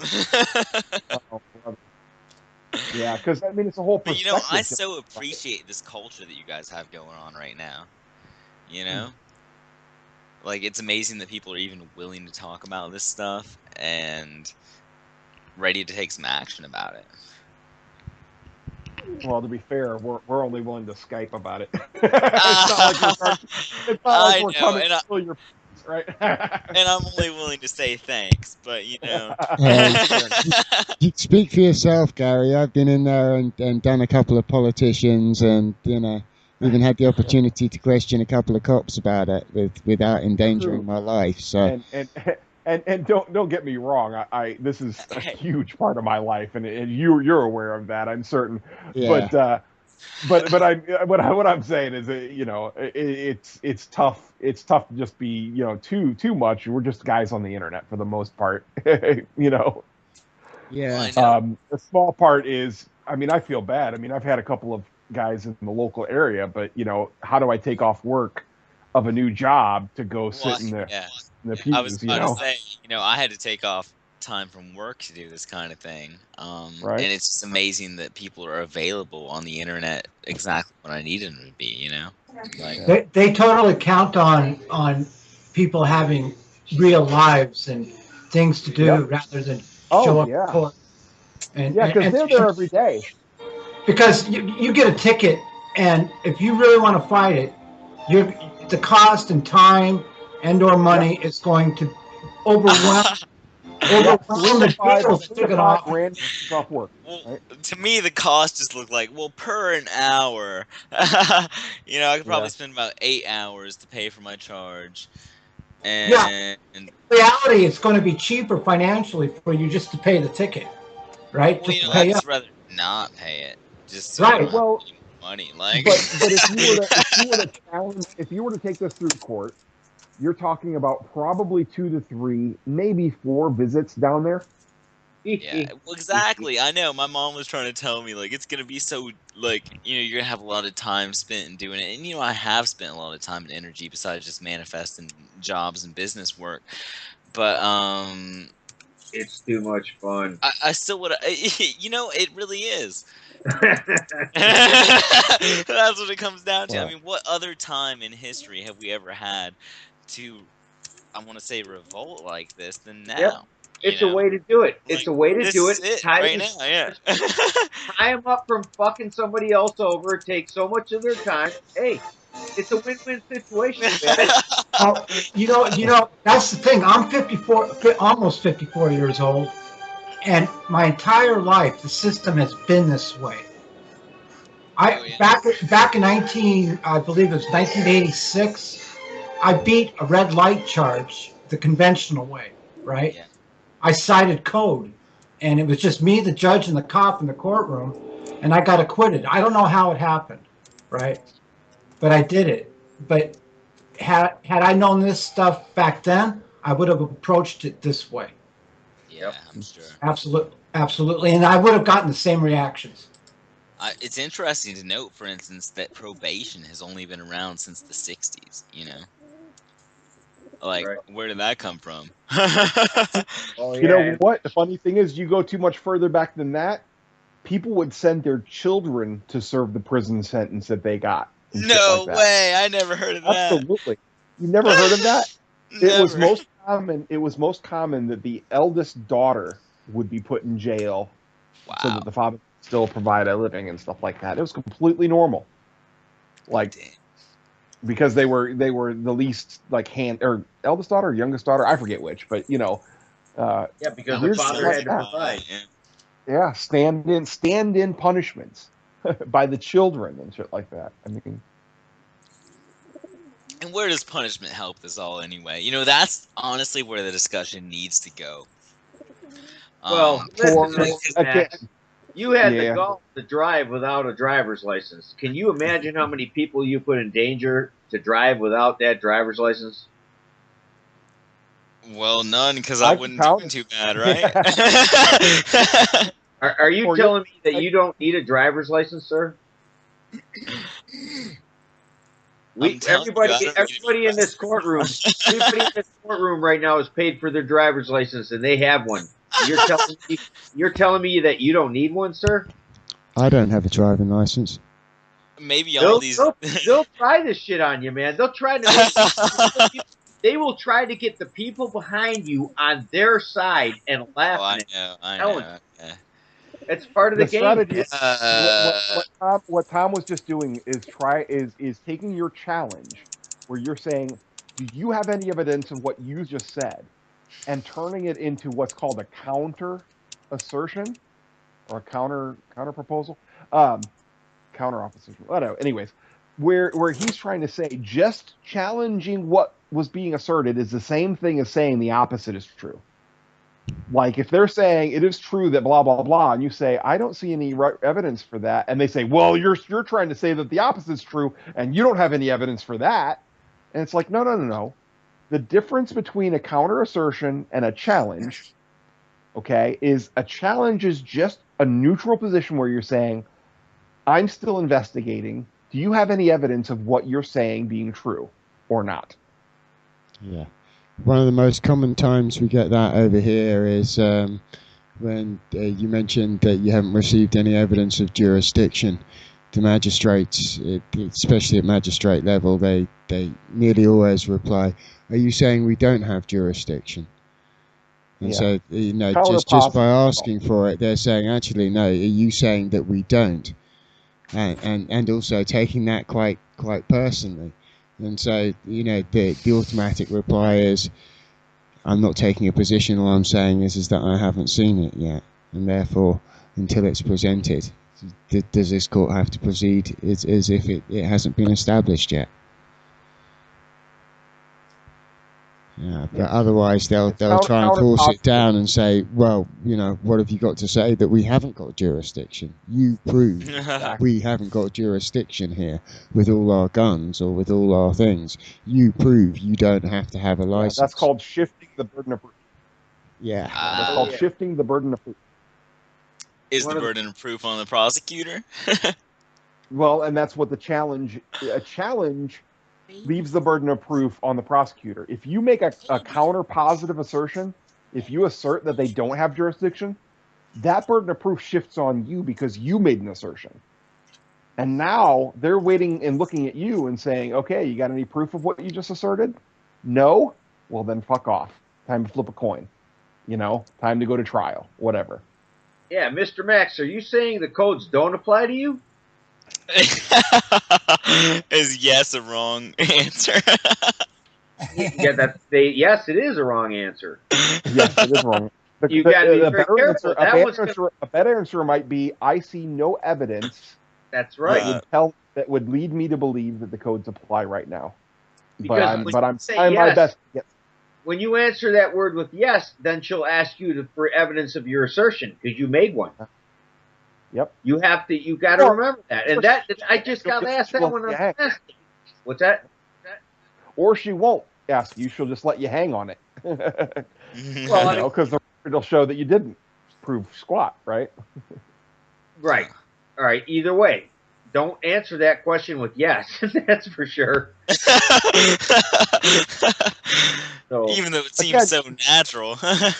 Yeah, because she's trying to say either you agree with us or you oppose us. And that's not the only choices. The default position is called skepticism, where you are skeptical of all assertions and challenging them and looking for evidence of their truth.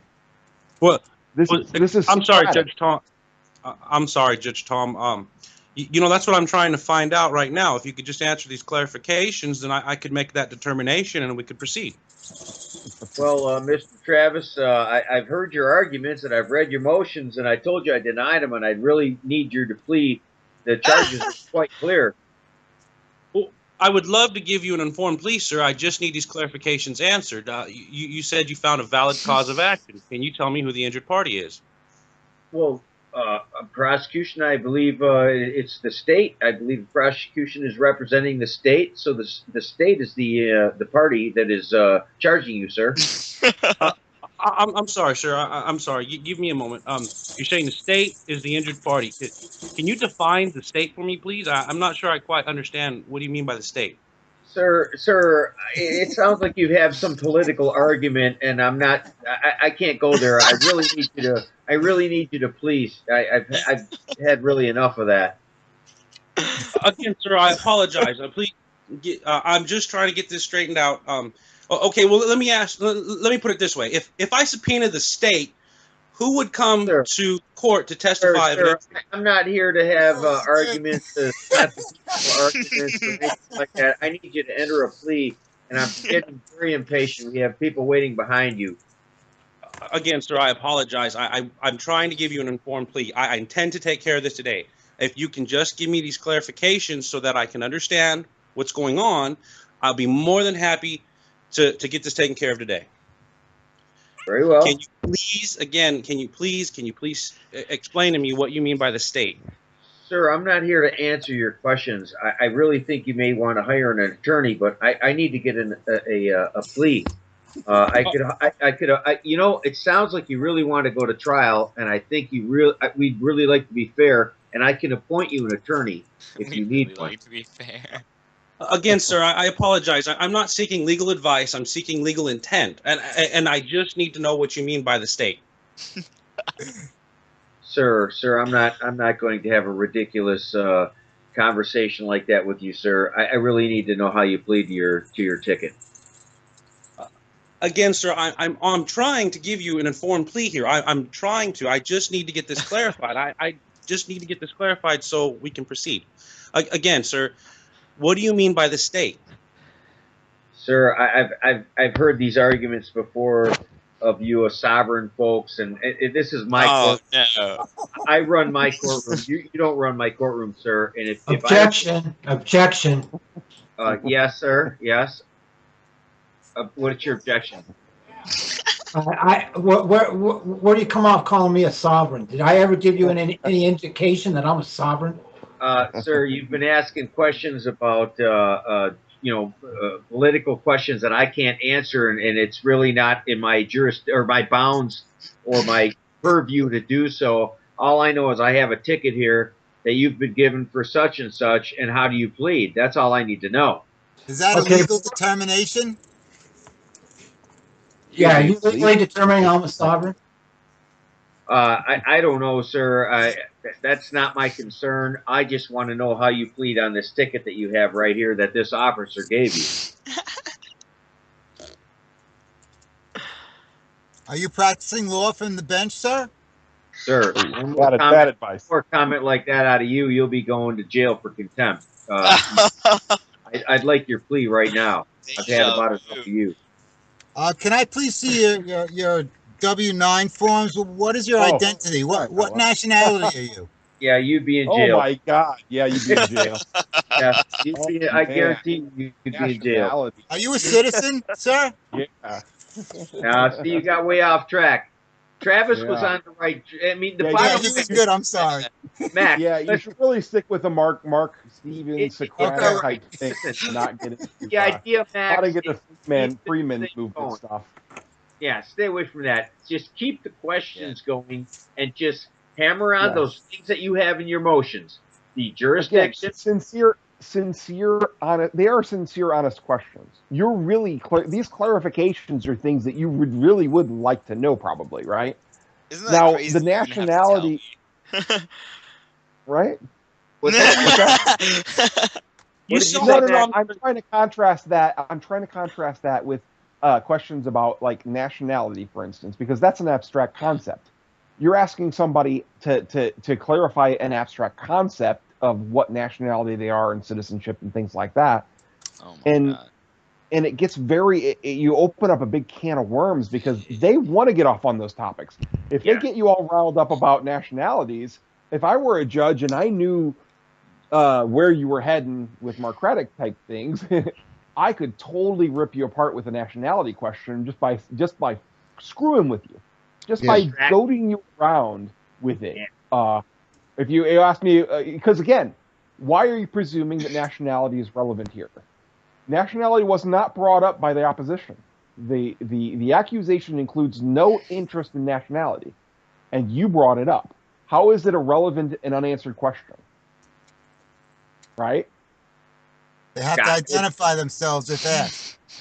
They don't. They don't have to identify themselves. They convict people day in, day out without doing so. It's like, so that's clearly not true, right? I mean, it's clearly not true that they have to identify themselves. A judge can't make a belief. Only a man can have a belief, not an actor.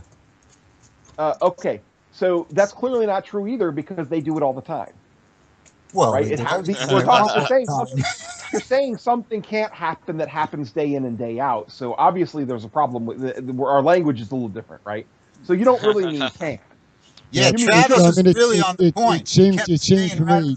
Sorry, Scott. It seemed for me when Tom was having most difficulty as a judge fielding the questions and trying to get the defendant back on the plea was when Travis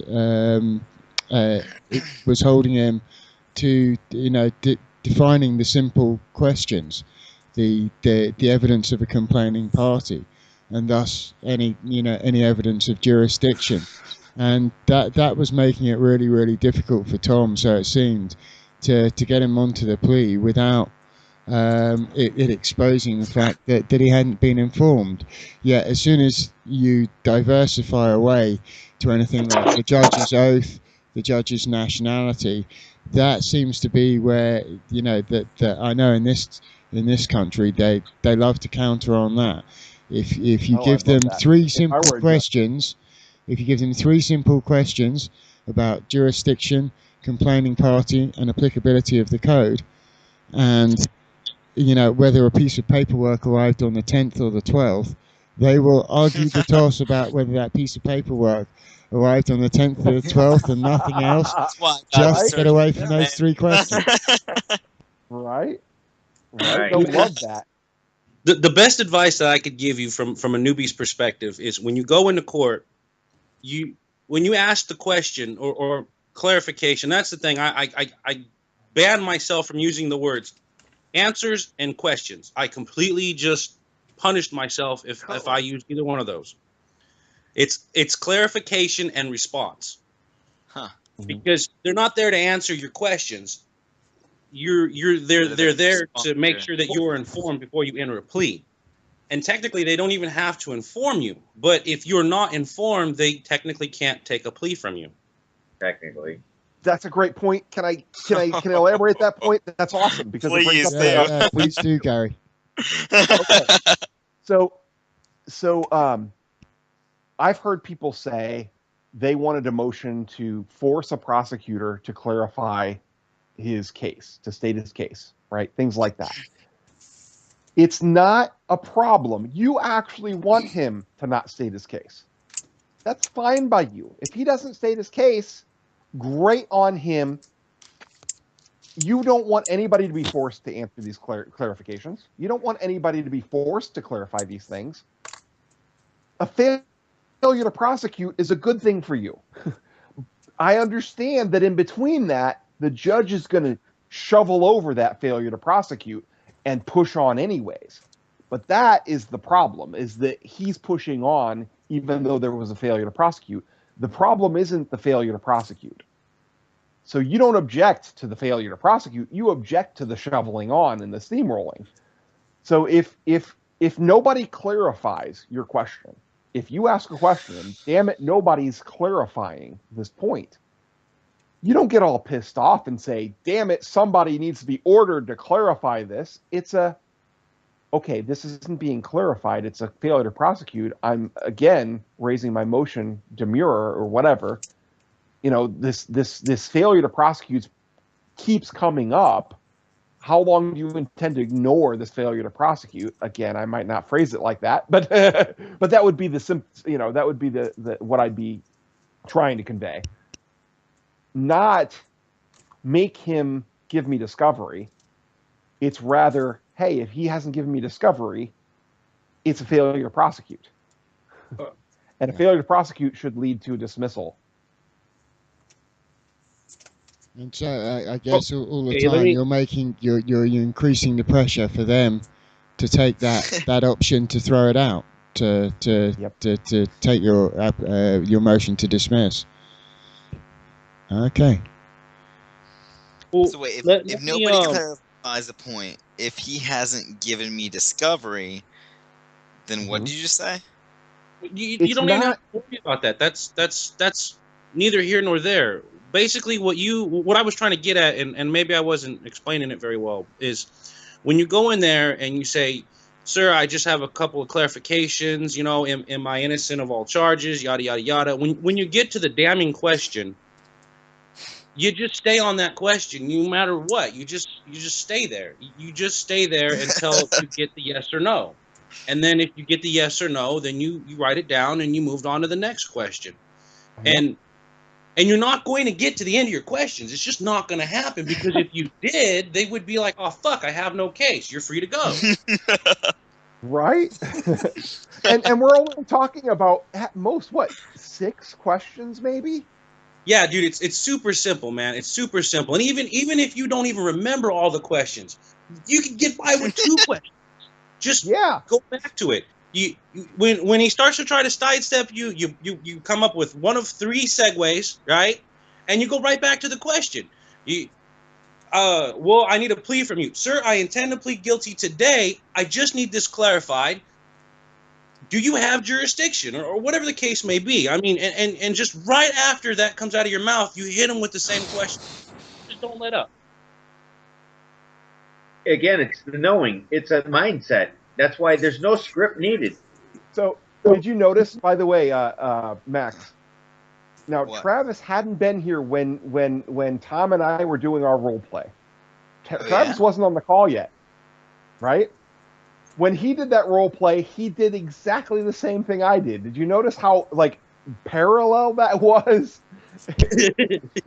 It was very much the same exact conversation. It's just oh, that's great about my question. Oh, that's great. What about my question? yeah. It's pretty much 20 minutes into the recording. I think I've got Gary doing that, and pretty much 3.5 hours later, Travis doing the same, and it really Right shows off the the questions stand, don't they? Right off the cuff, and a newbie. I mean, that blows me away. Travis and Paul Mozina, man, I'm telling you, that is so fucking cool to see 2 people just grab it just like that. It just takes a few people like that to spread that information around, man. Guys, I got my hopes up for people. I really, it's crazy. Literally at work, there's a pool of whether or not I'm going to be held in contempt. No way. It sounded like hammer time to me. Not a lot of people have the ability to do that. Everybody can't do that. Some people. You were good, Travis. I was blown away. Hey, Travis, where'd you work? No wonder the judge was nervous. Where'd you work, Travis? What's that? I work for a bus company. I fix buses.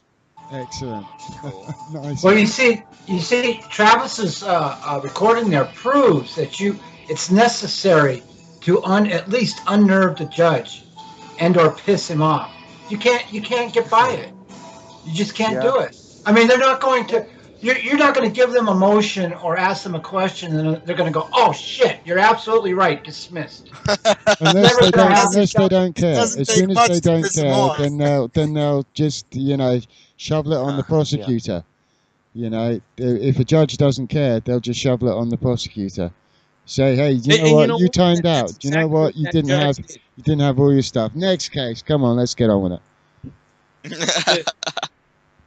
I have somebody who I'm going to fleece in half the time. Everything that I've ever heard anybody ever say, it's exactly like they were telling me the same shit that happened at my court hearing, right? The judge didn't look at the fucking ticket. He didn't look at shit. And when I questioned about it, he was like, oh, well, let me forward your case over to the prosecution. And I was like, wait a minute. You're telling me my motion is unopposed and you're denying it on your own opinion. And he said nothing. And you haven't read dick about this case. Travis, you got this shit down, man. I mean, really, it's too bad that we can't be more Mackenzie friends to people, It would, man. Once you understand this, once that the light is on and you see this, it is really simple. And when you go to court and you watch the sheeple, you get so fucking pissed every time I've been there and I have to wait. I get madder and madder. The one time I walked up, I called the magistrate by her first name when I went through the gate. I was so fucking mad. So, hey, I did. Whoever recorded this, if I would really like you to send the recording to me, because I want to post it on my YouTube channel. Are you talking about my court case? No, not your court case. No, not that. Just this role play session. I think it's gold. I want to put it on. You mean the Skype? It is gold. Yeah. Somebody typed that in there before. Somebody said that earlier. That's good idea, but it's got to be edited. Yeah, I've got a recording of it, which I'll post in the chat box as soon as we finish. So, yeah. Okay, great. Yeah, and you're damn right, Dan. It's a real prize quality 4+ hours at the moment. And there's a good 2 pages of amazing notes, and that's in short. You know, if anybody does get this and takes the time to put time markers on it, please bounce them back to me, because that really does help for a resource. You know. Yeah, I want people to run across it on YouTube and go, "Hey, did you hear this shit?" I mean, even if it's 4 hours, I think people will listen to it. You know. Anyway, I don't think it's easy. Somebody that was just commenting, the judge guy, you said it's easy. It's not easy. I'm sorry, I disagree with that. It's not easy. What's easy? Oh, the concept is easy, or execution? The fundamental principle of the Mark Stevens method may be easy, but what he's playing, it's not easy by any means, any way, shape, or form. It's not. You're absolutely right, Scott. It's very unnerving. And by yourself. Absolutely. The only thing that's not easy is when you're standing in that courtroom and the pressure of the guns. Yeah. But the actual concept of it, it really is. I mean, think about it. It is. I tell you simple what, as it can be. The Mark interviewed on Fabrice's show, and I'm telling you, that show was the narrowing of this Marcratic method really down. It's getting to be tighter and tighter and easier to see it and apply it. All you got to do is understand it and have the balls to apply it under the pressure. That's it. Yeah. Okay, easier and easier is not easy. I said no, but the question's not by any means, man. Okay, so one question just for tomorrow: if nobody clarifies a point, if he hasn't given me a discovery, blank is where I left off in my notes. If nobody clarifies a point, if he hasn't given me discovery, something. I think that sounds like. Could I make a plea? That I was saying. That's Max. Max is getting ready for court in the morning. He wants to go to bed. 9 a.m. Yep, I agree, brother. You need some rest. Okay. Look, the discovery and all that other stuff. I mean that stuff you keep in the back burner. That's like Plan D. If you're going to an arraignment, the only thing is Plan E on my last resort page, but I'm just. No, listen, I understand that, but seriously, you're going to wind up confusing yourself. Just take it one step at a time. You have time to deal with it once you get out of court. Once you get past the arraignment appearance, you've got time to file motions. You've got time to do whatever it is. It's not like they're going to schedule you for your trial the next day. Well, we want to try to avoid getting past arraignment, but I don't know if he's got the skill. Let's not get past arraignment just yet. And Tom, that's what I'm trying to get him to focus on. I'm trying to get him to put all that other stuff that he's thinking about aside and just focus on like 5 questions and practice them. Go over them, say them like 1 billion times in your head out loud, however it is you have to do to cement them in your head, so that they come out naturally. They come out instinctively. If you can get them to come out instinctively, no matter how nervous you are, they'll come out because they're cemented there. I swear to God, dude, I must have fucking practiced like all day, every day for like a week straight. But he doesn't have that. That's how, okay. Yeah. And I think Travis, you nailed it earlier when you said, a knowing plea. You know, if you haven't been informed, you can't enter a knowing plea. And putting those 2 words together, that seems like a pretty heavy retort for a judge to deal with. Wouldn't you reckon, Your Honor, Tom? Yes. I mean, okay. And the other thing quick question, Travis. Travis, I have a question. Travis, how many times did you have to counter them entering a plea on your behalf? How many times did I have to counter them entering a plea on my behalf? Yeah, like how many times did the judge proclaim to enter a plea on your behalf? None. Or did you have any? Really? None. Well, that's a didn't little even surprising. get that far. Yeah, he kept blocking it left, right. Well, normally one of the things they do is they just start trying to plea on your behalf and shit like that, right? Well, I think a lot of that has to do with the way I present myself as well. I'm kind of a vindictive, passive person. I'm gonna get you. It's just you're not gonna know I'm gonna get you, kind of thing. So I come in it with a very, very different attitude, and I'm very people oriented. I love talking to people, so it's kind of easy for me not to come off as a dick, but kind of seem somewhat genuine in the questions that I'm presenting. I don't know if that makes sense to you guys or not, but I guess they didn't see any. But they knew that you'd fight it instantly. I guess maybe they saw that wouldn't get them anywhere. Sales. Yeah, that was it. I was respectful. I didn't get in his face, but I made it clear. I said, "Look, dude, I'm not giving up. I know you ain't got nothing. You know you ain't got nothing. So we can either sit there and drag this out in front of everybody, or you can just kick me out and we can come back later and do it again." Now everyone in the Skype room knows you got nothing. Right on, Travis. Oh man. Yeah, they go for the low-hanging fruit, and you ain't the low-hanging fruit. You got to snap it at. Come on, reach. That's why I thought I'd never get a response from these people, but you will. You just got to be patient. You have to be patient. You have to act like it's a conversation. It's not. Don't go in there and just fucking guns blazing and I need to know this and I need to know that. I mean, that's like the old saying goes: you get more bees with honey than you do with vinegar, and it holds a lot. It holds a lot of truth, man. You know what, Travis? I hate to admit it, but you're absolutely right. Because I can't stand these people. I like to go in. I dream of going into a court and just telling them exactly what I think of these people. Yeah, no, it's almost like if you do that, it almost seems like they know what to do. That walks right into their hands, and they like that. When you go in there, Max, you look like you could be fully equipped with a big smile. The innocent your questions stand, so you can just be innocent and charming and polite and well dressed and assertive. That's very clear and concise. Every time I've ever gone to court, it's a suit and tie. I don't care what anybody says, man. You got to go in there. You got to look good.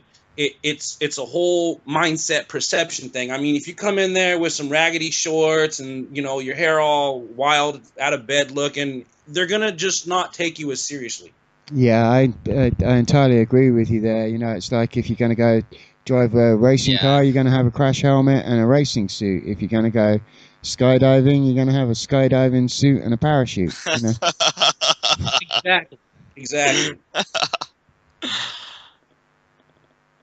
And I mean, if you don't have a suit and tie, just wear a nice shirt. Easter, and a diamond ring, fucking $10,000 diamond ring. You know what really pisses me off every time I've been in court? Everybody always says, "Are you a lawyer?" And they want to sit down and talk to me because I got my briefcase, and I dress like, and lie every time, no lie.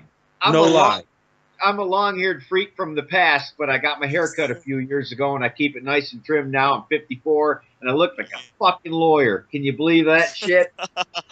I can. Just the other day I walked into the courthouse, and people were looking at me like, maybe I should ask him for advice, like... Well, if you're getting that kind of reaction, then you're obviously suited up, well enough. If you kind of, like I say, you go down the racetrack and people think you're a hotshot driver, then at least you're putting out the right kind of energy, the right kind of assurance. Whether you are or not probably just depends on practice or firing your mechanics or. Keeping my anger under control seems to be my tough thing. Yeah, that pays huge dividends. Every time that I've seen people who dress well, who hold their anger, and like Travis was saying, they're able to keep it like a conversation, without any extras. It's almost like ego attachment. So it's like if they can provoke you into an emotional reaction, then. They can pull out all the basic cycling tricks. I'm so offended by, what you've just said that I'm not going to engage with you anymore. I'm just going to push right through it. All right. Well, I honestly believe they set that whole place up just to unnerve people. I mean, from the time you walk into the door, it creeps me out that the place looks like a fucking chapel. Oh, you know what, Travis? That's absolutely true. Everything about that place, everything. is to intimidate people and make them feel exactly like that. I entirely, I can't agree with you more. Normally, you wouldn't even ask questions to something like this. You know, you would just say, "Well, they're saying it. It's got to be right, huh?" Like, I mean, for everyone else, you know, everyone that's not in this chat room right now, millions of people sitting around in these different states and locations, they all just think it's real and they think it's right, just because it's been said so. Well, you know what, man? Ever since I discovered this, I've like nonstop told people about it. I mean, and you'd be surprised, more than I thought would take to it. Absolutely. Yeah, well, if you make it an option that people can engage with, people will engage with it. You know, you don't have to. It doesn't have to unnerve people. You don't have to, you know, say this is the right way or this is the wrong way. You just show them an option that might well work for them. You know, yeah, I know. And that's, you know, that definitely, you know, helps things along, I think, in that way. It's like, so I can pay $1,000 to get all this stuff released and me still have to suffer the consequences anyway. Or I can just pay like $50 and have Mark Stevens help me out. Like, yeah, and you know, and learn that, you know, touch of what it actually is in terms of really engaging with the system. What really are the answers to some of those questions? Yeah. And you know, also the thing that Trav was saying earlier. I mean, here in England we have some really old courtrooms, and those places are set up in a very, very, very religious, mind-altering, environment-altering way, to project different energies at different locations if they're activated. And you being in the dark and the judge being high up on his podium and the other people being placed around, it's, you know, it is designed for that intimidation, but it's a little bit like a subliminal advert. Once you see the subliminal, it doesn't quite work like it used to. You know, once you've seen the man behind the curtain. So, what evidence they have that I even know what they're talking about in the first place? Well, see, that's the beautiful part. You don't have to know what they're talking about. You don't have to be a legal expert. You just have to know that you have 5, 6 simple yes or no questions, and you can't even get through it. They won't get through it. And me personally, I listened to what a lot of people were saying. I listened to what a valid cause of action was, and I went out and, you know what, I Googled it. I saw what the elements are. I went out and I went to see what corpus delicti means. I mean, these are just basic, simple things that you should, if you're hearing the terms and you don't understand them, you don't feel comfortable asking, just Google it, man. They're in your motions. That's what I'm saying, Max. If you read the motions that you filed, you will have all the ammo you need right in front of you. Awesome. Here's something to keep in mind in line of that. It's not that you have the right to inform yourself of the cause and nature of the proceedings. It's that you have the right to be informed of the cause and nature of the proceedings. So that's an important difference, because they're on the hook. They're on the hook to answer all of your questions, no matter how long they go, in order to prosecute you. And if it's a relevant and unanswered question about the cause and nature of the proceedings, they're on for it. I don't see a way for them to get out of it other than to persuade you to drop the question.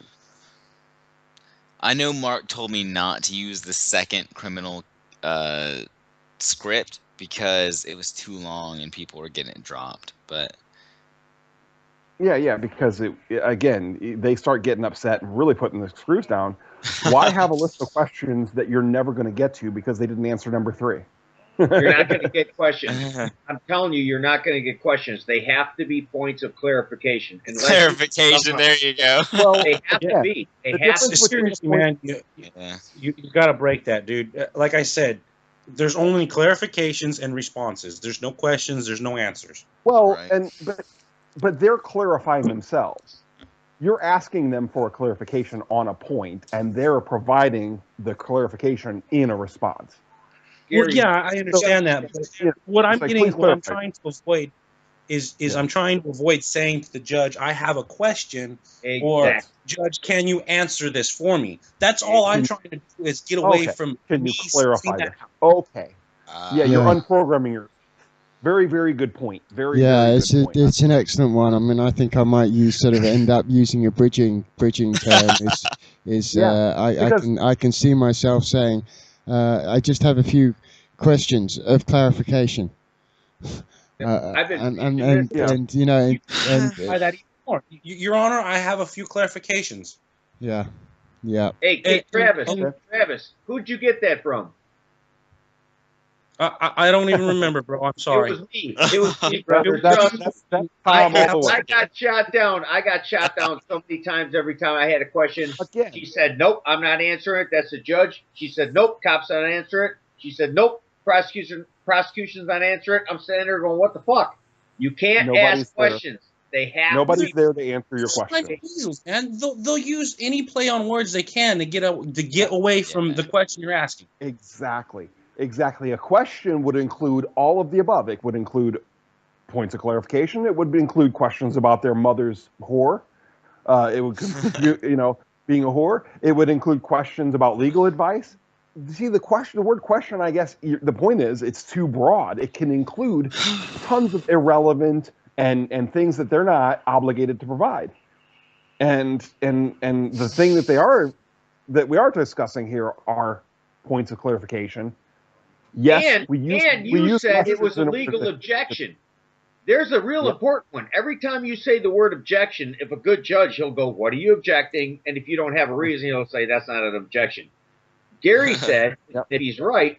Point of clarification. Objection. Point of clarification. If that's an objection, that's the best fucking thing you could fucking use. That is, isn't it? Because then they got to clarify. Damn. I'm surprised. I'm surprised, Tom, that this hasn't. I mean, I guess it's just been missed in our conversations, but I'm sure the verbiage has been there. It's just, I guess you didn't understand what I was saying, and again, sometimes I suffer from that. Well, I got lucky and I just stumbled on it, I guess. Because I noticed it started working. Every time I started saying that rather than having a question, I was getting answers. I'm like, well, this is working pretty good. That's great. But yeah, man, you know what? It's the hardest part is getting the nerve up and keeping yourself composed. Try not to sit there and shake. If you have to, like what I did, dude, I couldn't stop my hands from shaking, man. It was ridiculous. So what I did was I went up with the judge. I had my little folder, and I held onto it with both my hands, so they couldn't shake. He couldn't see me shaking. You know, these are just little tricks that I did for myself to give the judge the appearance that I am cool, I am calm, I am ready to play. Let's play. And I can do this all day, kind of thing. Once they get that perception that, hey, this dude, I'm not going to get him fired up. I'm not going to get him to yell and scream. He's just going to stay on point. They can't do anything to you. Let me rephrase that. They can do whatever they want, but legitimately, whatever they do to you will have repercussions. Mm-hmm. Yeah. So we've heard of people being thrown in jail for contempt, unquote. But then after they got out, the judge would backtrack and say, "Well, I'm finding you guilty, and the punishment is the couple hours you just spent in jail, and that's already served. So we're done." And it's like, okay, so you weren't in jail for contempt anymore. He's backing that out and saying that was his punishment for. But what about the ransom, right? The bail. Ransom bail. Okay, so be honest about it. What is it? Factually, what was just done? I was kidnapped and held for ransom. Okay. Gave them money because you needed to cover the injury that was done to them, and you wanted them to have money to make sure that they were covered for their injury, right? Is that why you gave them money? I guess so, but they didn't have any injury, right? No, I gave them money just to get out of jail. Yeah. Okay. I was gonna say I didn't. I was being sarcastic a little bit. Okay. So the truth isn't like they would have it. The truth isn't that you gave them money to make sure that their injuries were covered while you were being accused. and so that you didn't flee and that their injury was left, in their lap. You gave them money for quite a different reason than what they're pretending you gave them money for. Yeah. You didn't give them money to secure justice. You gave them money for your safety. Yes. Hugely different. So they're calling it bail, but that is absolutely not what it was, right? Ransom? Fair enough. Fair enough. Why go with labels? It's money you gave them, so to get out from under some threat of violence, right? Yeah. And so it's meaningless, and it shouldn't have been taken, and as such, it should be given back to you. Ah, okay. Well, yeah. And that's where I go with, should I be suing these people? Okay, so suing them where? Where can you find an impartial judge? Hold on a second. Dude, that's like trying to say you're going to sue the mob for extortion. Exactly. It just doesn't. That's exactly what I'm saying. Exactly. That's exactly what I'm saying. Have you ever heard of the bar being sued? Ever? No, but it sounds like a great idea. Well, I don't mean to come off like a dick or anything, man. But yeah. you got to change that mentality that you have. Yeah. That's just. I'm not actually going to use that mentality in court, but honestly, that's what I feel. Oh no, I understand that, but you just have to look at it like you're just trying to give them as little as possible to leave you alone. Yep. And even going simpler than that, if you go to court, you pop off a couple of questions. They're like, hey, you know what? Talk to the DA. I don't want to deal with you right now. The DA says, you know what, dude? We're going to cut your fine in half. We're going to drop this down to like a 1-point infraction, whatever the case may be. Think about taking it, because now you're done. You're done. You don't have to deal with them anymore. You don't have to spend any more time going to court. You don't have to take time off of work or out of your life or any other bullshit. And you've got away far less than it could have been worse. Yeah, and if you got the attitude that you think, you'd like to go sue them, you'd like to go and hunt out some unicorns. Sorry, an honest judge. And that may be a way to go. I'd seriously think about, actually spending some time getting a video camera, going and videoing yourself, asking some of the representatives some of those questions, and blowing their cover. Because people like business, when it's quite efficient, quite extortion racket, if you start blowing it up and drawing attention to that, then it doesn't make it look so good, and that's that's a lot safer than trying to go to court and speak power to so-called authority when that so-called authority has a monopoly on violence.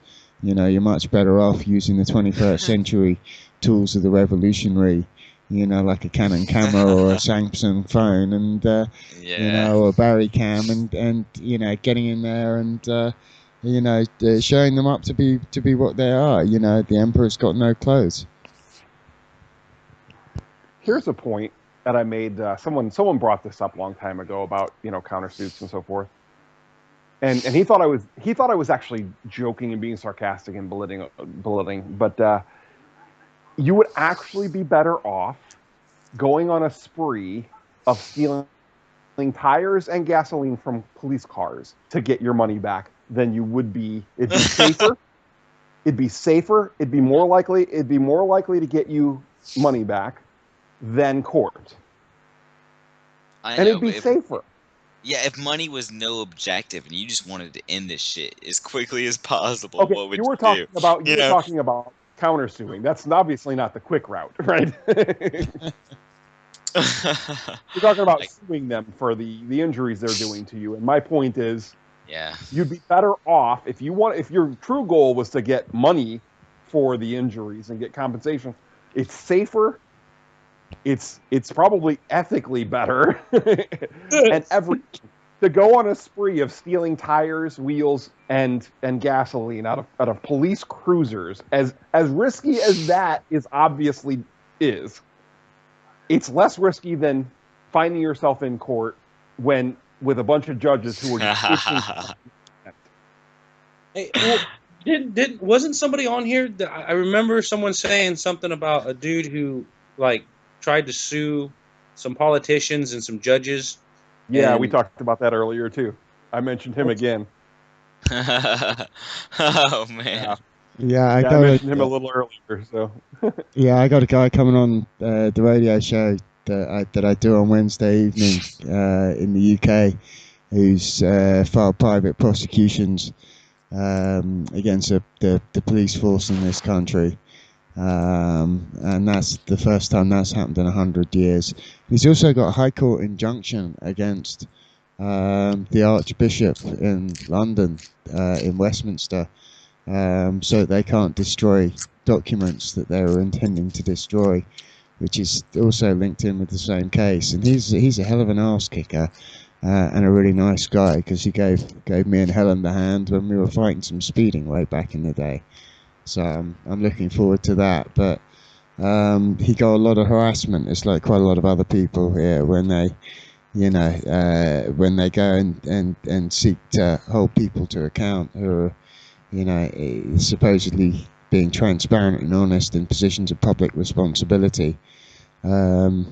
That actually, when you hold them to account, it can be a very, very hazardous thing to do to your private life, your family, your peace of mind, and your business. So, yeah, it's very, very different from defending yourself or, going and embarrassing a politician, I think.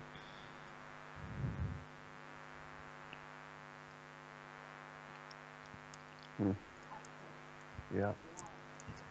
Difficult road either way. It's see, going on the offensive. It's a difficult road. Well, sorry. Well, I'm sure, and that's why it's taking. That's why I'm studying law, boys. Nah, good for you. I'm going to hold someone accountable. They always. And you think the law? You think that law is an avenue for that? I think the law is a really good way of ensuring your own peace of mind and your own ability to defend yourself. I think to go on the offensive, I think it's more transparency and being able to shine a light on things and carry people's attention with you. So where is the militia police at? Well, maybe they're the guys standing out there with Canon cameras asking the question. Got kidnapped from the police, like. Well, maybe the 21st century militia is the guys who are filling up YouTube with what's really happening on the streets. Right. Yeah. Right. I know the cops around here seem to fear cell phones a lot more than they do switchblades. Yeah. Yeah, it's the same here as well. I help run the Cop Block UK stuff, and same goes. There are more and more people here now who know, if one person takes out a phone, that other people will automatically take it out just to focus on them to make sure nobody takes their phone out. And so people know how to do that. That's fast becoming a cultural thing on the streets here, and it's making a difference. So you're vying for the video of the cop taking away the camera. Yeah, well, it keeps everybody safe because, if they snatch one camera and it's caught on another camera, if there's just one camera, they might think about going for the snatch. They go for two. It's not going to happen, so you've equalized the odds, and that's all you want to do is, if they're doing what they're supposed to be doing and it's above board, they won't mind you having a camera there. So it's a great way of, equalizing out the odds, making sure that everybody behaves well. That's why it's good to have people supporting you in court if you can. It just helps equalize the odds. All right, so before I found Mark Stevens just this past week when I got my letter, I found the International Tribunal for Natural Justice. Has anybody ever heard of that? Yeah, I've heard of it. They got some interesting ideas. I think it's probably more effective as a public relations than anything that's going to have too much of a structural difference. Is that the Rod Class bunch? It's not the Rod Class bunch. I mean, I don't know. Actually, Rod Class is what I was looking up first before I was looking up anything else. So, is that where you're trying to bring in the whole postmaster thing? Huh? Is that where you're trying to bring in the Postmaster General? What do you mean Postmaster General? There's a obviously not the case, but there is also a legal idea. There's a legal idea where there's a whole international law way of administratively handling things over the mail systems, as long as you do it in a certain formality or something like that. Never mind. It's obviously not it. Huh. I don't know. I mean, I was just looking at post office stuff the other day after I got a call from my local post office saying I couldn't tape shit on mailboxes. Like, yeah. Who's Rod the idea Class? being proper. Who's Rod Class? He's Rod the guy Class. that he was Physical contract, arrested for right? gun charges in Washington. He had like 3 guns in cases and lock boxes in his car. No, I think heard he of means that, in the sense of the legal ideas, it says Rod Class except for value, driver's license. creditors in commerce. I think. Yeah, he's doing the it's private straight attorney up general that stuff. he- But I thought yeah, it was that the the website. I government thought it was what he privatized said it was. I was only on like 1 call from him once. He sounds like that Canadian guy. What's his name, Gary? I don't know where he's from actually. Menard.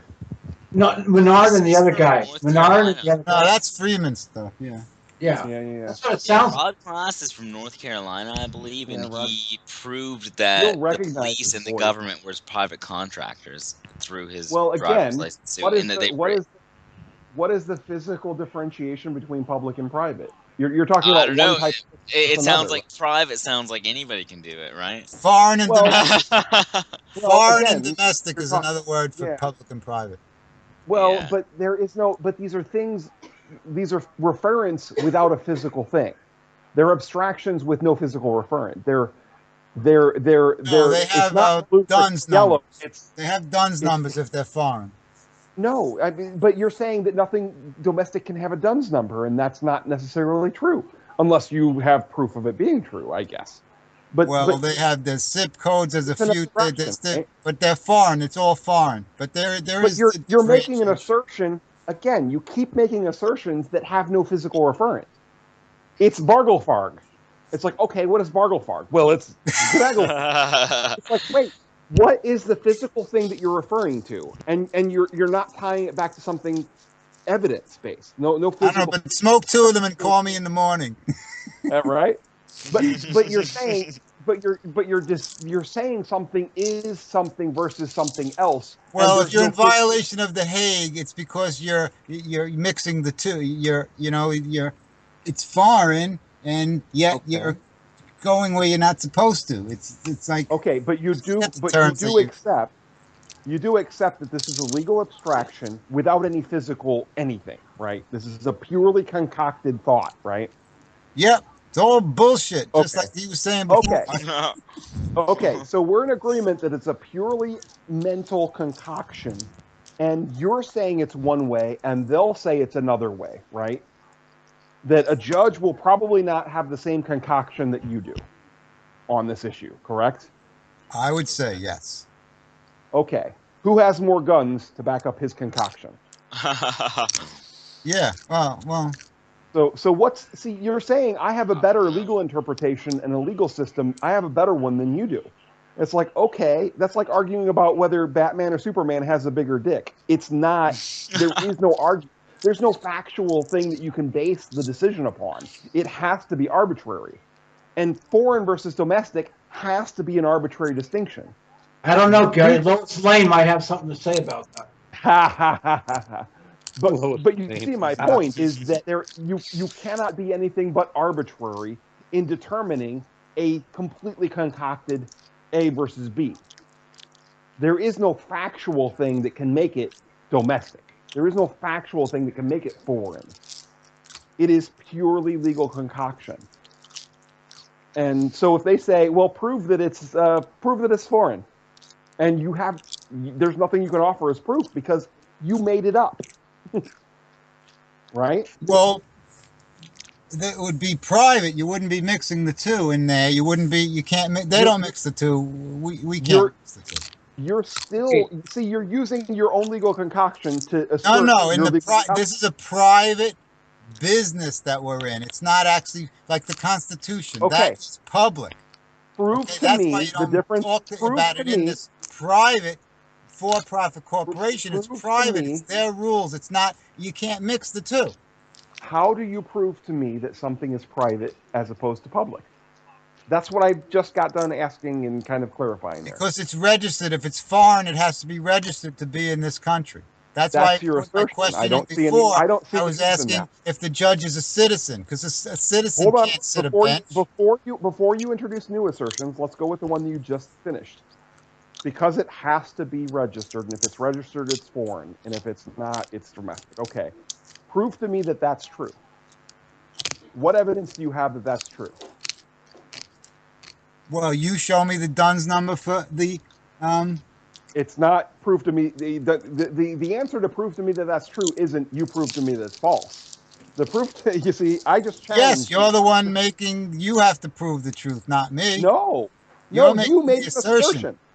You made the assertion. I'm asking about your assertion. See, you get it switches on you. You asserted that public and private exist, and I'm saying prove it, and you're saying you're the one with the burden of proof. No. The person who made the assertion has the burden of proof. You are the one that asserted that public versus private is relevant to anything. And that's why the burden of proof is on you about public versus private being relevant. Okay. These courts that you were calling them a judge, it's not really a judge. It's a magistrate. It's a pro temp. They're lawyers. They're not judges. But we're giving your opinion, right? You're making it come to life by giving them the credibility. It's like all of a sudden the flat piece of paper jumped up and it's a cartoon moving around dancing. That's not literal. That's not literally true at all, is it? I mean, you're being allegorical right now. Yeah, literally, they're just men and women, correct? The literal sense is it's business. It's either equity and it's contracts, or it's something else. Stop again. You keep saying literally and then talking about figurative. Literally, they're just men and women, correct? Contracts are not figurative; they're literal. What do you mean? There's elements to a contract. Contracts are abstract. It's not. I'm not pulling it out the hat. Are you talking about the paper that the contract is what we call a contract? Is that what you're talking about literally? I'm talking Or are you talking about the abstraction? I don't know. So what's still the point is I got lost where we were coming from and going to. Because, again, you kept asserting the difference between opinion and fact and kept shoving opinions down into factual, and I kept trying to push them back. Okay. Factually, people are just people. Okay? In an abstract sense, you can call them judge, you can call them magistrate. But those are abstractions that have no physical thing. It's not like everybody who is colored blue is a judge. A judge is just an arbitrary title, right? Yes. So there's nothing that causes somebody to be a judge other than the fact that somebody labeled them as such. It's an arbitrary label from somebody. A contract is a concept unless you're talking about the physical paper. Okay, if you're talking about the physical paper, a contract is a physical thing. It can be lit on fire, burned up, whatever. But the abstraction of the agreement is a whole conceptual thing and isn't a physical thing at all. So an oral contract is not physical? What, it's just sound? I guess I see where you're drawing, where we're crossing. There is sound that communicates the contract, but if you're saying the sound is the contract, the sound no longer exists after the fact, right? Yeah, but we shook on it. Yeah, and that was a physical action that happened. Sound, yeah. But the idea that some kind of an obligation persists isn't physical, right? Yeah, but it doesn't matter the facts because it's all presumptions and assumptions. So the facts and the evidence are really irrelevant because we're believing this bullshit that these guns are real, and they are real guns. So you're conceding to me that everything you were talking about is an abstraction and is just an arbitrary abstraction at that, correct? I can't answer that because I didn't know what one of those words were that you said. Oh, okay. Abstraction. Arbitrary? Hey, Scott, can I ask you something? Yeah, uh-huh. Can I ask you something, Scott? Go ahead. All right. Let's say I come knocking at your door and ask you if I can mow your lawn for $50, and you say okay, right? So we have an agreement, right? Well, I don't have a lawn, but okay. Well, say you did, all right? Go that far for me, Wiz. All right. So we would have an agreement, right? That would be an oral agreement, correct? I would mow the lawn, and you'd give me $50, right? Uh-huh. Let's say you had, when I said mow your lawn, you wanted me to cut a ½ inch off the grass, but my mower only did a ¼ inch, right? And then you would say to yourself, well, he didn't uphold his end of the deal. I'm not going to pay him the $50, right? Until he mows it to the right length, and then I think he'd be motivated to cut it again. So you would convey that to me, and then I'd say, well, okay, I'll either do it or I won't. But one of us, if I don't do that, or if you pay me the money and you're unsatisfied, you get screwed. If I don't... Well, you wouldn't get paid till after you did it, or at the end of the week, or the end of the month, however that would work. One of us is going to get screwed until we work this out, right? But the point that Gary's trying to make is bringing in third-party interlopers that don't give a shit about us in the first place, right?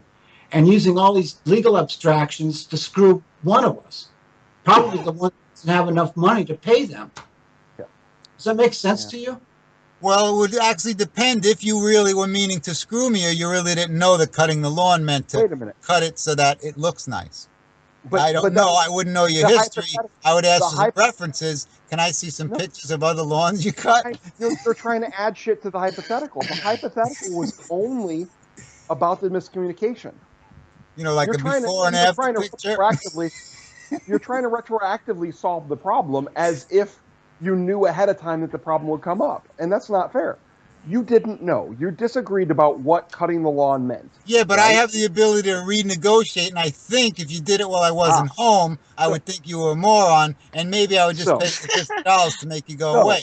And if I thought you just were in error, then I would, say, well, this isn't really, sufficient. I came here for you to fix my brakes, and I still don't have brakes. So you don't expect me to give you the $50 until you fix the brakes. Is that correct? So I would bargain and renegotiate that. Come on. Okay, so you're saying that contracts don't... Look at the guy across the street. Look at here, and look at yours. Now, don't you think something's wrong with this picture? And I would clean it up right there because I didn't pay him yet.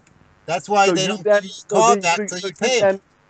So you then go to a mechanic. Are asserting that the concept of contracts, you're asserting that contracts do not exist because they can be renegotiated at any point, even after performance. Well, they can exist in our mind. They can exist on paper, but if there's any disagreement, so basically, it's just a suggestion. It's nothing binding. It's just it's just something to kind of guide our thinking a little bit. Contracts aren't binding. They're just tentative. And another little sideways point here, just to bounce in there, that contracts are also open to interpretation as well, because when Dan said, kind of where it was going. I'll mow your lawn for $50. How did he know that he wasn't gonna? Scott didn't think that he'll come and mow my lawn and he'll pay me $50 for the privilege. Because actually, what he said could be reinterpreted in both ways. And, I mean, that just brings back, again, right back to Gary's point, that, with a lot of these constructs, they are arbitrary, whether something is public, private, foreign, or whether it's a contract or binding. A lot of those are arbitrary in terms of the necessity to define terms. So, therefore, you would have to get $50 anyway. Even if he did a shit job. And that's why I would say then I would pay him to make him go away and I'd get someone else. Yeah, but there's many ways to handle I was Scott, I was just trying to point out how wrong it is to bring in third-party interlopers, i.e. the government, to I solve agree with disputes. that. I agree with that. I wouldn't bring in a third party in Thorpe. I wouldn't then take it to small claims court. I would simply just pay him the $50 and get someone else for next month. Well, no. Well, the analogy notwithstanding, I was just trying to point out that what Gary was trying to say, these are all abstractions, all these legal abstractions, is people believing that they can take third-party interlopers to solve their problems between other people. That's all. Yeah, I agree with that. That's the cause of a lot of these problems. Nobody does anything. Although people are learning now not to call the police. I don't call 911. When we had this crazy guy here, I didn't call the freaking cops. If I was going to have him arrested, I would have written something down and brought it to the prosecuting officer, the cops or something. I wouldn't have actually called. But that's what people believe is the proper thing to do. They tell you if there's a burglary, you call 911. Yeah, and then the police come and shoot your dog. And then you realize, I should have called 911. Calling a third-party interloper maybe isn't the problem, it's the solution. One of the defining characteristics of Bitcoin, for example, and all cryptocurrencies, is that it's permanent. A government or a court cannot intervene and undo the expenditure. And that's one of its strongest points, is that no one can forcefully undo money once it's spent. The Federal Reserve will. You watch. They'll be just like Kennedy. Bullshit. I don't agree with that. No, wait a minute. Right now, they'll wipe that out overnight if they want to. Right now, I don't want to discuss the constructs of cryptocurrencies and why they safeguard against that. Really, but again, you might be right. But it's a very difficult conversation to have. Let's put it that way. Yeah, and that's not something. I'm not a money person. However, I actually am doing this more so to get someone fired and removed from power than to get restitution. But I'm really telling you, some people go to these courts for restitution. If they can't get your restitution for your property being stolen and broken, well, who needs these courts? So I'm trying to take my case 10 years ago to these courts for the purpose that you're saying is put you in danger. And this, I've been in danger since day one this happened. I don't care. But my legacy is I found something that's not acceptable, and it's not something huge and bigger than me that I can't handle. It's a bunch of local dirty freaking cops here being protected by all their other dirty cop friends. And why is it you feel that the court is the place to go for this? Because that's what I learned with Mark Stevens. That was the principle. You can actually ask questions of these people. I never knew that until I found Mark Stevens. Wait. Wow. I never knew that you could question what these people with the guns were doing until I found some video from Mark Stevens. It's in a green T-shirt. This man's a genius. And that's how I found Mark Stevens. And that, after about a couple of shows, I realized that you can actually question these people with the guns that are out of control. And I've been studying and doing due diligence, and I see some remedy. And, because they're pretending to be government. Mark Stevens, I've never seen Mark Stevens' stuff be associated with getting remedy as a complainer in a court, as one bringing the suit. Yeah, me neither, Gary. Me neither. You're not me. I'm a visionary. I look at the world differently. I understand. I understand what you're saying. I have, things like 1205, 1215, and stuff like that. That kind of stuff I've seen. That's a Rod Class thing. No, Rod Class isn't 1215. That's his website. No, 1215.org is not Rod Class. I can guarantee you that. And who was that? I'm mixing them up. There's so many gurus. I mix them up. Who's 1215? I know it's his website. It's, the guy with the big beard. Hold on, I'll get it in a minute. I don't even know them from look. I'm on every freaking call there is. I've been on hundreds of these calls, and I don't know half of them. I've successfully used this stuff, and I don't even remember. Hey Scott, do you think Mark Stevens is a guru? Do you see him as a guru? No, I don't look at him as a guru. That's not a name that I use. If you actually look up the term what a guru is, it's nothing like that. However, no, I don't look at Mark Stevens as a guru. I look at Mark Stevens as an inspiration that across the board, universally, he can show people how to ask questions that can expose things that they don't want people to know. in a nutshell, he's a freaking genius, just like that video says. Bill Thornton. Bill Thornton. Oh, Bill Thornton. That's it. I get them all mixed up. Yeah. Now, here's the thing. Bill Thornton, if you try to imagine that he's not just treating this as a legal abstraction, you'll think he's an idiot. But he is basically saying, you know, you have to take the attitude that it's like, well, okay, if you're proclaiming that you get to be the tribunal, I'll proclaim the same. And then you get to argue with me about why I don't get to be the tribunal, but you do. And that's really the center of Bill Thornton. I like that. Well, but again, that is on the aggressive side. I've heard. Does it work? How does this work? I mean, again, you're trying to goad them into an argument that they can't win, because their idea that they get to be tribunal and you don't is arbitrary, and you're pointing that out as well. Yeah, the difference between Mark Stevens and someone like this guy you're talking about is Mark is using their rules and their proclamations against them. Like everybody knows. Exactly. That's why it gets me right in my heart. Yeah. Exactly. Everybody knows that you're supposed to be innocent until proven guilty, correct? Yeah. Everybody knows that. Exactly. Yep. But that's not the truth.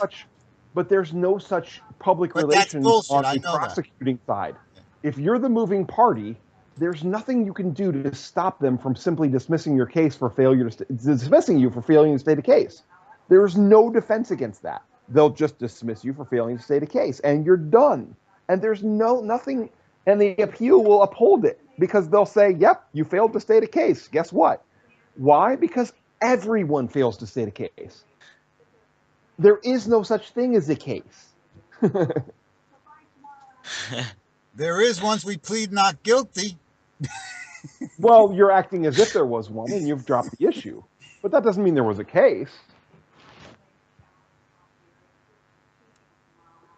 And again, if you're trying to use Mark, it's almost like trying to use a block in order to damage someone. It's a blocking maneuver. It's a damage control maneuver that really has its roots in questioning, Socratically, challenging. But as the one who's suing, you can't stand back and question them. You can't be neutral. You can't be skeptical. You have to be on the motioning side. You have to. How can you be a skeptic? Yeah, you have to be taking the position. You can't be skeptical and suing somebody. It's not possible. So that's where I'm having a little bit of trouble. You're saying I'm taking this Marcratic, I'll use Thompson, Marcratic approach to suing somebody, and I'm like, well, how do you take skepticism and make an assertion? That's are you saying I'm skeptical? Are you saying I'm skeptical? I don't know who's being skeptical. This approach is based upon. Oh, are you just saying that saves you from being able to make an assertion by being skeptical at the same time? You can't be skeptical and assertive. They're opposites to each other. Well, I know. So if you claim to be skeptical, oh, so you mean someone making a suit is being assertive and Mark is skeptical? Correct. Is that what you're saying? The whole thing we're talking about, this challenging jurisdiction and challenging a burden of proof, is skepticism. That's what it is. And okay. when you're suing somebody, you cannot be skeptical. Yeah, I didn't realize you were saying Mark was skeptical. I'm sorry. I got you now I got you. Yeah, okay. But I took it a couple of levels up. I only started with Mark. That was the first thing I ever found. There are no levels up from Mark. Oh, yeah, there are. Oh, yeah, there are. I've been at this for a lot of years. I've used Bill Thornton's stuff to actually get myself out of a huge suit between huge companies. Yeah, I've heard a lot of people give him credibility, and I've heard a lot of people rip him apart and even tell what his bad stuff is. There's a lot of credibility in him. I've heard that from many people I deem reliable. And I've never looked at any of his stuff, though. Never saw even one video from him. I could care less if he's Hitler or Mother Teresa or what. The point that he makes is either valid or not valid. And the reason he's made some good points. Is he valid? You're saying he's valid, right? There is. We can have a discussion about the validity of Bill Thornton. Even a little. It doesn't have to be either. He's totally bad, or he's got a little bit of validity, or a lot of validity. There is a huge point to be made in Why arguing are you asking that him for validity? You have the same right to be tribunal as the. Don't ask him for validity. Figure that shit out. Yeah. Well, I understand your point you were making before, because if you're bringing a suit or a claim or any kind of thing, you can't ask questions. There's no questions in a suit or a claim. Yes, you make your assertion. There's not one question in there. You argue your case, and it's up, and you present your evidence as to why you're right and why they're guilty and why they owe you money, and then you sit back, having proven your case, and wait for them to show fault in your case, right? And the Bill Thornton centers, and I'll probably in the rough sense, around the idea that you override the judge when he acts as tribunal instead of judge. And you say, no, you're not the tribunal. I'm going to act as the tribunal in order to goad him into the argument about who's the tribunal. And then when he starts arguing about, I'm the tribunal, you simply ask, why are you the tribunal instead of me? I brought this suit, and the defendant didn't request a jury yet. Why are you acting as tribunal? It's either me or a jury. Those are the two choices, not you, the third party, the judge. So you're saying the tribunal is independent of the judge, and that's the point he's making, is if the judge tries to pull to himself the powers of tribunal, you slap him down on it, because there is no such concept. He's just trying to do it. And you say, what is the reason that you have for trying to make a tribunal decision as judge? And then you just reverse his order and, things like that. You ceremonially, vacate his order and do whatever you feel is right. And you provide due process and all this stuff. Now, conceptually, this is just as valid as the bullshit that they're doing. But that's the problem, is it's all conceptual, right? Yeah, and we're giving it credibility. Everyone. Okay. And each year they take that credibility we gave them, and then they increase and turn it up a little further, and they added some new thing, and a new thing, and a new thing. Okay. It's going to be $4 to pee. In January, they're going to make it $4 if you got to pee. Yeah. I can't even keep up with you add assertions while we're still discussing earlier ones, so I don't even know what to do with that. It's like, man, I'm trying to nitpick, I guess, about an earlier point, and you're off 3 points later. It's like you're way out on the branch that I'm trying to kind of establish the root of, Yeah, well, my mind's wandering. We've been on this call for hours. It's 11:30. It started at 6, 7, 8, 9, 10. It's been about 5 hours, I'd say. Yeah, that's been a good call. It's been a good call. Yeah. I understand, and I'm not faulting you for it. I'm just pointing it out. It's like, wow, it's if you, and in court, you got to keep those baby steps. You got to make a small point. Oh yeah. Small concession. You don't want to be all over the place with with judges and lawyers where it's a formal setting and it's supposed to be like a formal, highly constructed, rational discourse. Oh, excuse me, I can barely say that. There's a weird metal taste in my mouth. I think you managed to spit that out just about okay, Gary. But where that's the pretense, at least. And you're pointing out, of course, that they're sneaking in arbitrary opinions, they're sneaking in biases, they're sneaking in presumptions, they're sneaking in all these logical fallacies and all this stuff. And that's the point, is they're building their mess upon logical fallacies and misdeeds and presumptions built on presumptions and crap like that. And also silence. and when and you're a lack of silent, information. you're reacting and assumptions. Well, yeah. And again, you can counter that if they said, well, you were silent. You can say, I had objections, but it was not safe to voice them. And I was only silent because of the threat of violence. And I don't remember. That whole silent acquiescence is out of the water. You've just blown it up. There is nothing I feel I can safely do now.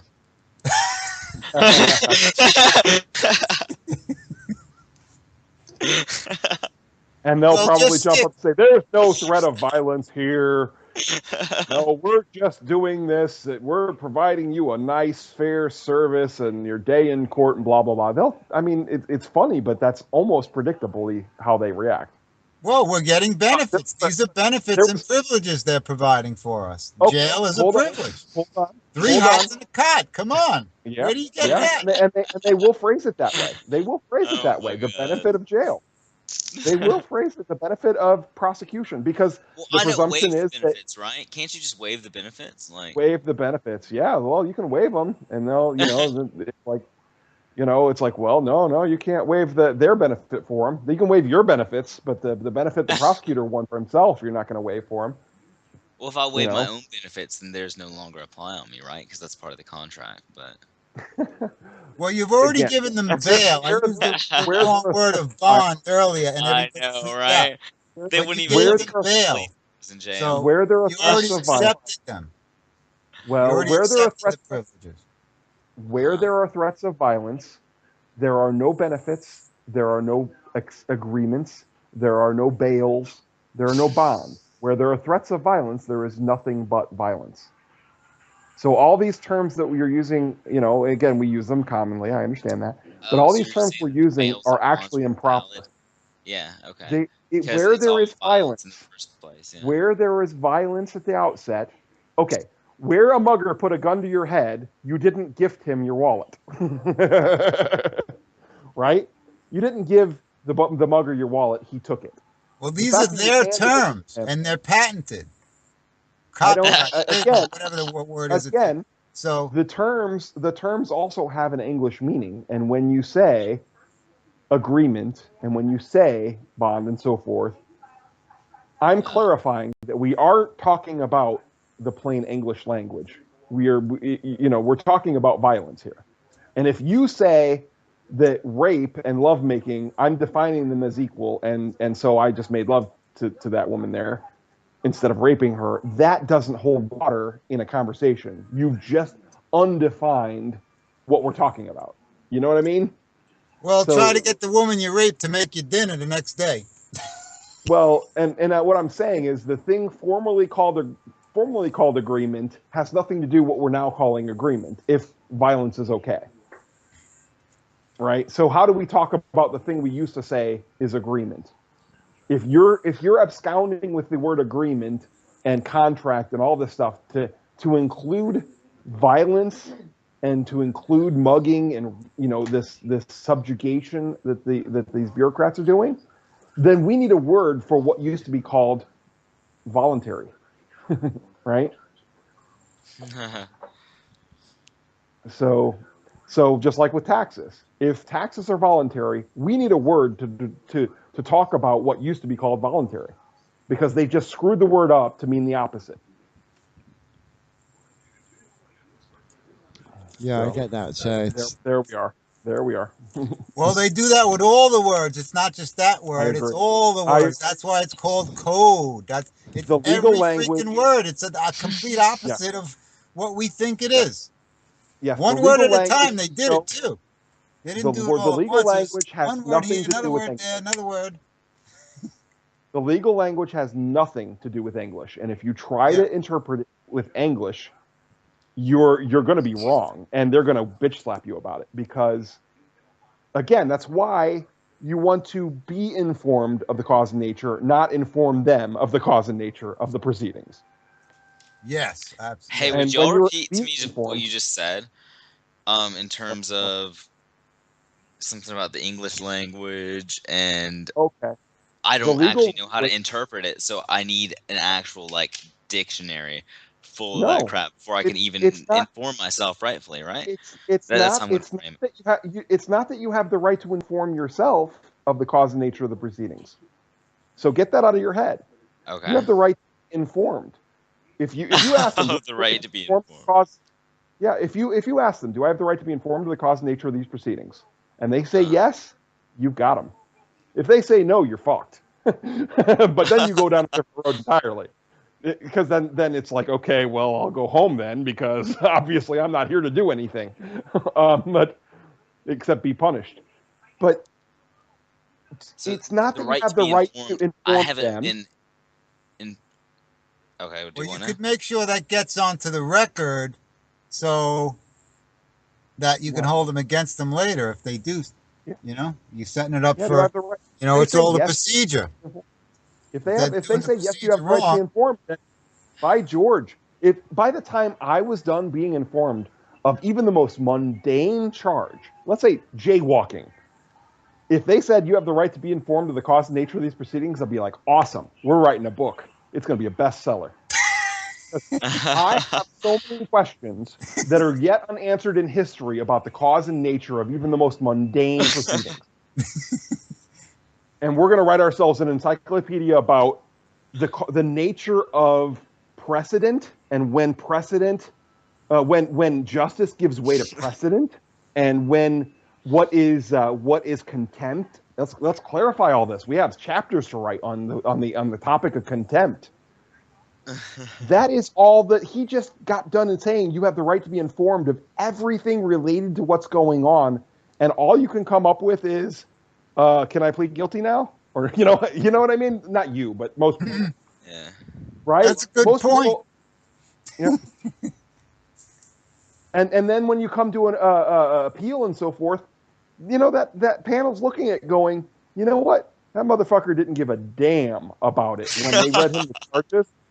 They said he stole a car. He didn't care about what color the car was. He didn't care about what the procedure were. He didn't care about nothing. He knew what the score was. He knew what the color was. That guilty bastard should be in jail. He didn't do nothing but plead not guilty. He was just hoping to be lucky, because he didn't care about nothing. Same thing. If I came up to you and said, buddy, you stole my car last night, and the first thing out of your mouth was, you can't prove it, I'd smack you in the face, right? Dude, that just happened to me last week, basically. But with a camper, not a car. But if I'm watching this happen, if I'm watching two people have this discussion, and the person who was just accused said, well, damn, what color was this car that I'm accused of stealing? And the guy who just accused him says, you know what fucking color? Pay me. It's like, wait a minute, why did you just say color? Why did you just give a big old speech about how he knows what color it is instead of saying blue?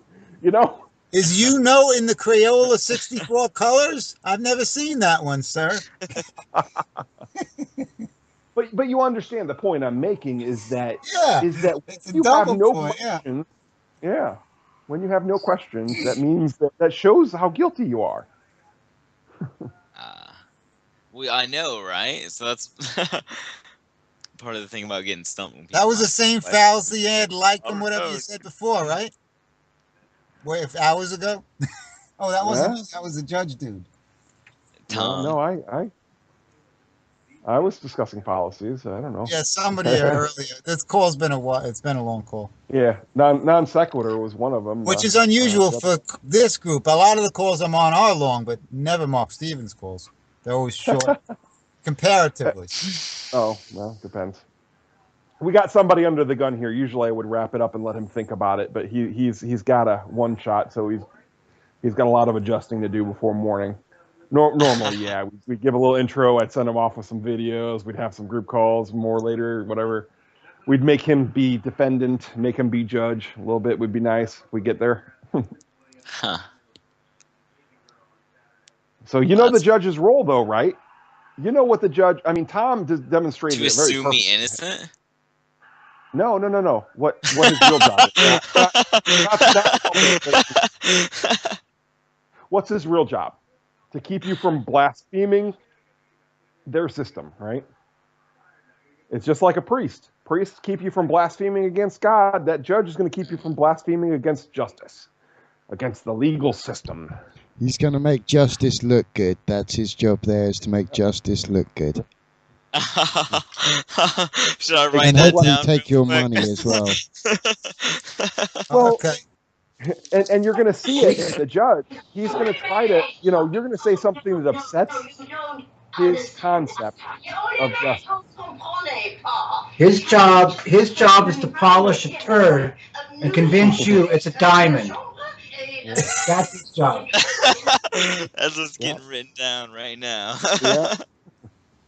To feed you that shit sandwich and get you to call it a sandwich instead of calling it shit. Never call the shit sandwich anything but shit. It's not that you don't like the sandwich. It's that it's shit. It's not it's not this is not a, what do they sometimes call it? This it could be good shit. Or, it could be shit with corn in it. It doesn't matter. It's still shit. It's still shit. No. People sometimes say it was an inadequate hearing or something like that, or it's like it wasn't a hearing at all. It was just crap. It was a flawed arraignment. It wasn't a flawed arraignment. It wasn't an arraignment at all. Okay, well, I'll definitely be back. It's about 11:38, and I'm gonna wake up at 6. And I thank y'all so much for being up with me. But it was fun, boy. Let us know. This is an awesome community y'all have going on, and I'm glad that this kind of let us know that you're not in jail. I will. Know that that is one of the biggies. Say, hey, it may not have gone great or bad or whatever, but I am not in jail. And if you're in jail, you could tell everything to everyone in there. Absolutely. A heads up. Yeah, I super appreciate it. Sure. All right, kids. I had fun. All the best, mate. If you have angles. I was going to say I'll stick the file in the chat box after we signed off. But all the best in court tomorrow, mate.